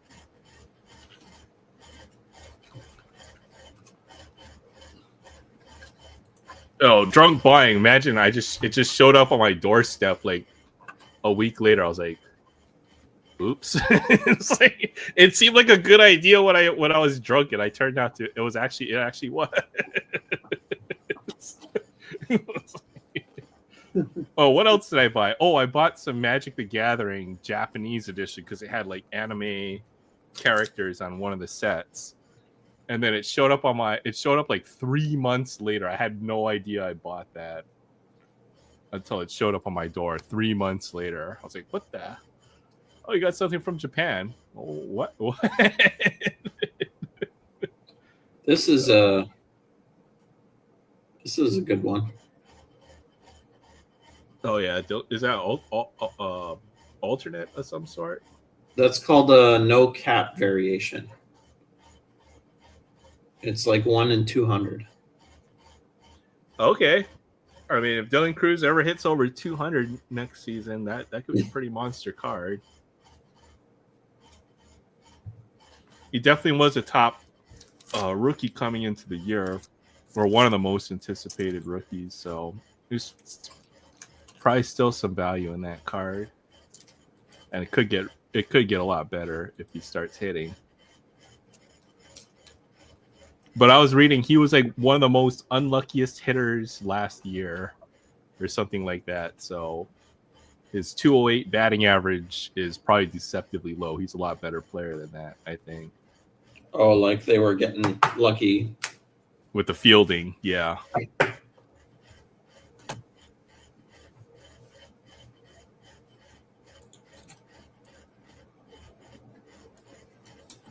Yeah, I try not to drink anymore. Oh man, I'm the binge category of drinker, so it's all or nothing, baby. It's either you have zero or you drink close to the whole bottle. It's bad.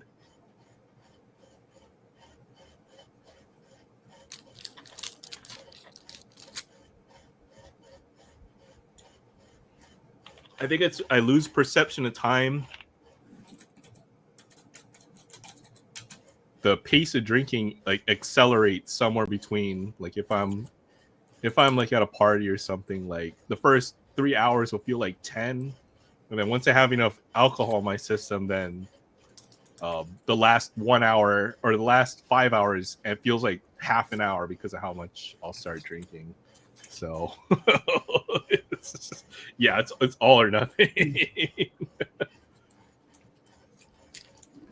There's no middle ground once I start drinking.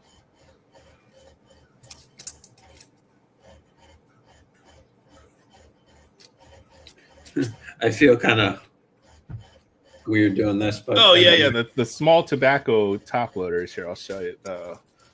I know what you're talking about. I just don't have any tobacco top loaders. And they even have like the little sleeves for them too, little tiny tobacco sleeves. So I should put this in the bag. Sleeves. Maybe. Do you know if Pro Ridge is going tomorrow?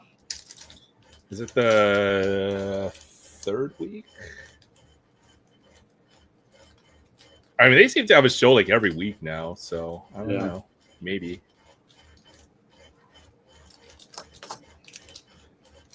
I think that no cap one might be. That might be the hit of the box. Yeah. Could be $100 card, I'm guessing. Yeah, something like that.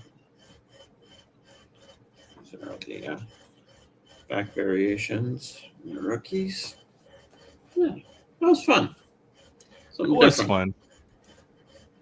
Yeah, they even call it. Yeah, they're the tobacco top loader. So, yeah, I had a few cards in those tobacco top loaders, but they're put away everywhere. I still have to go and sort through all the boxes I've got lying around. Where is it? All of these boxes. I have no idea what order and what's inside these boxes. It could be anything. All the different sports right now. So it's I'm gonna have to spend a little bit of time just to sort everything I have.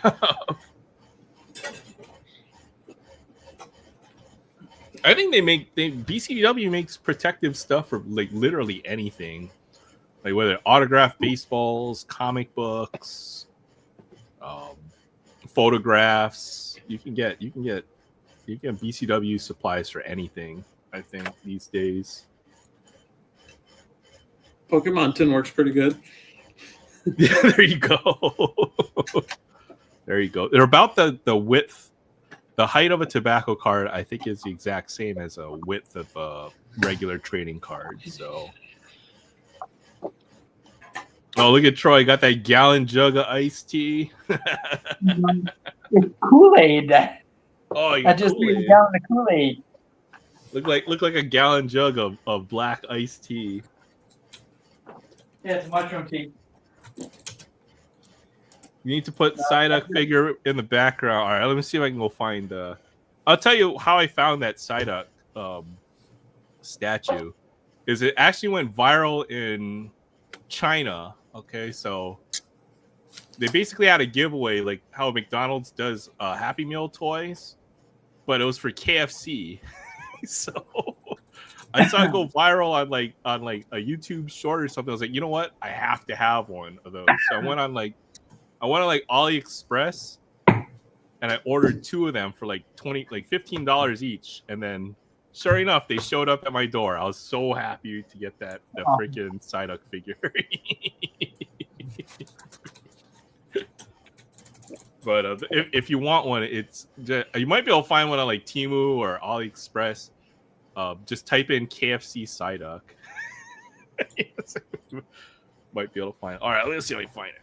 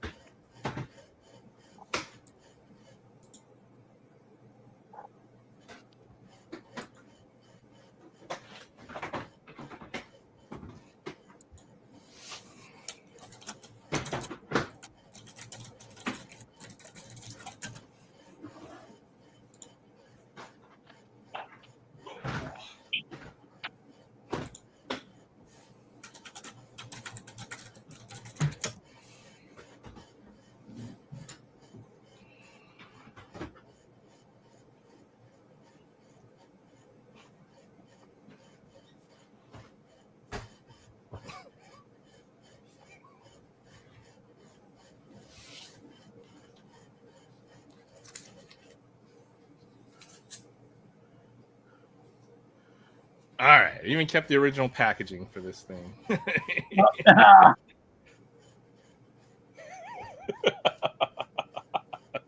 KFC Pokemon. Yeah, it's from China. China. It's the best thing I've ever bought on. I think I got it off AliExpress. You know, I was thinking of just trying to buy like 50 of these and just setting up at like a show and just selling them. Did you sell? Yeah, reselling. I bet you do pretty well on these. Where'd the little radio go? Oh well. If I put a battery in here. Oh, the other one has a battery in it, so no dancing Psyduck tonight. All right. Well, at least he goes back on the statue until I can find the one with the battery in it. Ugh. All right. There we go. Psyduck is back. Oh, I should put the KFC box back there. I got more space in this background now because I put a bigger desk here, so now I'm not totally strapped on space in the background here. All right, there we go. Psyduck. Sigh, duck, sigh, duck, sigh, sigh. Here, these are from 2017, not from 1968. Let's see this. Oh, okay, that's cool. It's with like a 5-issue or 5-card limited set.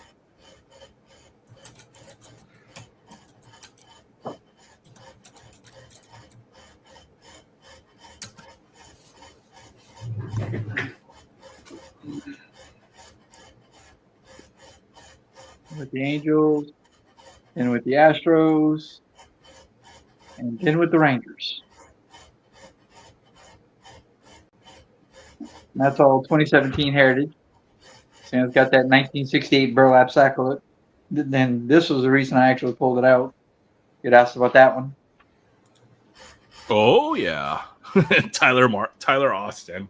Yeah, Tyler Very Austin. very thematic for that set. Nolan Ryan and Tyler Austin. Did he end up going to Japan? Is he playing in Japan? sounds familiar. Yeah, he might be in Japan hitting like 40 bombs a year. I've got a Tyler Austin game used autograph bat. That's pretty cool. It'd be really cool if I had an Aaron Judge autograph, game used autograph bat to go with it. Then I could put the card in. Oh yeah. Well, there is that.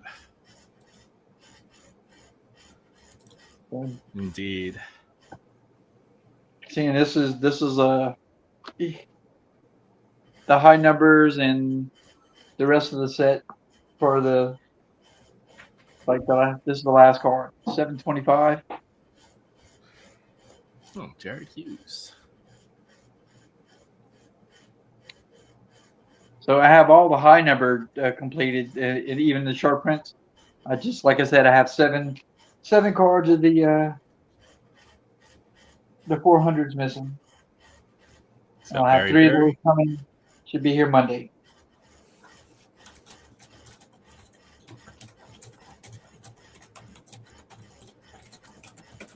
Another set almost completed. Almost. Then I could go ahead and turn around and start working on the 2019. And the only reason I did the 68 and the 17 and 19 because they were 68 and 70, which originally were the two vintage sets I did. But I ended up turning around and doing. Yeah, I turned around and ended up doing the 69. So I have 68, 69, and 70. I am not going back and doing the 69 Heritage. No. That would be a pain. Barry is the Italian version with an I and an I.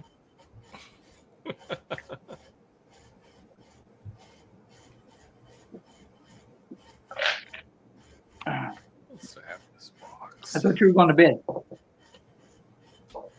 Right. I thought you were going to bed. Oh, okay. I know there's a couple packs in here that I wouldn't open.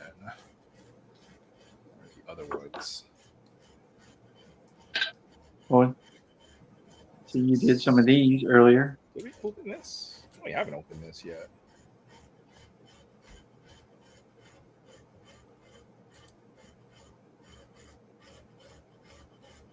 Yesterday was International Pasta Day, and I didn't eat any pasta. That's a bummer.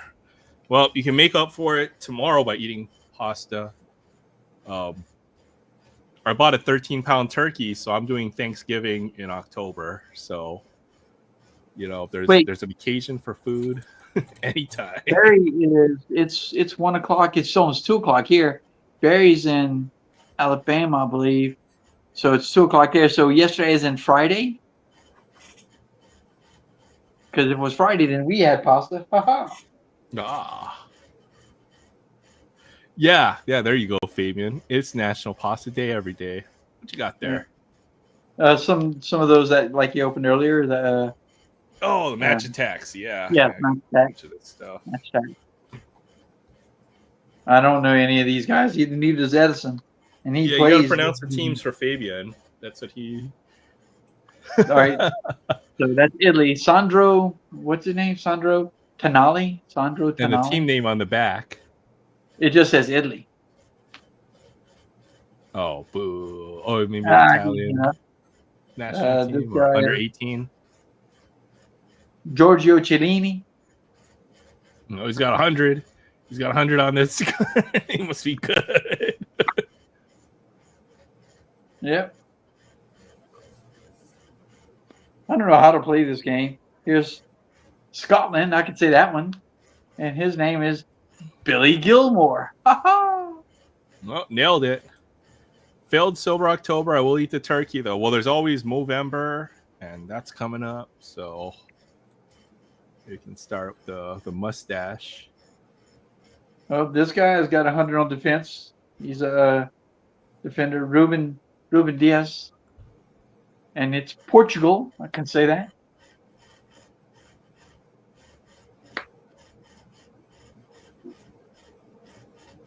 Oh golly, Marcelo Brozovic.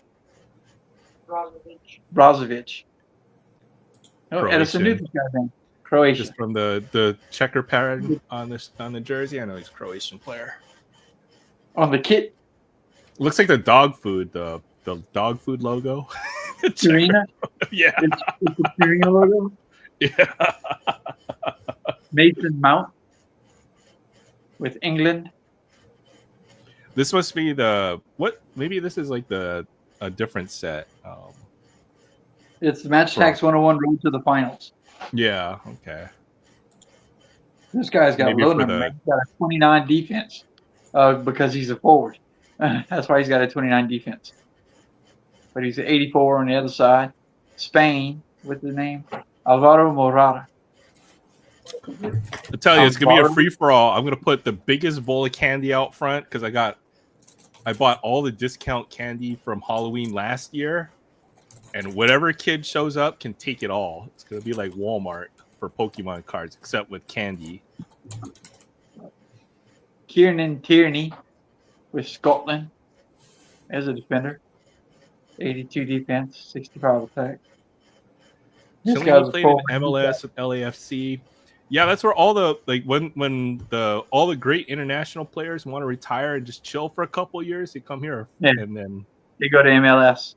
Yeah, we had Messi right now and Ibrahimovic and a lot of great players at the end of their career show up here in the Americas to play. Right. How do you say that last name? KJAE, one letter AER. Simon Kjaer. Kjaer? Yeah. Or Kjaer. Like because the AE is like a E, like ether. So Kjaer? Kjaer, yeah. And he's with Denmark. He's a Dane. I'll go try the candy out before we put it in the bowl because I don't want a kid to die from 1-year-old candy. Nicola Amani. If I put the milk duds, someone's gonna break a tooth out or something. From San Marino. So no milk duds, no Whoppers, just like the good stuff, the chocolate bars. I think the Whoppers will still be good. The milk duds, no. That caramel Whoppers after a year, like it's gonna be like it's gonna be all stale. They're hard the day you buy them. I mean, milk duds, it's caramel, so those will probably be okay. Yeah, I don't like the milk duds because then the chocolate on the outside gets all stale and you chew it and it just falls off and then I don't think anybody likes milk duds. That's why I have a bunch of them. I like Whoppers more than milk duds. The Reese's, I put them in the freezer, so I got a supply of frozen Reese's all day. Yeah, Luis Suarez with Miami, Aaron Ramsey, Wales.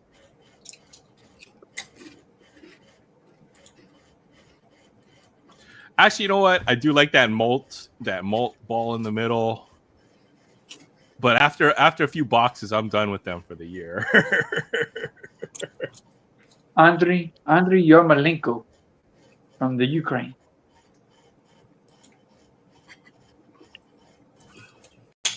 And Fabian says that you've never seen. They have a national team apparently, San Marino. Some of the smallest countries you'd be surprised have the best teams. I don't understand how it works, but that's often the case. Costa Rica kicks the United States butt. Or whatever. Or it can. They're such a small country. Here's the parts of the Deutschland. Marco Rios. Roos. Timo Werner. I know who Timo Werner is. The German national team. See, I've got more Italy, Portugal, Gibraltar. Liam Walker. We gotta do the seasonal candy tier list at some point.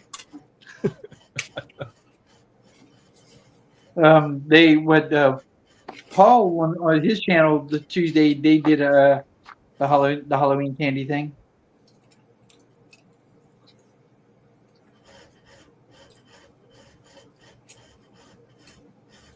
Because I like Smarties. Smarties are awesome, even though nobody wants them. So I always trade for the Smarties. And then Charms. It's a lollipop, but still, man. Blow pops. Those are the last ones to go when it comes to Halloween candy for me. Ginger makes us go get the cinnamon apple candy corn, I think it is, or something like that. Oh God, no Caramel corn. Candy corn. Caramel apple candy corn. We get those. Okay, if it's a different flavor, I'm gonna have to try it. But candy corn is definitely at the bottom of the Halloween candy tier list. Yeah, not the orange and black and brown one. This is more brownish, but it's caramel and apple. It basically tastes like a caramel dip, apple on a stick thing. I might almost be tolerable for candy corn. Yeah, Reese's is always going to be an S tier. Kit Kats are S tier. 100 grand, I think, is S tier. I only get them at Halloween because I never bother to buy candy bars. Score Bar is S tier. Aaron, you got to be excited because the Peeps will be going on clearance soon. Oh yeah, okay. I'll buy some Halloween Peeps when they go on discount. But do they do the flavor in the Halloween stuff like they did for the Christmas ones? I mean, a Peep is a Peep. It's just a marshmallow with more sugar on top of it. God, no. This is a 95-96 collector's choice. This would have possibly a Kevin Garnett rookie card in here. That would be pretty cool. Or Rasheed Wallace. And then this is 96-97, so this could have a Kobe Bryant rookie card in here. But yeah, we're not opening those. And I showed this 94-95 Fleer. This is the only old basketball wax I have. It's like basketball wax is just stupendously priced. So I don't know how I got that, but I probably won't. Those are the 3 packs I wouldn't open from that box. I like Reese's and the Sour Patch Kids. I like that Nerds Rope. I don't know. That stuff is awesome. I haven't tried that one, I don't think. Nerds Rope and then the Nerds, the gummy clusters. Those are good too. I've done the gummy clusters with the nerves like on the outside. Yeah. Those are great. Lifesaver gummies are also S tier. Those are good. I used to when they made the 3-pack of the big chewy sweet tarts. They don't do that anymore. Now chewy sweet tarts are those little pellet things.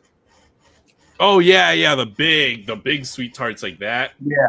And it was like 3 in a pack, and they were big giant discs. Man, I used to love those.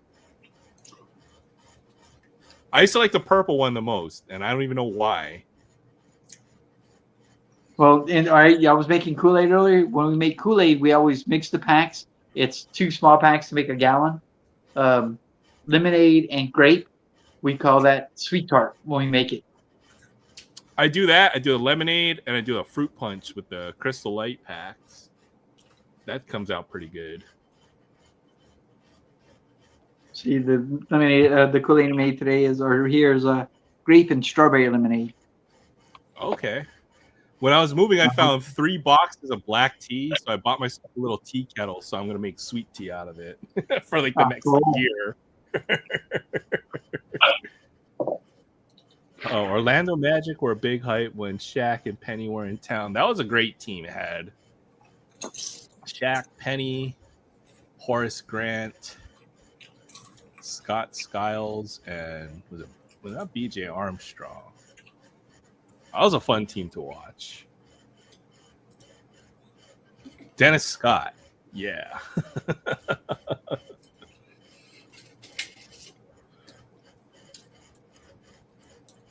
I'm a weirdo, but junior mints after 8 mints or so are so good. Okay, I like junior mints from time to time. I'll do an occasional box. Nope. Love Raisinets. Goobers. Goobers are chocolate covered peanuts. I like Goobers. I'll eat Raisinets, but I'll take Goobers first. Oh heck no. Raisinets are one of my favorite candies. It's not a candy because it's got fruit in it, but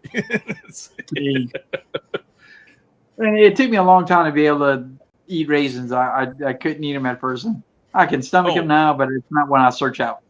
Movie snack, snow caps. Yeah. Freaking snow caps. No, bottle tops. You remember bottle tops? Yeah, bottle tops. And they're like sweet tarts, but better. Yeah, because they had flavor. They had like root beer one. Man, the root beer one was awesome. But you got to eat all the other ones is a problem when you buy a bottle of bottle caps. Because you always save the root beer ones, but then all the other ones you got to eat too. So. Yeah, and like the cherry kind of ones or strawberry ones taste like medicine. They're kind of gross. Yeah. Well, you see, now when I was a kid, we had the little Coke bottle, wax Coke bottle things that had the syrup in them. You guys ever had those? Yeah, I had those in the candy cigarettes and stuff. Just chew on them. Yep, had all those when I was a kid. Candy cigarettes, the little Coke bottles with the syrup in them, the wax lips. They had the orange whistle thing that was made out of wax. It was like the pan flute thing, like Kenny G played, not Kenny G, but Zamfir plays.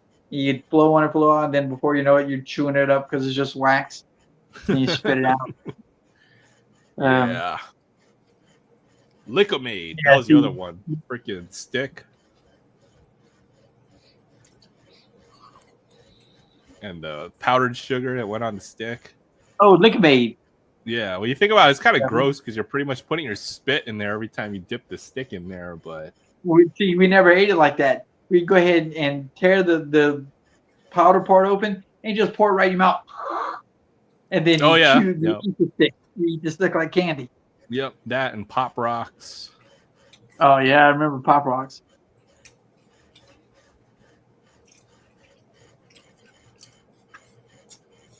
Yeah, I was never into the wax candy. I was just like, you had the wax lips, the little flute thing. You had the Coke bottle thing that was waxed. It seems like there were a few more wax candies. But yeah, they were. I mean, it was all wax, no candy, because you couldn't eat it. No payout. Yeah. Oh man. Yeah, there's some bad candies out there too. Those Valentine hearts. Oh, those are the worst. Yeah, might as well be eating chalk. Yeah, don't like those.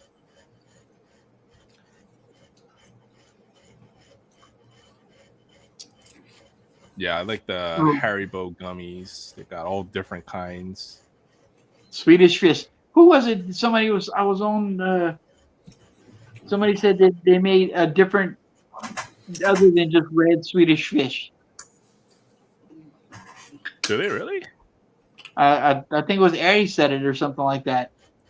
I'd always thought Swedish Fish only came red, but I could have swore somebody in the chat a few weeks ago said that you could get a different color of Swedish Fish. Maybe there's blue ones. I think I've seen blue Swedish Fish. I'd have to tropical or something. I'd love to try that and see how if it's any different. So there's another live stream I used to go on for Maiden's World of Wax. He's been on a few times. And then anytime I go on there, they have the $5 challenge. And I was a champion. And every time I go on the $5 challenge, I just bring $5 in discount candy. I found that freaking Walmart so, or whatever. One time I bought 5 boxes of Good and Plenty or Mike and Ike. I think it was 5 boxes of Mike and Ike. I got it for $1 a box. I can do Mike and I can't do Good and Plenty. Good and Plenty is licorice. Yeah, Good and Plenty. Yeah, I was thinking Mike and Ike because Mike and Ike is good too. I like those. Maybe that's all flavored. Yeah. Ginger likes hot tamales. That's her favorite candy. Okay, I can't do hot tamales. I'm not. Yeah, cinnamon. And there's just too much cinnamon. What is the other peanut candy that comes in a box like that? Peanut candy comes in a box. Like a red. The candy coated peanuts. What are those called? Oh, like the Boston Baked Beans job, but it's Boston Baked Beans. I like those too. Those are pretty good. That's exactly what I was thinking of.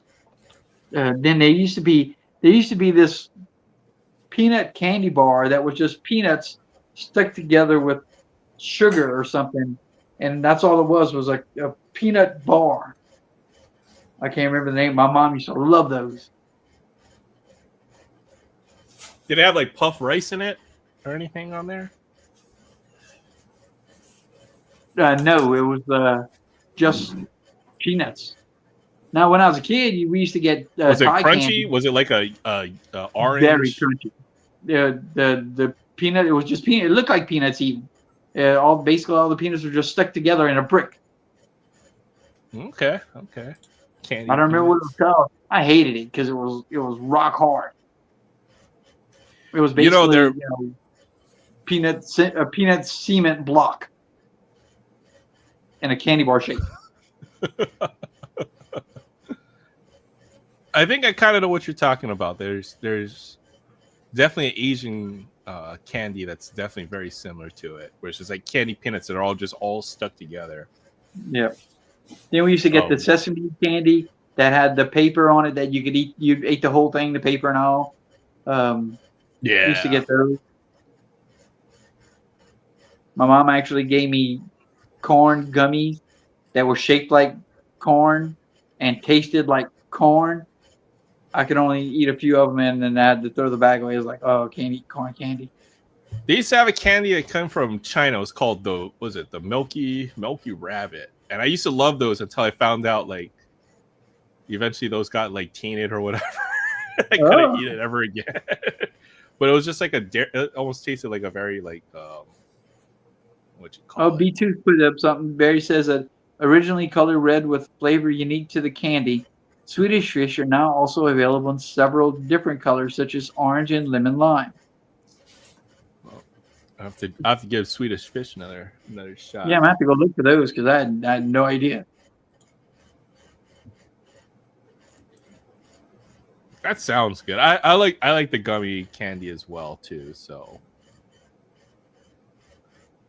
I was always anything gummy I can do. That's there's a place in our mall. I remember like for a while, like in the late 90s, there was a big fad. Like a candy store was like self-serve. And they just had buckets where you just went and you filled up a bag of candy, and then you just bought it by the pound. Back in the day, I remember those. That was like my favorite place as a kid: arcade, candy store, and then bookstore. Probably in that order. The only thing I ever got out of that was the gummy colas. I always hit up the jelly beans. That is always my favorite candy, is the gummy cola. The little cola bottle. Oh yeah, you can't go wrong with those. This has got to be the thing, but it's not. It's called a Munch Bar.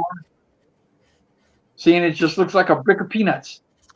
I've had something very similar to it. I don't know what it's called, but they sell something like that in like Asian markets here. Yeah, I'm pretty sure it wasn't called Munch when I was a kid, but that's exactly what it looked like. Just a peanut brick.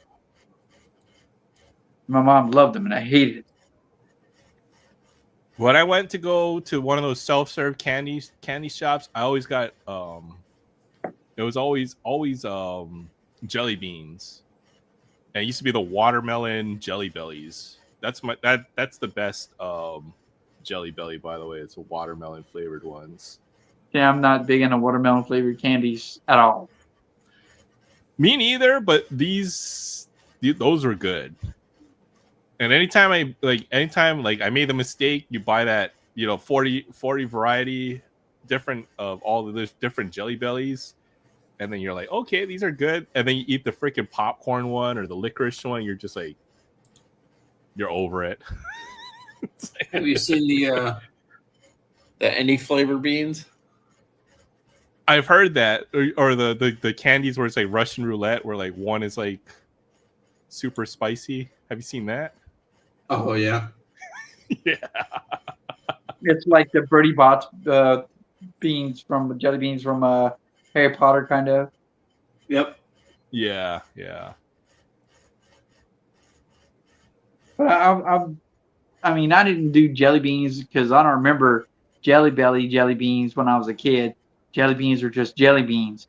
But after when the Jelly Belly jobs came on, I love mixing the popcorn with the butter flavor, or trying the different ones to make some. You can actually make a meal out of different flavored jelly beans. And that was pretty cool. The arcade was. I remember the skateboard one, or there was a snowboarding one that you looked pretty dumb on. The other one was it Emergency 911, where you actually had to dodge and stuff, so or whatever. Man, I miss the arcade. That was spent all my time at the mall in an arcade. Yeah. Well, that's when kids were still allowed at the malls. That's true.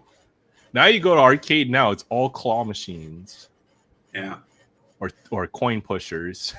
Well, have you seen some of those malls now too? Like they don't want teens to loiter. Like they'll kick them all out. Yeah, that's ridiculous because like, what else are the kids supposed to do? But I mean, that was kind of the point when I was young. You brought your kids over to the arcade. Here's $1 in quarters, do whatever, and we're gonna go shopping and pick you up in a minute. Well, once you got the good home consoles, right now you could have an arcade experience at home. So that kind of eliminated a lot of the cabinet games. Why would you dump quarters if you can play Marvel vs. Capcom 2 at home forever? It's easy too, but the whole console arcade experience and for certain video games just couldn't be beat. No, that's why a lot of the light gun games are still around. That and challenging people there, like if it's your turn and you keep beating everyone, your turn keeps going. Yeah. Now, only one time I've been to an arcade, and I don't remember where it was or what state I was in, where they had 4 of the California driving game, whatever, and they were all linked. Where they still have that here. Yeah, sat down. We were Daytona all driving 500. So that was kind of cool. I think they still have that at our Dave & Buster's. They have I think it's an 8-link Daytona cabinet here. Yeah, that'd be awesome. Yeah, that was fun. Go with a whole group of people. Cruising Road. Derek says Cruising World. Oh, I dropped a lot of quarters on Cruising World, Virtua Cop. What else did I play in the arcade a lot? Actually, it was just Virtua Cop and Time Crisis. I remember when Dragon's Lair first came out. We dumped just stupid money on that game. Yeah. Oh, I don't remember Dragon Lair, or was it? It was there. And it was cool because it was an interactive movie almost, right? That you were the first video disc game, and basically all it was a 5-choice game. It was all a matter of timing on when you made the choice, but you had the joystick and the sword button.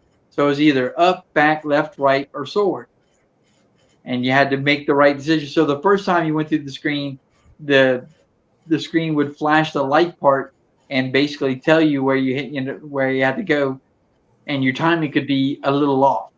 The second time around, the light would flash and you had to be spot on. And while the third time you went through the different levels, there was no hints. You just had to know it, and you had to be spot on with the timing. So it was just a matter of pattern recognition and knowing when to do what. But it took forever before somebody finally finished it. You figured it out, yeah. Yeah, and you're probably $120 in, because that was one of the first. Yeah, it was one of the first games that came out that was more than just a quarter to play. Yeah, I think that's probably why I never played it, because it was still like a 2 or 4 quarter game to play. So that and Mad Dog McCree, I think, was another similar game. But if I wasn't playing those, either Arcade Fighter, which is always X-Men versus Street Fighter, or Marvel versus Capcom, or Marvel Superheroes, or X-Men versus Marvel versus X-Men. I played the Versus, so much of the Versus. That was my favorite fighting game. Because you got 2 characters. We got 3 in Marvel versus Capcom 2. If I wasn't playing those, then I would play. What else would I play in the arcade? That's pretty much where all my quarters went, though. those 3 or 4 games. Stargate, Robotron. There was a game that came out called Reactor. I played that. Joust. Almost all the Williams Electronics games because I used to like those. Stargate was one of my favorites. They made all those are classic games. Yeah, and that's the games that were around when I was going through.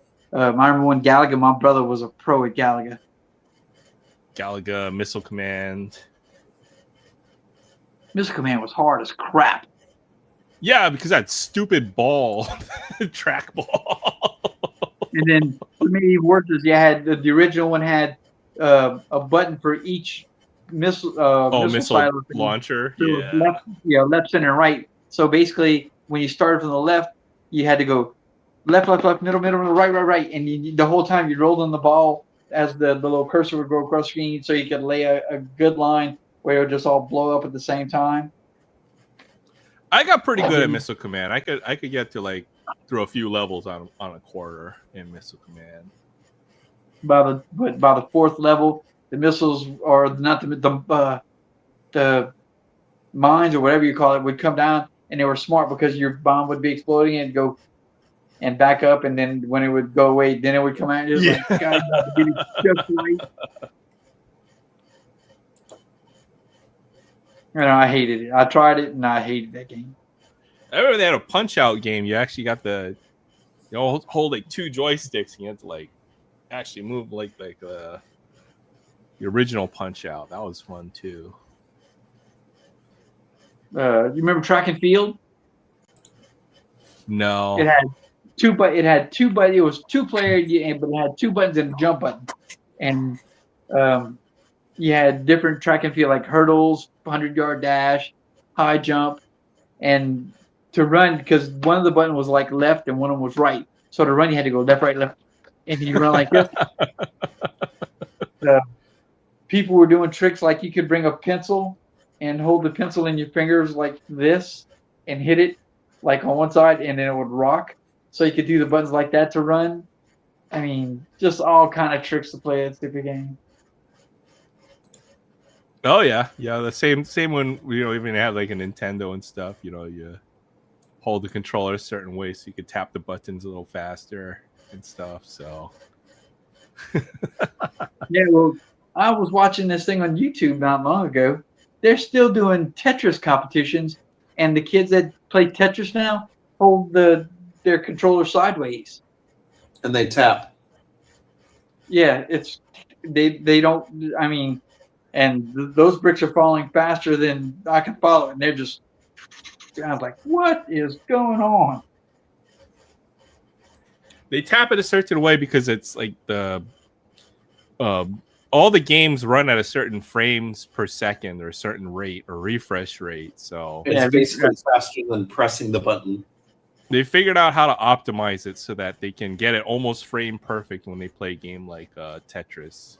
Because that's what it takes to be competitive nowadays. It's crazy. That's it's like too much time in front of the screen. That's what that is. Yeah. Edison was actually had joined the esports team at our junior high, but I think he's quit. I mean, the first time I heard about that esports, what the video games, and then I went to the esports meeting, and the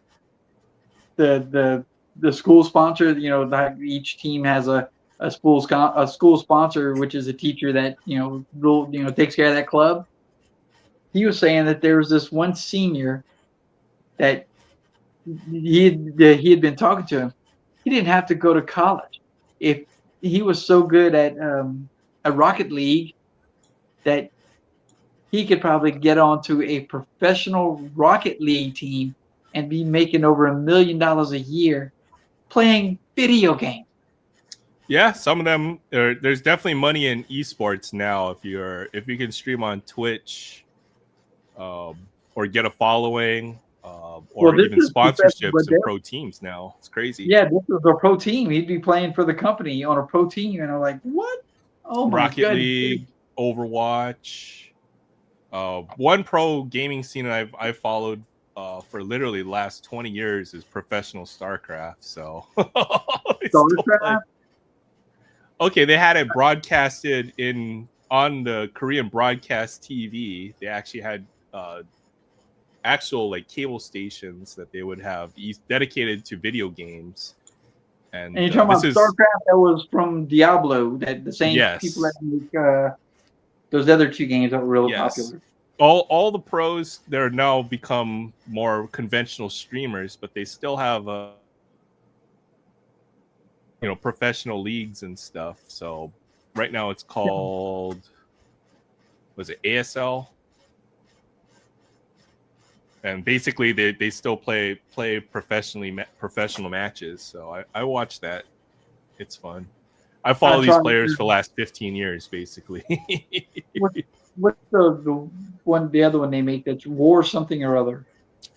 Call of Duty Warzone, I'm guessing. No, it was out when StarCraft was out. StarCraft's old, right? StarCraft's like Warcraft. Yeah, Warcraft 3. Warcraft. Yeah, it was Warcraft, StarCraft, and Diablo made another one. It was Diablo, World of Warcraft, StarCraft, World of Warcraft. Yeah. Well, when everybody was playing World of Warcraft, I was trying to beat StarCraft. I couldn't do it. That game was, oh my goodness gracious. Well, you know what? We'll have to stream the StarCraft campaign, and then I'll show you how to beat it. I haven't played it in years. Oh my goodness, years. But it was a computer game, right? Yeah.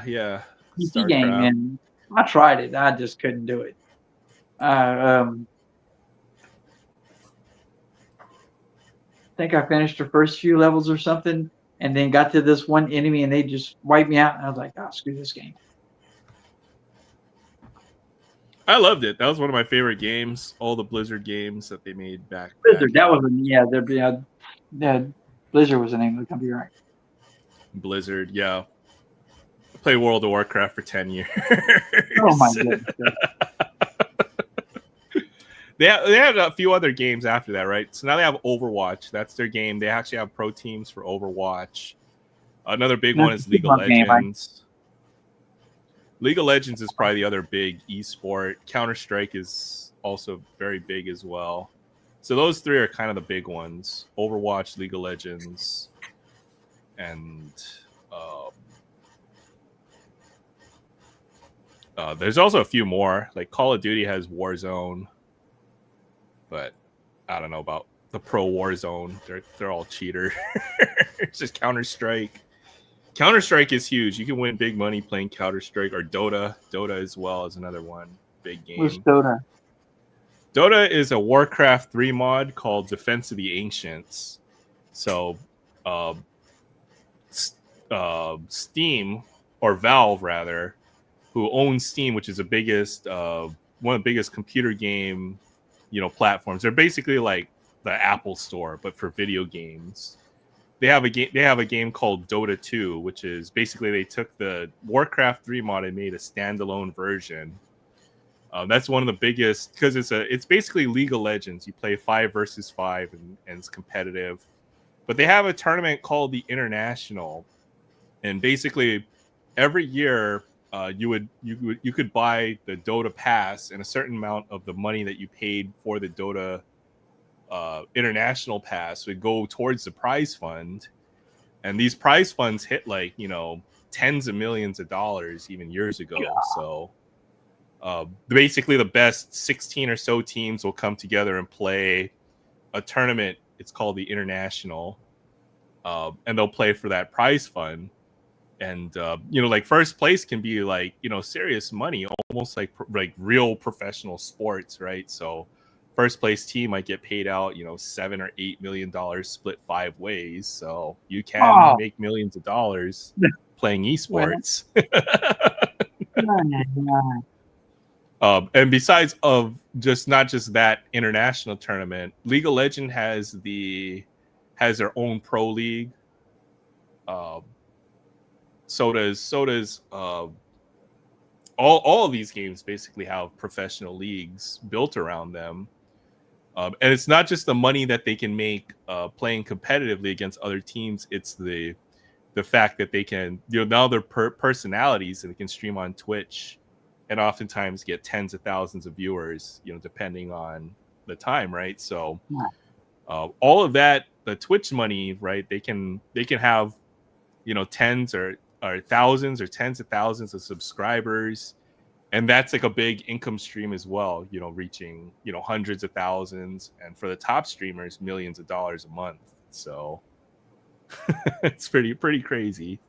Esports, you can definitely make a living on if you're in the top, if you're a top personality, or if you're a top player, right? Competitive player. And that reminds me of this joke I used to tell back when I was in school and taking marketing classes and stuff like that. Basically the big joke was, old man Disney telling his son Walt, "Boy, you ain't never gonna get nowhere drawing that stupid mouse." Yeah. Well, yeah, collect those Pokemon cards, huh? We'll see how far you get in life. It's the biggest thing. And just like the story of FedEx, the guy does his thesis on, what if I flew these documents and delivered them by hand, and his instructors failed him and said that would never work. Well, the FedEx and UPS story is kind of crazy, right? Like there's I don't know if it's an urban legend, but literally they were so broke they had to go take whatever money they had and go gamble in Vegas so that they keep the lights on for Federal Express or whatever. Oh, FedEx. Yeah, he had his last $5,000 and he went to Vegas and he won enough money to make payroll and save the company. Yeah, so if your idea is good enough and you stick by it, then that's the dream, right? So it's crazy. And now video games. So get out of your room, get something done. You never could get nowhere sticking there on playing video games. Millionaire. Jeez Louise. I mean, it's more than millionaire. It's it's a very top heavy ecosystem, right? So only the top percentage, like 0.1%, can make a living doing this, right? Like streaming online or whatever, right? They're streaming to thousands or tens of thousands of people. I know some of the streamers. I think we've talked about this before, but I do follow some of them. So I was reading some of the stuff. Yeah, Queso, man, that guy's funny. So they're entertaining. They're the modern entertainment these days, right? So even I don't think kids really care too much about sports, not like we did growing up. And now it's either esports or video game personalities that are almost as big as celebrities these days. It's kind of crazy. I know. It's go ahead make a total fool of yourself for everyone to go ahead and talk about. Next thing you know, 10 million people are watching you make a fool of yourself, and you're filthy, stinking rich because of it. I'm sorry, but that's just not the road to success that my dad brought me up to be on. Yeah, it's unconventional, but it works out for some people, right? If you have a personality that folks will pay or will watch you for hours on end, then some people have that gift, right? Well, I'm reading some of the stuff Derek is talking, and he's talking about kept all the Pokemon cards I had as a kid. I could retire already. We have shit. or had all the Pokemon cards from when, or she had actually a folder with all the original Pokemon cards for my 36-year-old daughter. I don't know what she did with them, but we never expected. First of all, back then I didn't know the first thing about collecting Pokemon cards. I didn't know that that they would take off the way because I didn't see, and I still technically don't see the collectability of those cards. I played the game, but I don't understand that. I mean, Pokemon is just cultural now. It's almost surpassed a lot of the IPs that we care about, right? From a different generation. In some ways, Pokemon is probably bigger than Star Wars to kids nowadays, right? So, which is crazy, but it's surpassed, or Star Trek. Maybe not Star Wars yet, right? But something like Star Trek. You thank Disney for that. Because Disney's pumping money into it. I don't know. Somebody's buying Fortnite cards or something, right? And then Fortnite sticks around for the next 25 or 30 years. People are become nostalgic for Fortnite or Roblox or whatever the kids are playing these days, right? So, yeah, very possible. The whole premise for collectability is to go ahead and remind somebody of a better time in their life. The one thing about this new stuff, right, is a lot of these are not tradable items, right? So if I have a Fortnite skin, I can't trade it to somebody, so it doesn't have the same kind of collectible value that something like a Pokemon card does. So I think that's why kids are gravitating towards Pokemon, because it's physical. They can have it in their hands. They can trade it. It has value to other collectors versus, for 25 or whatever, right? You build your My Team and you have the best team, but you can't trade those players and you can't carry them over to the next year. So I think that brought a lot of people into the sports card hobby. And that's why people are collecting Pokemon cards right now. It's kind of crazy. Had a lot of first edition. Yeah, I remember I bought some like Jungle first edition and Fossil first edition. I couldn't tell you how many dollars of that crap we went through when we'd go to Books A Million on Saturday morning and get those cards. And we were cracking them open to get cards to put in the deck to be able to go the next Saturday and play Pokemon more. Well, even before I got back into sports cards, what brought me back into cards period was somebody mentioned Magic. Oh, you have Magic cards, huh? You ever want to get together and play a game of Magic? And then I pulled out my Magic cards so I could build a deck so I could go play at my friend's house. And then I was like, oh, some of these cards are worth money now. Like some of the old ones I had. that triggered the whole chain reaction because I was collecting Magic cards for a few years. And then I was like, you know what? I remember I used to do a lot of sports cards, and I still have my sports card collection. And that's what started it all. Was actually Magic cards, not sports cards. Yeah, well, we had the Pokemon cards, and she kept a lot of them. We still had decks that we built, but she kept the folder because they were numbered. So because they were numbered, and my OCD had kicked in, we had a binder, and you could collect them and number them out. So she had a binder with at least one copy of every, like the original 151 cards. Yep. Yeah. but I didn't do any kind of card collecting with that. My sports card story starts in 2015 when I walked into Walmart and bought a box of a Walmart blaster of 2015 opening day, and that was, if I go back and say no, don't get that. You don't want that. No, yes. Opening day, man. They should make that again. That was like for $20, and it gives you like 16 packs of cards in those blasters. Man, I wish they still had opening day. Oh, Well, hey, see, Pastor Ken. Good morning. yeah, really. What time is it? Oh, by the so way, yeah. So I was talking about my fantasy football team. How everybody's having like the greatest week in fantasy football. I think Pastor Ken's already got 60 points on me after he's only played like 3 players so far. So good luck, Pastor Ken. I look forward to losing to you again this week. I don't have any ice cream there, by the way. Let's see his team. Yeah, he had 3 players play this week. He had Chase Brown, who scored 11. He had Jamar Chase, who dropped a 30 burger on me. That's a lot in fantasy football.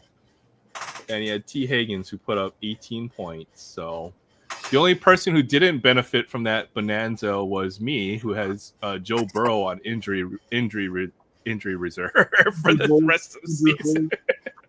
Really? Burrow's out for the season? Very close to it, right?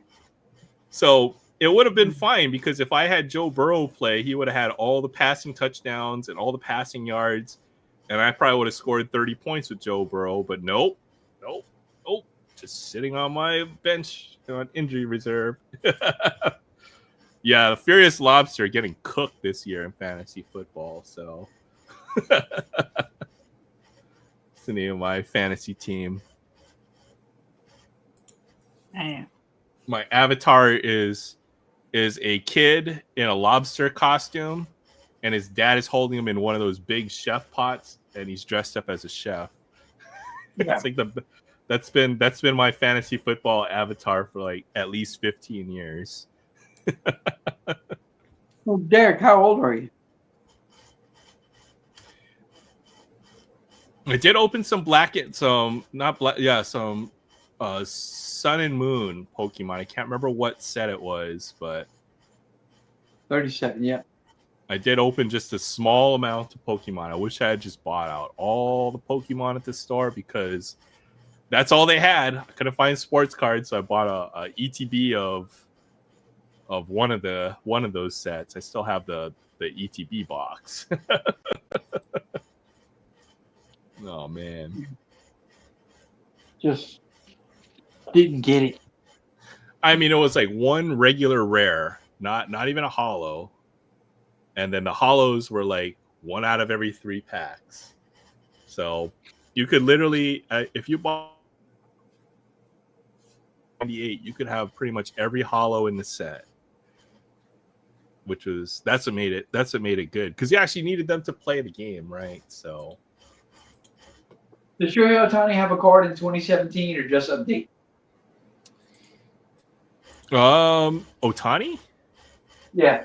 Ohtani's rookie year is 2018.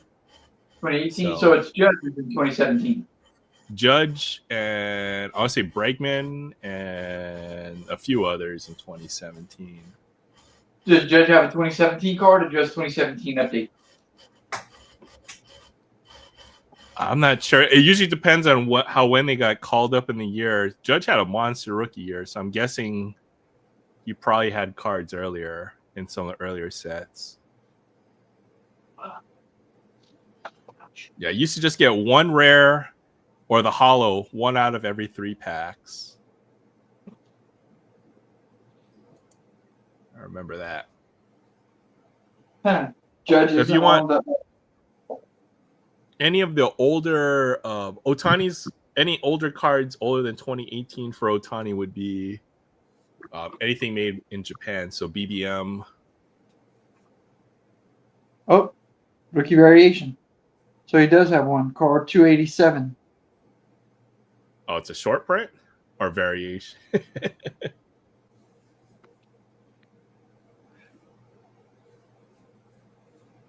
Oh, okay. complete set. Yeah. Go ahead and take a Yeah. look. Now, when you open up a pack of Pokemon cards, you get what? 3 foils, and then at least 1 holo, which is a holo rare, or it can be one of the other cards, right? So like a SIR, IR, full art rare. So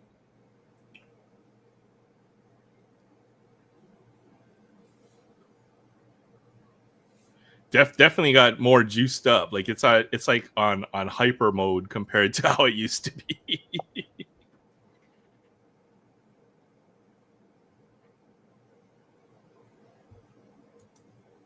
Oh, well, okay, got both the Aaron Judges. I think I only have like 1 or 2 Aaron Judge rookie cards. Probably should get a few more.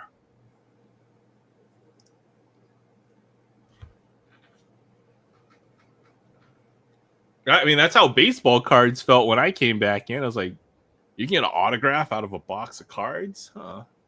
You used to have to buy a whole pallet to have a chance to get an autograph out of a pack of cards.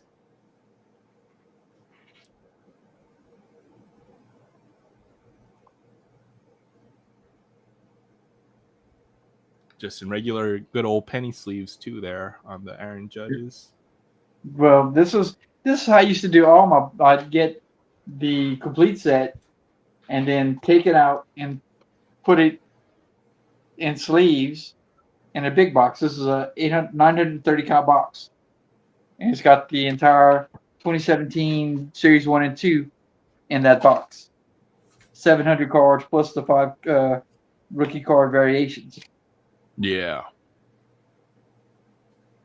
Maybe that'll be the way to go. Just buy a whole 2017 complete set. There are probably some other decent rookies in that year. Let's see. Well, I've got the checklist. See, this is the checklist that comes on the box. I used to cut out the top of it and put it on the box, and then cut out the back of it that had the checklist and put it in it. So that's the old school way of doing it. You used to cut the wrapper and put the wrapper on the side of the box. So you know which set it was. Yeah. We got Braden Shipley, Gazelman, Carson Fulmer, Tyler Alston, Ryan Healy, Teoscar Hernandez. And that the kid with the Marlins that died when he went off on the off season. Oh, some kind of Hernandez. Jose Fernandez.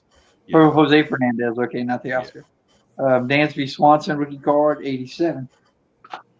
87. I think it's just the way that we buy cards nowadays, right? Like I felt lucky if I got more than 1 pack anytime I went to the supermarket or the card store.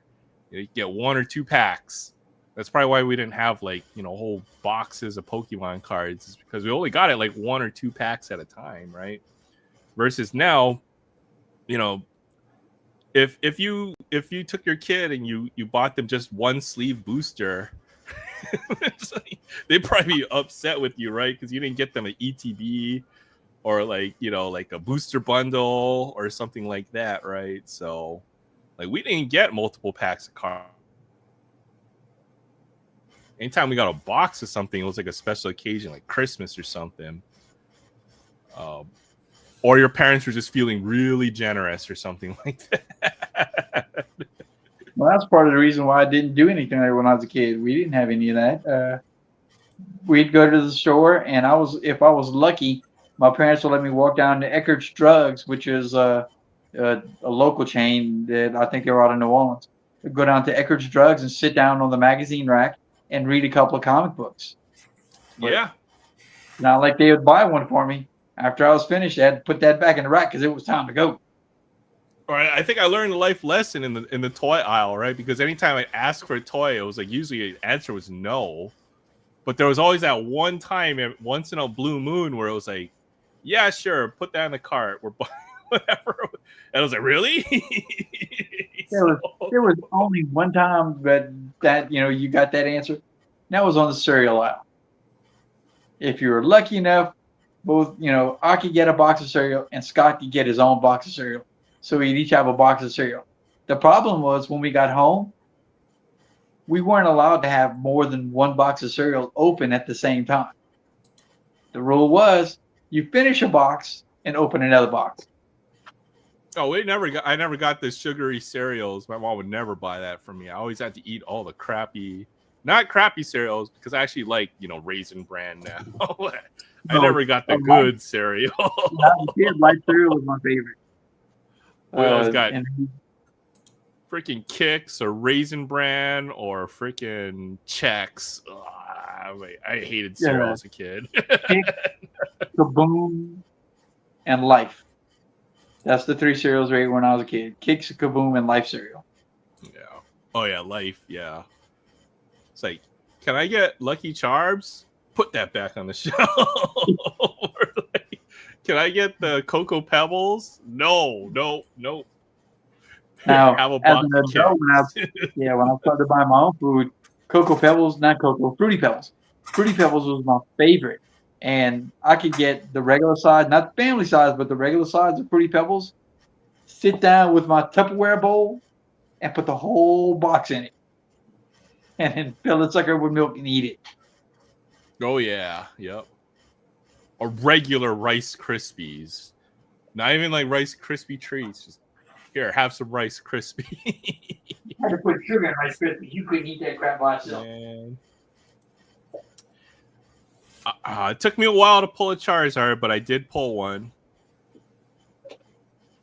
And I think I had to sneak away to the bookstore to buy a pack of Pokemon cards. So I wasn't supposed to spend that money on cards. But I did get one holo Charizard. So. Jeter.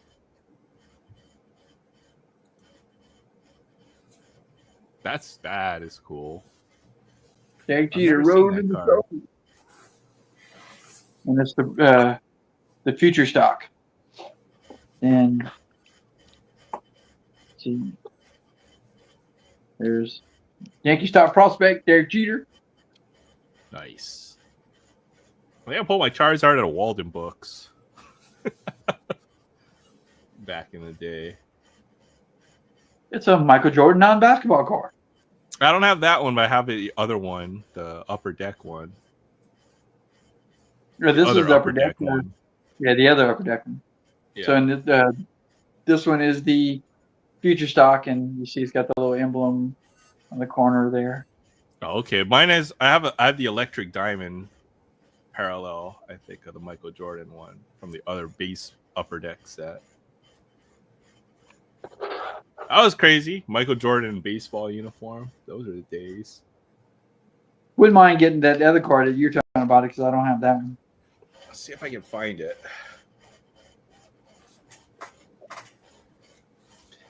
Yeah, I think that's where I actually got a decent number of the first edition packs from Walden Books, I was addicted to Pokemon cards after a while.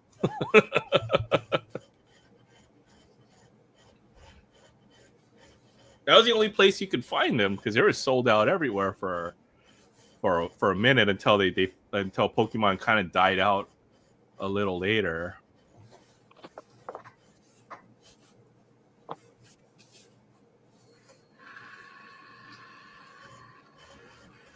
Yeah, if once I busted out of the arcade and ran out of quarters, I go to Walden Books and read all the video game guides, all the Prima guides, so that when I got home, I could beat whatever the heck video game I was trying to beat. This is before the.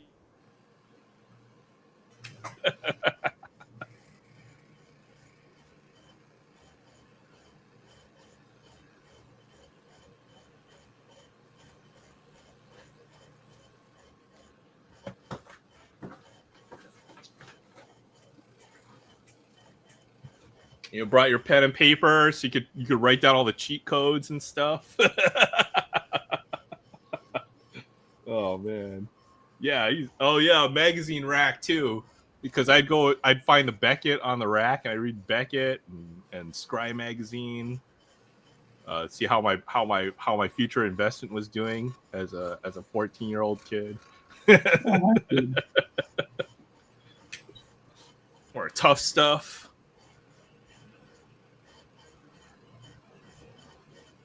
or all the video game magazines, PC Gamer. Oh man, yeah, skate magazines. I never did skateboarding. That's just too hard for me. I never got the hang of it. I didn't either, but I still got all the skateboard magazines. I used to get Chess King magazine, not Chess King, Chess Life magazine. There were two different skateboard magazines. One was more about skating, Transworld. I used to get Transworld. Thrasher was the other one. Thrasher was like the rock and roll version of it. I hated it. Transworld was like the more serious skateboard magazine. I had a subscription to Chess Life for a couple years as a kid. I was a pretty good chess player back in the day. Then what else? Transworld. Compute magazine. Remember that one? Probably not. That's a little before your time. Yeah, Compute magazine. Back when the early days of the Commodore 64. That might be a little before my time. They used to put programs in the magazine, right? You have to go hand copy it so you could run your program. You have to basically follow the magazine and type it in line by line. And if you missed a character, oh my goodness, it was horrible. There used to be books with the programs in it. I used to read those as a kid too. So I could never get it to work because it's a wrong programming language from whatever you're trying, and that screwed me up. But I know for Commodore 64, you had to write your own programs or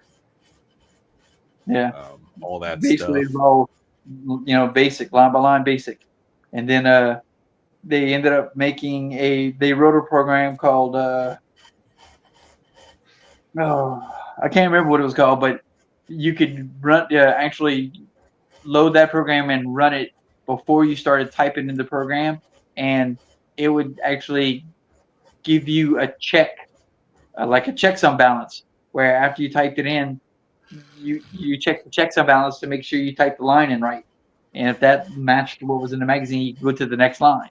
Oh, nice. Yeah. Okay. Yeah. And that was pretty, typing the program at the beginning wasn't hard. It's just if on those older not Visual Basic even, though they also, just the old Basic programming. Yeah. Basic or Pascal or some of the really old languages. Yeah. The way to go ahead and get your computer to do things faster was to actually run the program and access it by memory location. So the programs were written with a lot of peeks and pokes. That was the command back then. A peek gave you what the addressing, right? Yeah, the hexadecimal code in that address, and then a poke would actually let you put the number into that address. And when you got to the end of these programs, it was like pages and pages of just a data line. So you'd be like 120 data, and then it was just numbers. Yep. 130 data. It's basically you're writing all the memory or all of the references, right, for your software and your program to, and the program doesn't run. Yeah, you still have that problem. Now you have modern compilers that tell you when you have errors ahead of time, which is nice. So. Yeah, I still write in a Visual Basic actually. Visual Basic for accessories under like Excel or Word or something like that. Yep. Yeah, I can do VB, or primarily my job is Java, so. But I know. See, and I never learned Java. Java, HTML, and Java. You don't need to do it now. Can I just tell AI to say, "Hey, I need to do this"? You can now. You can prompt it. You can say, "Hey, look, I need a function that does this, this, and this, and this," and it will. And it'll just spit it out for me. Like, sweet. Saves a lot of time. So, yeah, that's gonna replace my job. That's why I need. That's why. See, that's why I can't spend that rent deposit on cards. I need to save that money for the fund. Well, word is that they're going to need a ton of electricians to go ahead and wire all these data centers that they're putting up. Well, what it is you still need people who can understand business requirements and then turn that into software, right? So you can prompt the AI to write the software for you, but if it doesn't do what the intended purpose, or you don't understand the business use cases, then it's less the manual programming now, and it's more the application of it, or how to build the software for it. So that's definitely the transition path. It's not programming like out of a book or anything like that anymore, or through any of these tools that they have. Is that Hey guys, It's been a long actually week. I'm gonna have to crash out. heading out, Sam? Sounds Yeah. good. Oh, Sam's heading out. All right. All right. Good night, man. Take care. Have a good weekend. You too. How'd you do at the shoe sale last week? It went okay. It was a lot of work. I bet. I mean, we moved 650 pairs of shoes. Oh, wow. I sold maybe 70. So grossed about 8,500. After expenses, maybe about 7. Okay, that's good. That's good. Not all that's profit, of course, but during the shutdown, though, $7,000 back in my pockets, nothing to sneeze at. Yeah, I know you're trying to move off of that, and then with the whole government shutdown, that's got to be pretty tough right now. So I'm hoping everything goes well. So it gives me maybe another month of breathing room. So we'll see what happens. I got you. Yeah, I'm out. I gotta crash. All right, good night, man. Take care. Yeah. We'll probably kill it a bit here eventually. It's like, I don't know. It's like when you look back at it like 5 years ago, you feel like you know everything. But if you knew what you knew then, if I knew what I knew or I know now 5 years ago, like you would be so far ahead of the curve. But it's like, it feels like you're always behind when it comes to tech.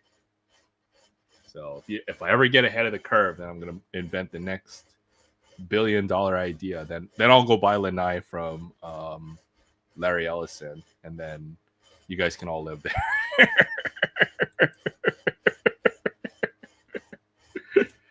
Oh boy. I'm reading what Derek said. I don't think about belly freedom. I don't think kids have that now because they're all attached to phones and stuff. It's all different. But all right. Yeah, all right. I don't think it's technology that ruined things. It's the dependence on that technology. It would be just as easy to go ahead and give a kid a book and stick their nose in a book, but kids don't do that. It would be just as easy, and you still have kids who do that. Put a football or a baseball bat in their hands, and they want to get outside. You have kids that do that.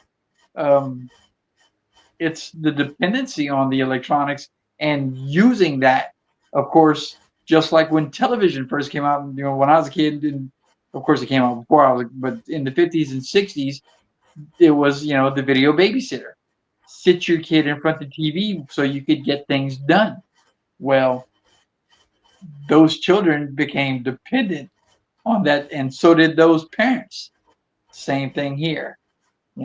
Here, take a look at this screen while I do whatever. So it's not that the parents were ignoring their children. It's life. So things have changed where the female of the home was their primary purpose was to have and take care of the family, as far as being the maternal figure. Cook, clean, watch the kids. Well, when women started going to work, somebody still needed to watch the kids. Oh, look, watch the TV. Can't get in trouble watching TV. Don't have to rush my kid to the hospital because he's cut his hand off playing with a saw outside. I think you're gonna have a shift away from technology eventually, because we the last 15 or 20 years, it's been crazy, right? Social media was like a frontier society. Well, what gets me is even with all the science fiction that has been around since the beginning of whenever, people and the sprint, that's what it comes down to, the sprint to embrace AI and, this thing we've created that can think for us. Well, we don't have to be creative. We can tell it what it wants, what we want to create, and it can do it. When anybody paying attention, Oh yeah, I can't wait for us. Welcome our robot over. and that's when we're running straight for it. Yeah, it's going to disrupt everything. I think you're going to see a lot. It's going to be interesting. The next 2 years are pretty crucial to see how the technology affects society, and I think folks should be pretty worried about it. To be honest, it's going to be crazy. But in a lot of ways, AI is just a shortcut, right? So if you search, or like a search engine like Google, you have to do several searches, or you have to put in additional effort, whereas a lot of AI prompts just gets you to that end result a little faster. So well, I use the Google AI for HTS codes, harmonized tariff scheduling. I mean, if I have to fill out a certificate of origin or any kind of export or import documentation where I need an HTS code, I'll go ahead and type it straight into the Google search bar. And, you don't need an address. You type in, what is the HTS number for? And I'll start out with the most specific description I can give it, which is going to be the manufacturer, the manufacturer's part number, and any description the manufacturer provides for that part. And then let it come back. And, the thing about the AI for the Google search engine, it's Googling it for you, looking everything. And it'll come back with the specifics and the generalization. It'll say, per the, Tidbit website, they consider the HTS number for this part, blah, blah, blah, blah, blah, as this. However, this other site says blah, blah, blah, blah, blah. And I'm like, that's 2 hours worth of me Googling and reading articles in less than 5 seconds.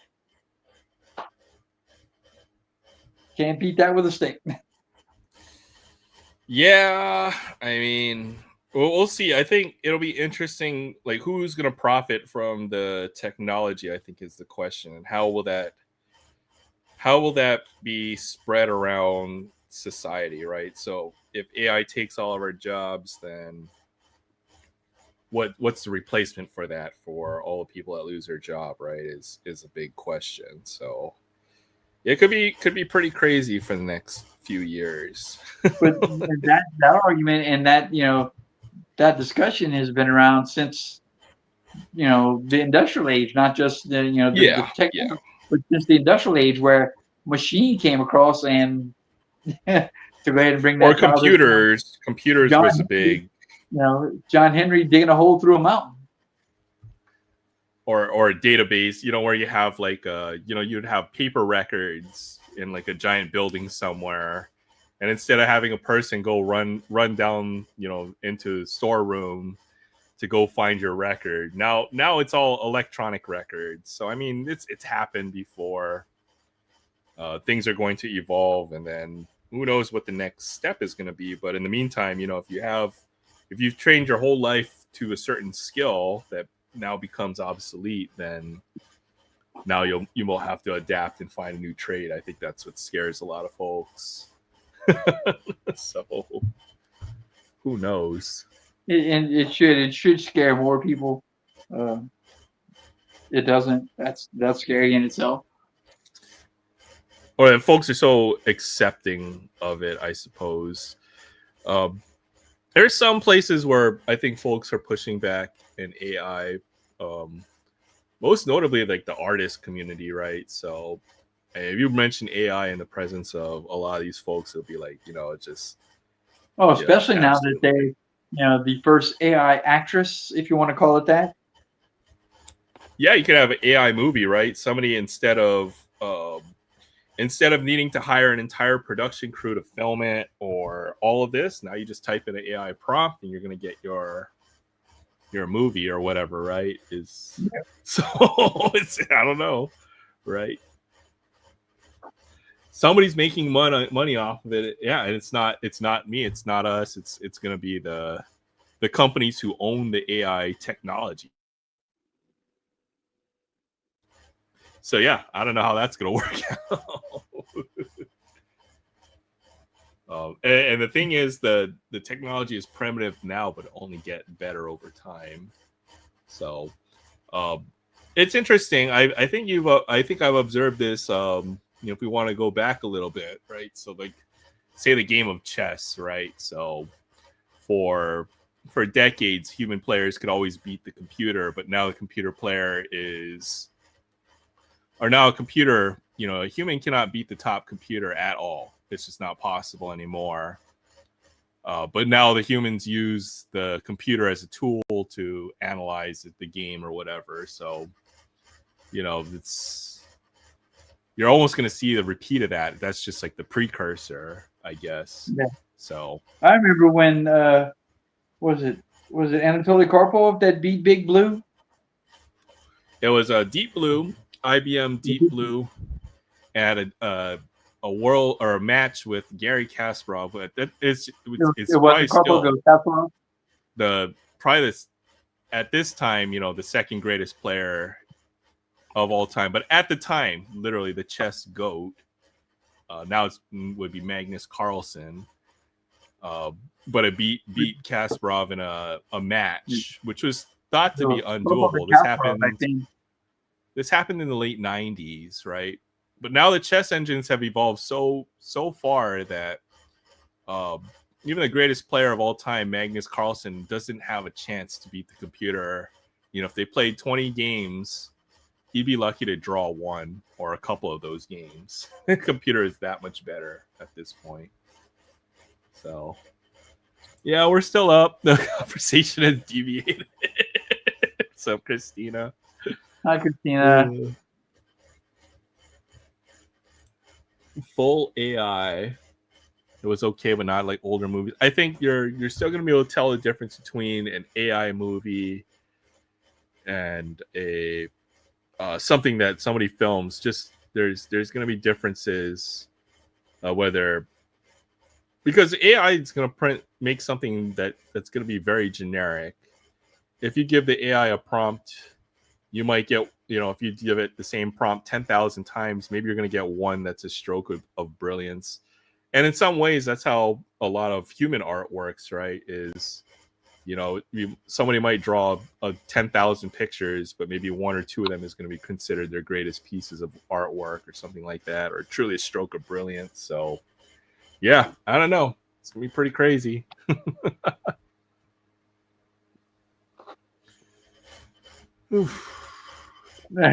Getting tired? What time is it over there?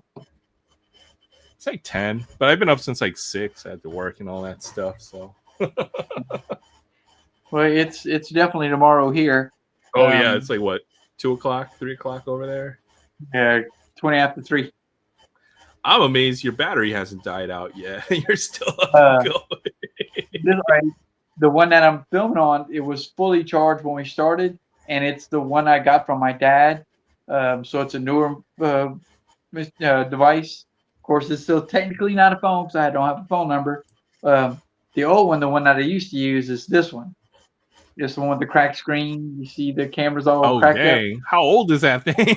No, I'm just joking. It's pretty old, but this is the one I used to use, and this is the one that dies a lot faster. But see, I've got it plugged in. Whenever I needed to search something, I would search on here. Plus, I've got the tablet plugged in. When I set up to get on tonight, I was ready. Yeah, it's almost 4:20, huh? Oh, okay. Too bad I'm not that kind of or we can't, not in Hawaii. It's still not legal in Hawaii. How is that even possible? But Derek says it's 4:20. Derek's over there. Christina and Derek must be over there on the East Coast. Yeah. I'm in the middle. Far away. Still early. Still Friday where I'm at. So I'm amazed you guys stay up this late to hang out with me. It's Usually by the time it's still like, I mean, it's late evening, but not like late evening for you guys, which is crazy. You'd be surprised. I mean, you gotta have a license, and it is very restricted. I think they just barely decriminalized it a couple years ago. What's that? Weed in Hawaii. Oh. We're like the last state that's going to legalize it. It's weird. We're very socially conservative here in Hawaii, so we have no casinos. I'm not into the legalization of marijuana. I think that's fair. I don't think there's anything wrong with it because it would be. I think it's good for some people, and then it's bad for society as a whole to just be completely stoned and out of your mind all the time. The problem I have, and it's not a matter of just being stoned, blah blah blah. It's we technically still do not have a foolproof, semi-immediate, I guess the proper term would be, a way to tell how much the THC in your system. It's not like a blood alcohol kind of thing. There's no way to go ahead and say, hey, blowing this and say, oh, the quality of the marijuana you just, inhaled however many minutes ago is affecting you in this way. There's no way to quantify that. That's a good point. That's a very good point. I mean, they can tell the content of it, but it affects each individual person differently, right? So for me, like a little is plenty. I have very low tolerance. Maybe it's because I haven't used. But until we could come up with, until they could come up with a legal, effective way to quantify how much, whatever whether it be THC or whatever's affecting your judgment ability, then no, that you can't. You just can't make it all around legal. But yet, everywhere I go now, in the middle of the day, you can smell it. As you're driving down the road, you know when the guy in front of you is smoking because it's coming into your car. Yeah, I think that's the downside is like everything is just gonna smell dank. Some people like that, but I mean personally, it's. Well, I don't like the idea that guy's driving that car, putting the dubage down. Come on, man. Yeah, you shouldn't be able to operate. It should be, same rules apply for, intoxication, right? So when you're driving, especially, that doesn't sit well with me either. Oddly enough, Hawaii, even though a very Democrat state, we're very socially conservative. There's no gambling in Hawaii. We're one of two states that doesn't have legalized gambling of any form. And weed, obviously, still a topic that still hasn't been passed here in Hawaii. So it's kind of weird. When you say, it's weird the other way, how it's not legal here. But there's, if alcohol is legal, then I think marijuana should be, right. That's my personal take on it. I'd rather have somebody. I'd rather be dealing with somebody who's stoned out of their mind versus a drunk person. In pretty much every scenario. So, I guess that would make me very liberal on the scale of legalization. But yeah, I mean, either ban alcohol or you make weed legal, I guess is my thoughts on it.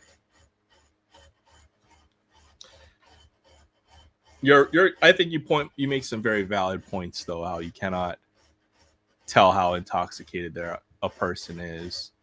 Maybe it's just like if you are high or stoned, then you're immediately legally classified as such or something like that. All right, I think Troy looks like he's about to pass out. So I'm getting ready to. I'm getting ready to try to take a picture of the card so I can list it. I'm pulling up eBay on the tablet. Oh, I see. Yeah, I kind of need to get it sold. I haven't listed something on eBay in so long. Oh my goodness. Yeah, put it on eBay, sell it, buy a savings bond, and then pay for some college or something like that.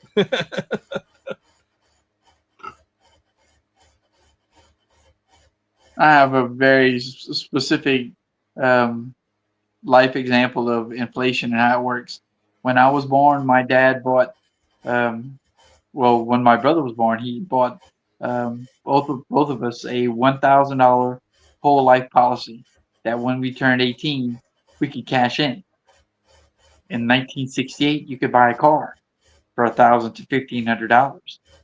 In 1986, when I graduated, you couldn't do squat with $1,000. It didn't even pay for a semester of school. Oh yeah, after the 70s, yeah, you had like double-digit inflation year over year, so it's like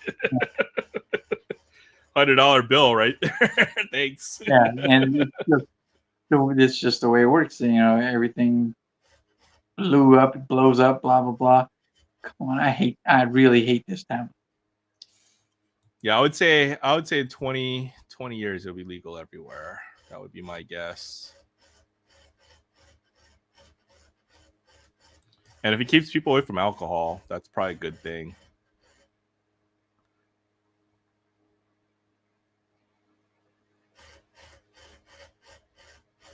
As long as people are responsible, or we find a way to be responsible with it as a society, I think that's all that matters.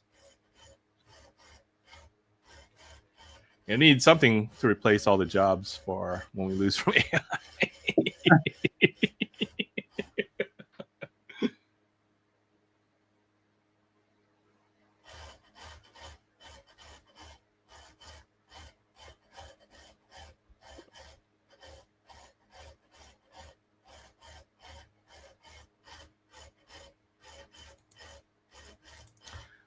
Surprised the new Lorcana cards. They're like they went with the full art. I don't think is that something new in the last couple of sets.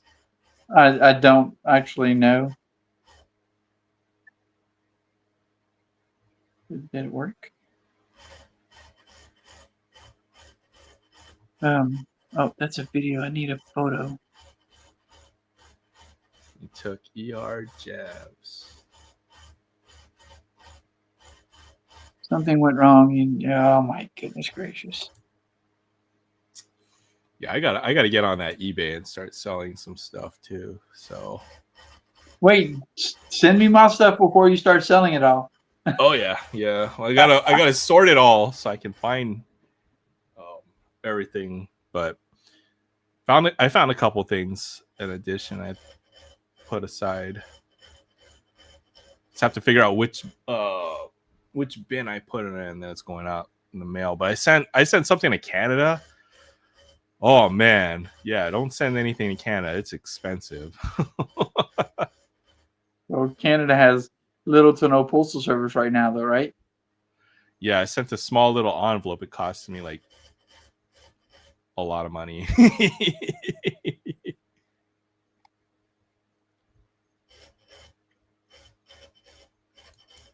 eBay's kicking your ass lately. Yeah, eBay's dangerous if you're not careful because that buy it now button or even auctions, right? When you're in the moment, you're bidding on something.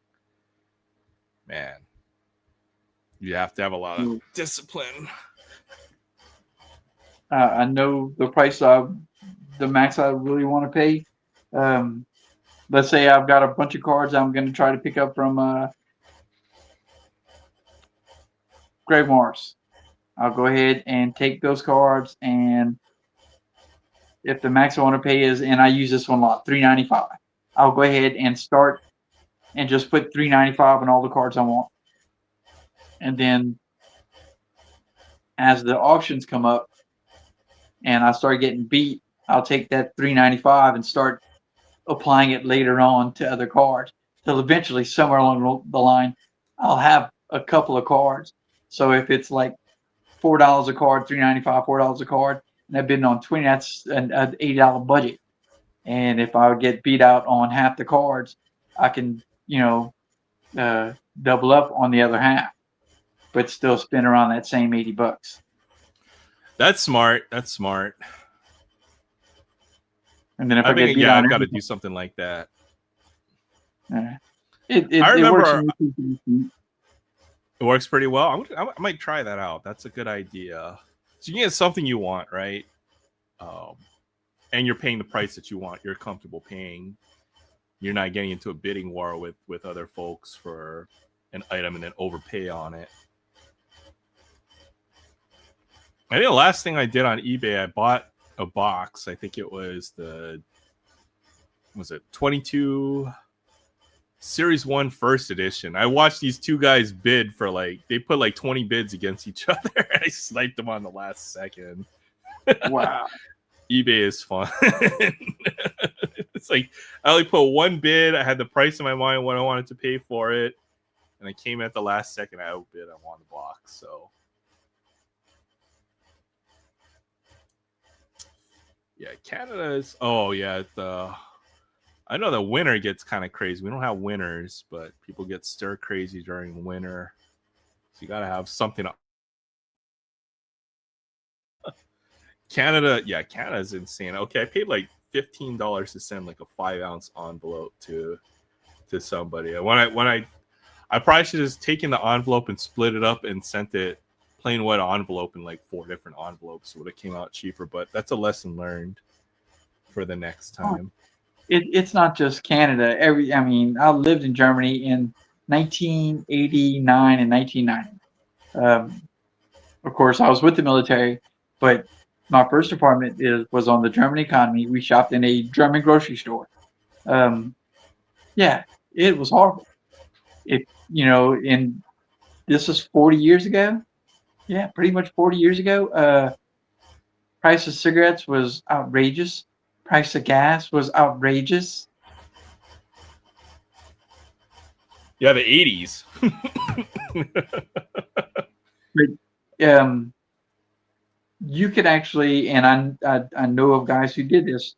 The Army would give you an allotment of certain items, coffee and cigarettes and alcohol specifically, and you'd have a ration card that you could go to, the classics to get your alcohol and cigarettes, or to get your coffee and stuff like that, the commissary. And the ration for cigarettes was 4 cartons per month. If I went ahead and checked with another guy who wasn't, who didn't smoke, and got his ration card and went and paid the American price for cigarettes at the classics or whatever store, and took the 8 cartons, people were paying their rent for a German apartment with 8 cartons of cigarettes. It's a lot of cigarettes. 8 cartons. Yeah. Huh? Like you're in prison. Oh, yeah. Prison economy. It's prison economy. 8 cartons of cigarettes. But that's because cigarettes on the German economy were stupid. They were like they are now. Like you said, $10, $14. I mean, yeah, if you think about it, if a carton that would be $150 a carton. That is a rent payment, 8 cartons of cigarettes in America right now. Yeah. That's $1,200. That would be $1,200 or so, right? So, and this was 40 years ago in Germany. Yeah, I was too poor to ever smoke more than half a pack of cigarettes a day, even at my worst. So it's a whole carton. That's a month right there. I had a bad habit for a bit. I was doing 2 packs a day. Yeah, I think the when they banned smoking everywhere, right now you had to go outside or you had to go find a reason to go have a cigarette. Then, you couldn't find enough time in the day to smoke more than half a pack. At least during my time. When you're in the military, you after a while you go ahead and start smoking just so you can get a break. That's what I was doing. Yeah. You're gonna let other guys go ahead and have a break and go have a cigarette. So I'm going with them. Yeah, it's like I had all the non-smoking friends come down. Oh, you're gonna have a cigarette, huh? Let me go downstairs and have a break with you real quick. Hey man, can I bum a cigarette off? You don't smoke. Yeah, but I need to hold something in my hand while I'm standing around with you doing nothing. Because other than that, they're gonna tell me to get back upstairs and go to work. Yeah, I've heard Canada is getting pretty bad as well. I can't. Yeah, $20. Sometimes they'll put the duty. You'll have to pay the duty on whatever you're purchasing from Canada. I'd be wary of any kind of graded card if it's over a certain amount of money. So, and then just from what I've heard from some of our Canadian friends is prices are insane in Canada right now. So, like we're kind of blessed, I suppose, in a lot of ways. Even if things are getting bad here in America, things are still cheap. You can still do okay, but a lot of folks internationally, I think, are definitely struggling worse than we are. So always have to feel blessed or fortunate in a lot of cases. It's like I can still buy turkey for $1 a pound here in the States, right? And stuff like that, right? So well, I'm not very happy about my new rent, but oh well. Did your rent really go up a lot just to go in the same size apartment across the way? Yeah, I probably have to pay I would say maybe another 15% to get into this unit. So That's a pretty 15% is a pretty drastic increase. It's a big increase. Yeah, it is, and rent's already stupid high here in Hawaii. So, but it's a nice neighborhood. I'm comfortable with the area, and then I don't have to pay moving expenses, right? So it kind of made sense. And everywhere else was up that amount. So my hope is over the next few years, if you're proved to be a good tenant, then your rate will eventually go down comparatively to the rest of everybody else. So we'll see how that goes. At least for now, it's manageable. I have a roof over my head. That's all that matters. That's always a good thing. So, yeah, we'll see how Canada goes. All I know is that a lot of our beef comes from Canada. That's why our meat is so expensive here in the States. So if you're paying like $10 a pound for steak, it's because we can't import it from Canada right now.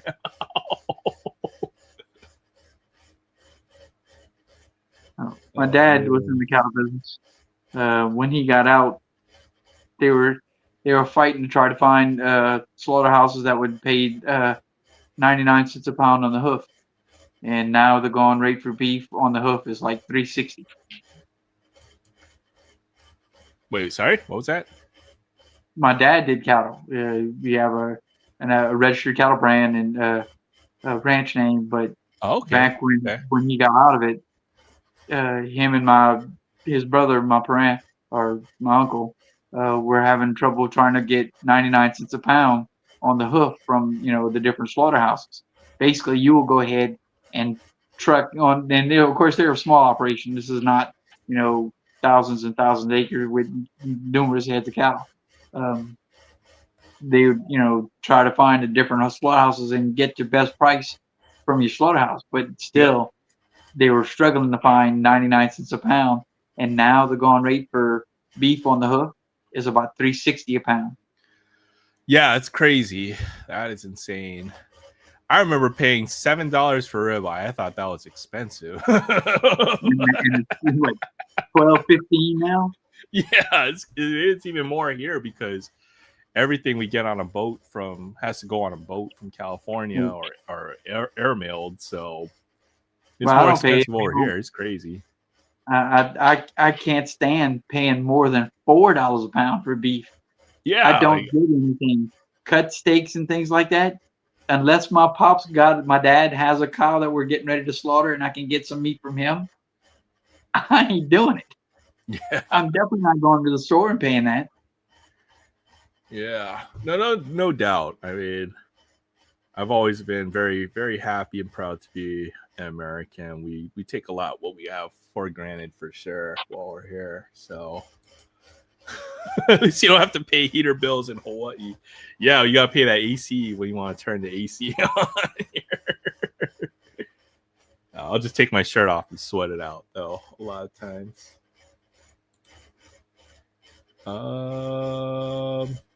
We have several people that sell meat a lot cheaper. Yeah, that is a little bit more expensive right now.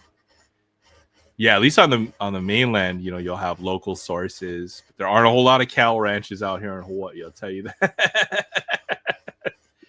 I would take trips to Canada. No, I don't even get to the mainland very often. So, What I really love is this ongoing argument that farming and ranching is what I think more than 50% of the contribution to greenhouse gases and what's causing global warming and crap like that. And it's like, oh my goodness, that from bovine flatulence. Yeah, yes and no, right? I mean, yeah, literally, they take the amount of methane that the cows are releasing, eating all that grass. It adds up, I'd imagine. But it's not that. It's really like it's mostly boats, I think. Shipping and stuff like that. I mean, it's efficient. You can move goods around the world. Like, it's crazy. You can go to a supermarket. You can buy goods from Japan, France, everywhere in the world, right? It's because we have the modern technology to be able to ship it all around the world. But at the same time, it's like, yeah, it's maybe we should be buying more local and stuff like that. If it means I can have a meat again or a cheap steak, then I'd be for it. Oh, like that, a country boy can't survive. What's that? How I can hang a trout line, a country boy can't survive. That's an old song. Yeah. No, even if times get bad, then I think people find a way is what ends up happening. So we'll see. Just have to be smart about it.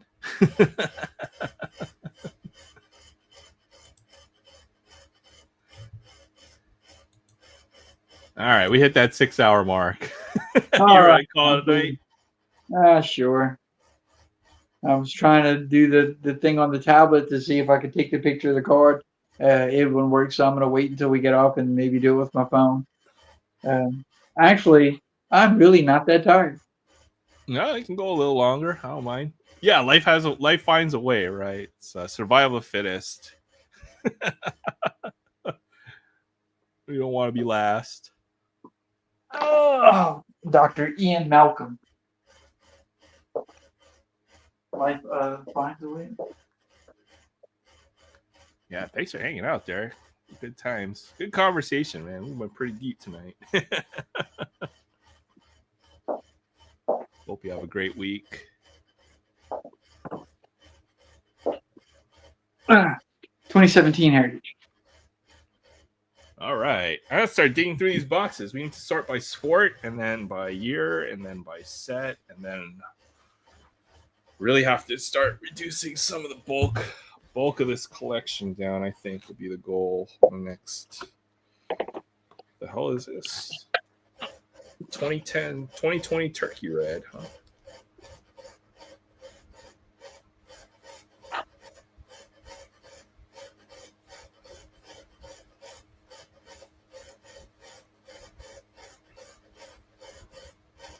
And then put it all in order. Oh my goodness. Not ready for this.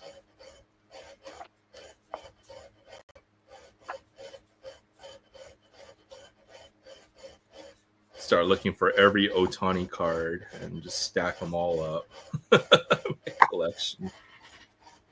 I wish I had more of those Japanese ones like you. That's crazy.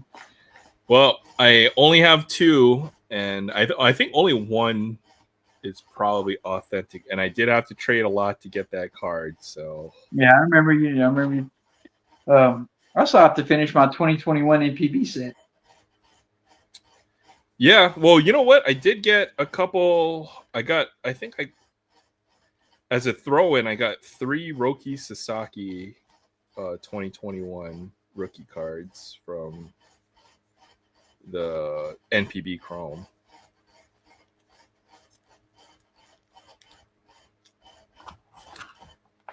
Aaron Judge. Aaron Judge and Turk. Oh man, my camera froze. Dang it. I need to get a better wire for this thing so it won't freeze up. Who are we sawing some food? That's my laptop. I bought a new fan off of Amazon, so I'll have to go tear down my laptop so I can replace those fans. But yeah. That's my laptop crying at me for all the abuse that I've put it through over the last 5 years. Oh man, I feel bad for my neighbors. They can probably hear it all night or while it's on. It's pretty loud. I got headphones in. I can hear it pretty much through there. It's on my camera. We'll look through a few cards here. We have a little bit of time if I can get my camera to work. No.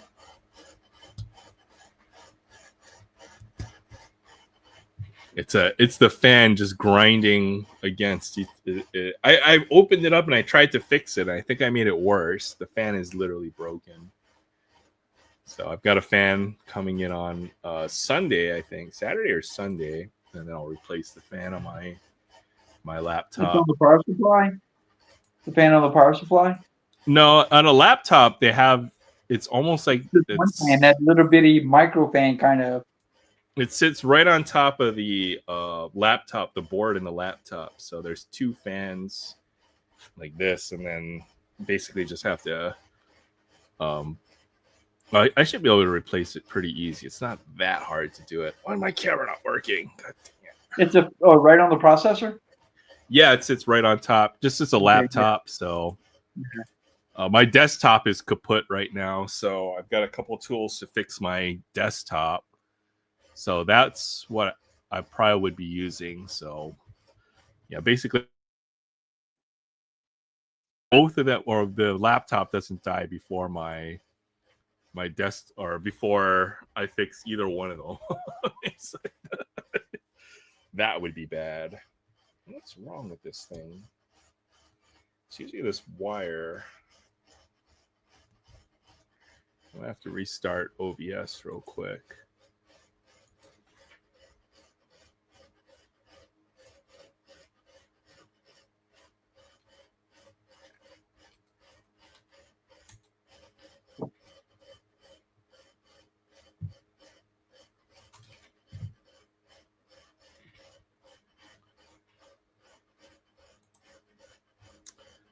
Yeah, that'll do it. So usually just restarting, and then now my camera works. Now I can look at cards. 2017 Heritage, though. It's good that you're almost. That's with the high number part of the set, or did they have Heritage high number? Actually, that's what I'm getting ready to pull, the high numbers. Well, not the high numbers. I'm getting ready to pull the 400s. I've got all the high numbers. The high number short prints are 701 to 725. I have all those. Okay. Let's see what Aaron was thinking in 2020. Sleeved up Marcel Ozuna, but didn't sleeve up this Aaron Judge here, huh? Oh, that's the Turkey Red set. Yeah, 2020 Turkey Red. We're looking for Shohei Ohtani. You've got one? No, I'm looking for found the Aaron Judge. Because I've got that one. I've got that Turkey Red set complete. I didn't think this one. Wow. I might have a decent amount of it. See, Fabian's got hens, turkey, and chickens. He's gonna get some fresh eggs, some omelets, fromage. Fromage is cheese, but what's? I don't remember what eggs is. Oh boy, I can't remember either. I was just thinking of what was it? Dexter's Laboratory, where he's trying to learn French and he leaves the thing in his head, so then it ends up on a loop. So he only learns one phrase, which is omelette stew fromage, and that's the only thing he can say because he basically brainwashed himself. And all you see is omelets with cheese. Yeah.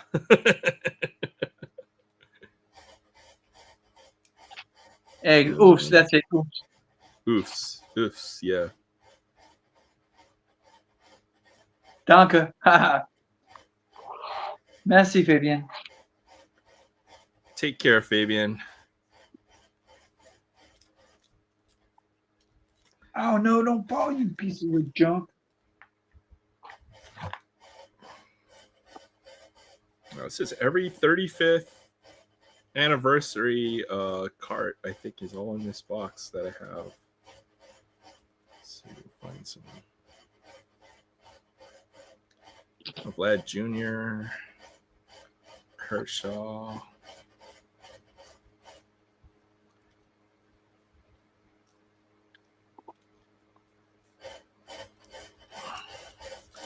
All right, so this is baseball. We're gonna move on to another box here. Oh, I could probably even put out boxes on this table. I've got enough space now.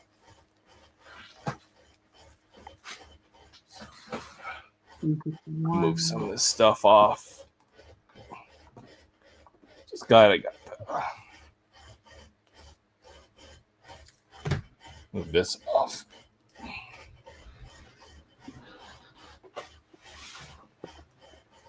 Gonna have space under my desk. Well. All right. All right, let's see what's in this one right here.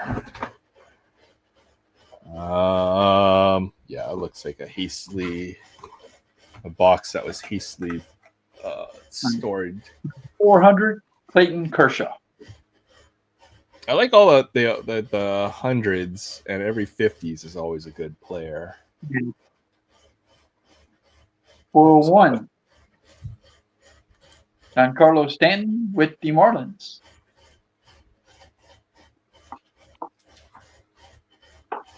402, Andrew McCutchen with the Parati. It's not bad. They put some pretty decent names in this high part of the set. 400 would be part of the regular base set, I think, though. Yeah, it would be the regular, but it's the short print. The 400s are the short prints. The 2019, I've got big holes in the 2019. Big holes.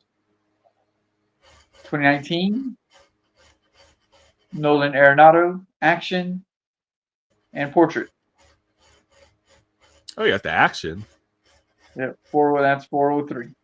Nice. Yeah, I'd love to go back and even after I complete it, try to do that, but that's ridiculous. That's not going to happen. The actions are pretty difficult to pull. Usually they're like one per box. So yeah, and that's why they're so stinking expensive. 404, Mad Max. It's not a bad part. Usually they put scrubs in the high parts of the set. So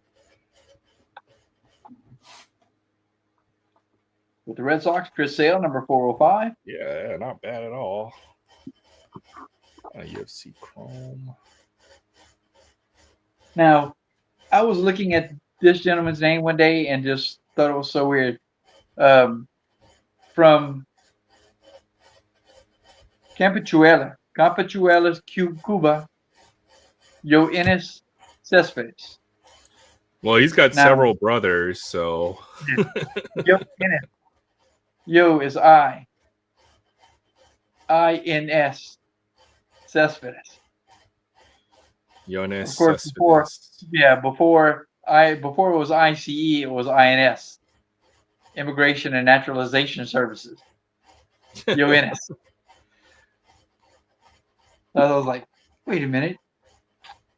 His name is Immigration and Naturalization. Yoenis.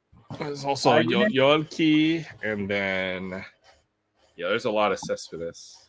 Yeah, bros. I think then you have maybe not a brother, but a cousin, another Cespedes that. Yeah, that's what I'm thinking of. Yeah. Number 407 with the Nats, Mr. Steven Strasberg.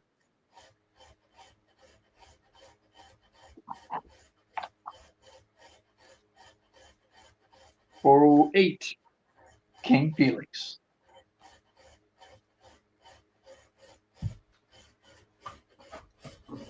Valencia, Venezuela. That's 408. I don't think I'm missing one to like 418. 409, Eric Hosmer. Kansas City Royals.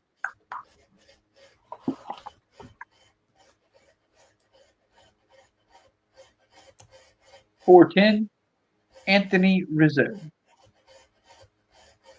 Didn't Rizzo just say he was going to retire? Is he really? That'd be I surprising. don't, somebody announced it. Somebody announced that they were going to retire, but I can't remember who it was.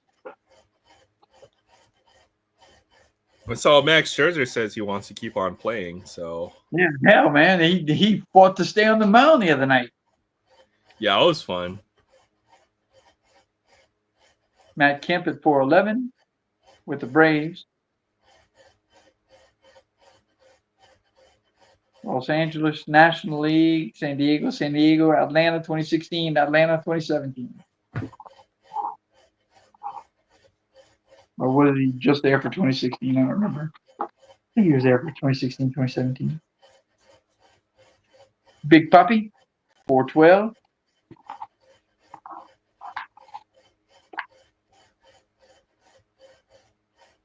Albert Pujolas. He's from Independence, Missouri. I didn't know that. 413. Tanaka, Masahiro Tanaka. 414. Kenta Maeda. Second year card. Doyers, 415.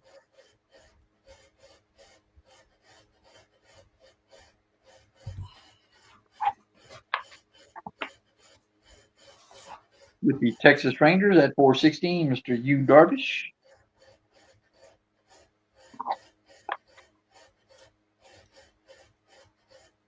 With the Cleveland Indians,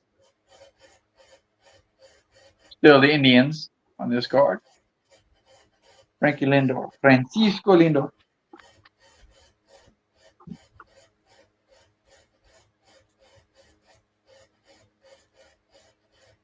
At number 420, with the Baltimore Orioles, portrait and action of Manny Machado. Oh, that's nice.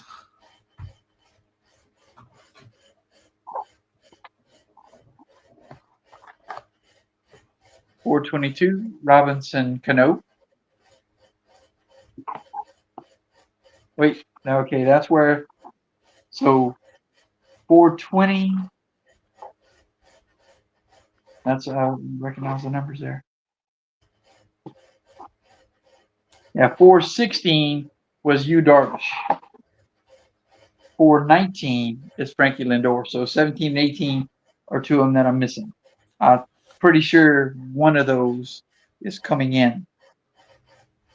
Okay, I can kind of see why these are a little bit more pricey than the regular short prints. Usually those, yeah, are usually they're a bunch of no-name scrubs in the high number sets in recent years. So clearly not for this part of the set. No.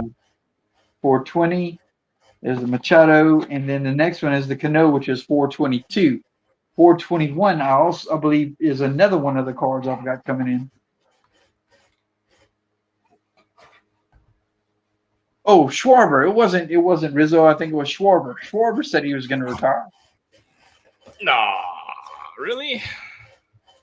That would be a disappointment. He's still playing really well. That's why. I find that a little surprising if he decided to retire. Man, I don't remember, but it was just like you said. When I heard the announcement, I was like, "What? There's no way." I'd have to look it up now because I don't remember, but it was definitely one of those. I couldn't believe when I heard it. Yeah, that would be surprising if Schwarber were to retire, but some guys want to leave the game early. Then that's their, that's up to them, I suppose. 424, Addison Russell. Back when he was with the Cubs.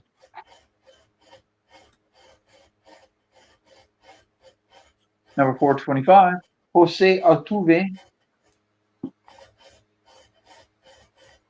Number 426, America's first baseman in the right uniform, Paul Goldschmidt with the Arizona Diamondbacks. Track. 427, Bryce Harper.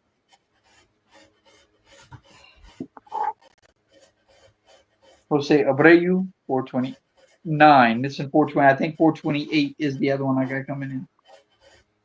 So that's the three. 418, 17 or 18, 421 and 428, I think. That was 29. Yep. 430, Carlos Correa, Puerto Rico. Santis Bell, Puerto Rico. Hey, puppy. 432, from Avon, Connecticut, Mr. George Springer. Springer hit a home run the other night.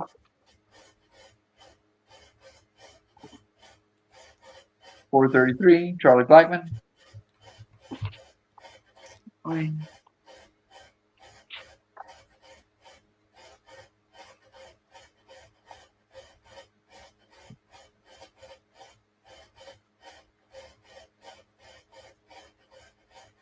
Troy Tulowitzki, 434.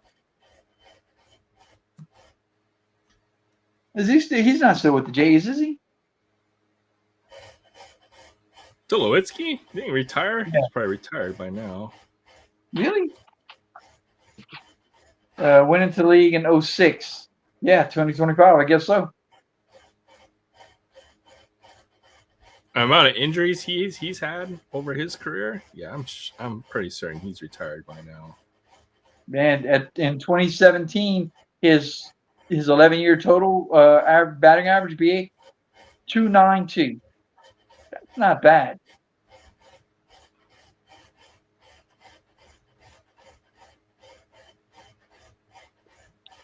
In 2016, Troy followed Tony Batista, 1999, as the only Blue Jays shortstop with 20 home runs with a 20 home run season.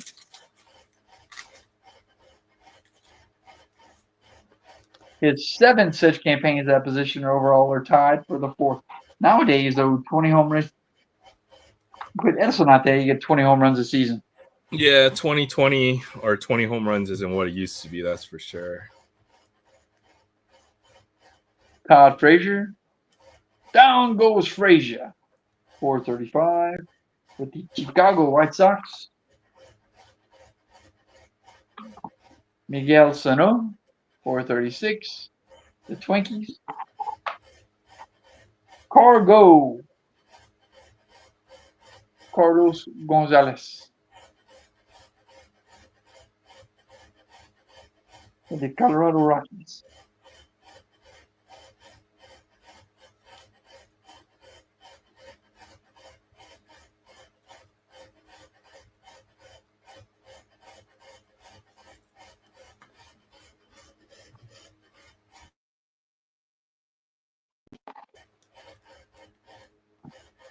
Justin Upton. Arizona from 07 to 2012. 2 seasons with Atlanta, San Diego, Detroit. Back in 2017, still with the Tigers. Hunter Pence. 439.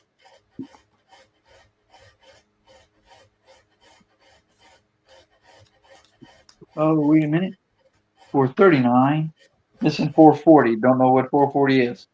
441, Xander Bogaerts. 442, Will Myers.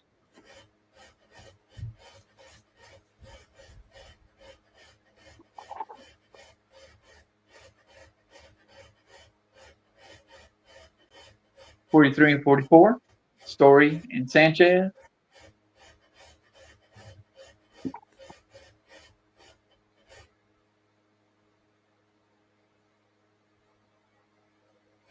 .445, 446, Everett Encarnacion with the Jays, and Mr. Joey Bats, Jose Bautista Blue Jays.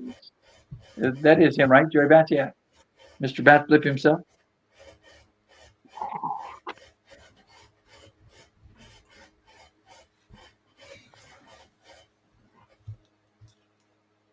Uh-oh. What's up? Okay. The fan stopped squeaking. I thought it stopped turning.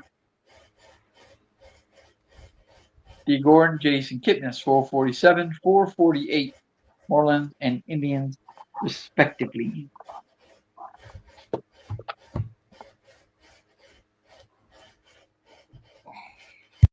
Former Braves first baseman Freddie Freeman at 449, and at 450, Mr.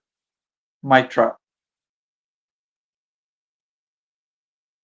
Still don't have a Trout rookie card.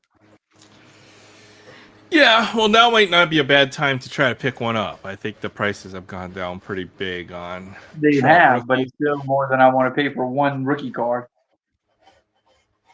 I mean, it's just I know he's good and all, but with the injuries and everything that he's saying. Plus, we're far enough now since the whole Vegas Dave deal where this should start leveling out. But everybody's trying to. Trout doesn't have a lot of rookie cards, right? Because he came out so late. So I mean, there's other reasons why there's not that many Trout rookie cards to collect. Yeah. The print runs are a lot smaller. You can justify why it would be worth purchasing the Trout rookie card. But yeah, you just have to find one at the right price in the right condition. Yeah, I've got the complete 2011 update set. The Trout rookie card I have for that set though is from the 2016, which is the silver bordered 65th anniversary card. It still looks real good. What's crazy is that the night before the Vegas Dave deal went down, I was going to buy the complete 2011 update set, including the Trout rookie, for $150 or $450. I don't remember how much it was now, but the next day the Vegas Dave deal went down, I could have basically sold the Trout rookie card and got all the money back for that set. Yeah, that sounds about right. Not that I would have done it, but I was like, God, dog it. That was the last day that card was affordable. It's not that.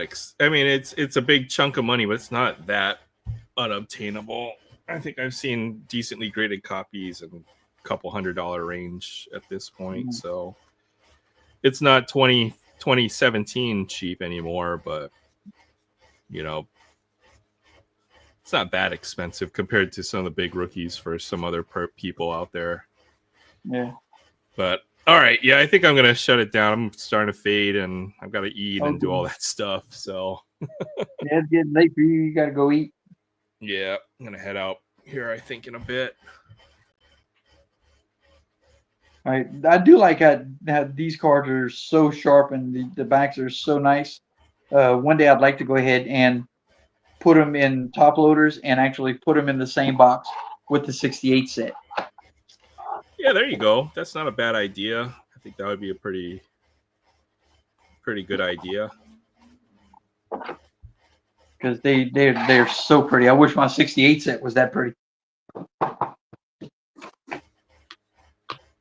Sometime this month, my 68 Ryan, 68 bench, and 68 mantle should be coming back from grading. So that's something to look forward to. Yeah, it'll be good. Interested to see what grades you pick up on those cards. So looking forward to that. Alrighty, man. Go ahead and grab something to eat. All right. Thank you, everybody, for stopping by. If anybody's still out there, have a great weekend.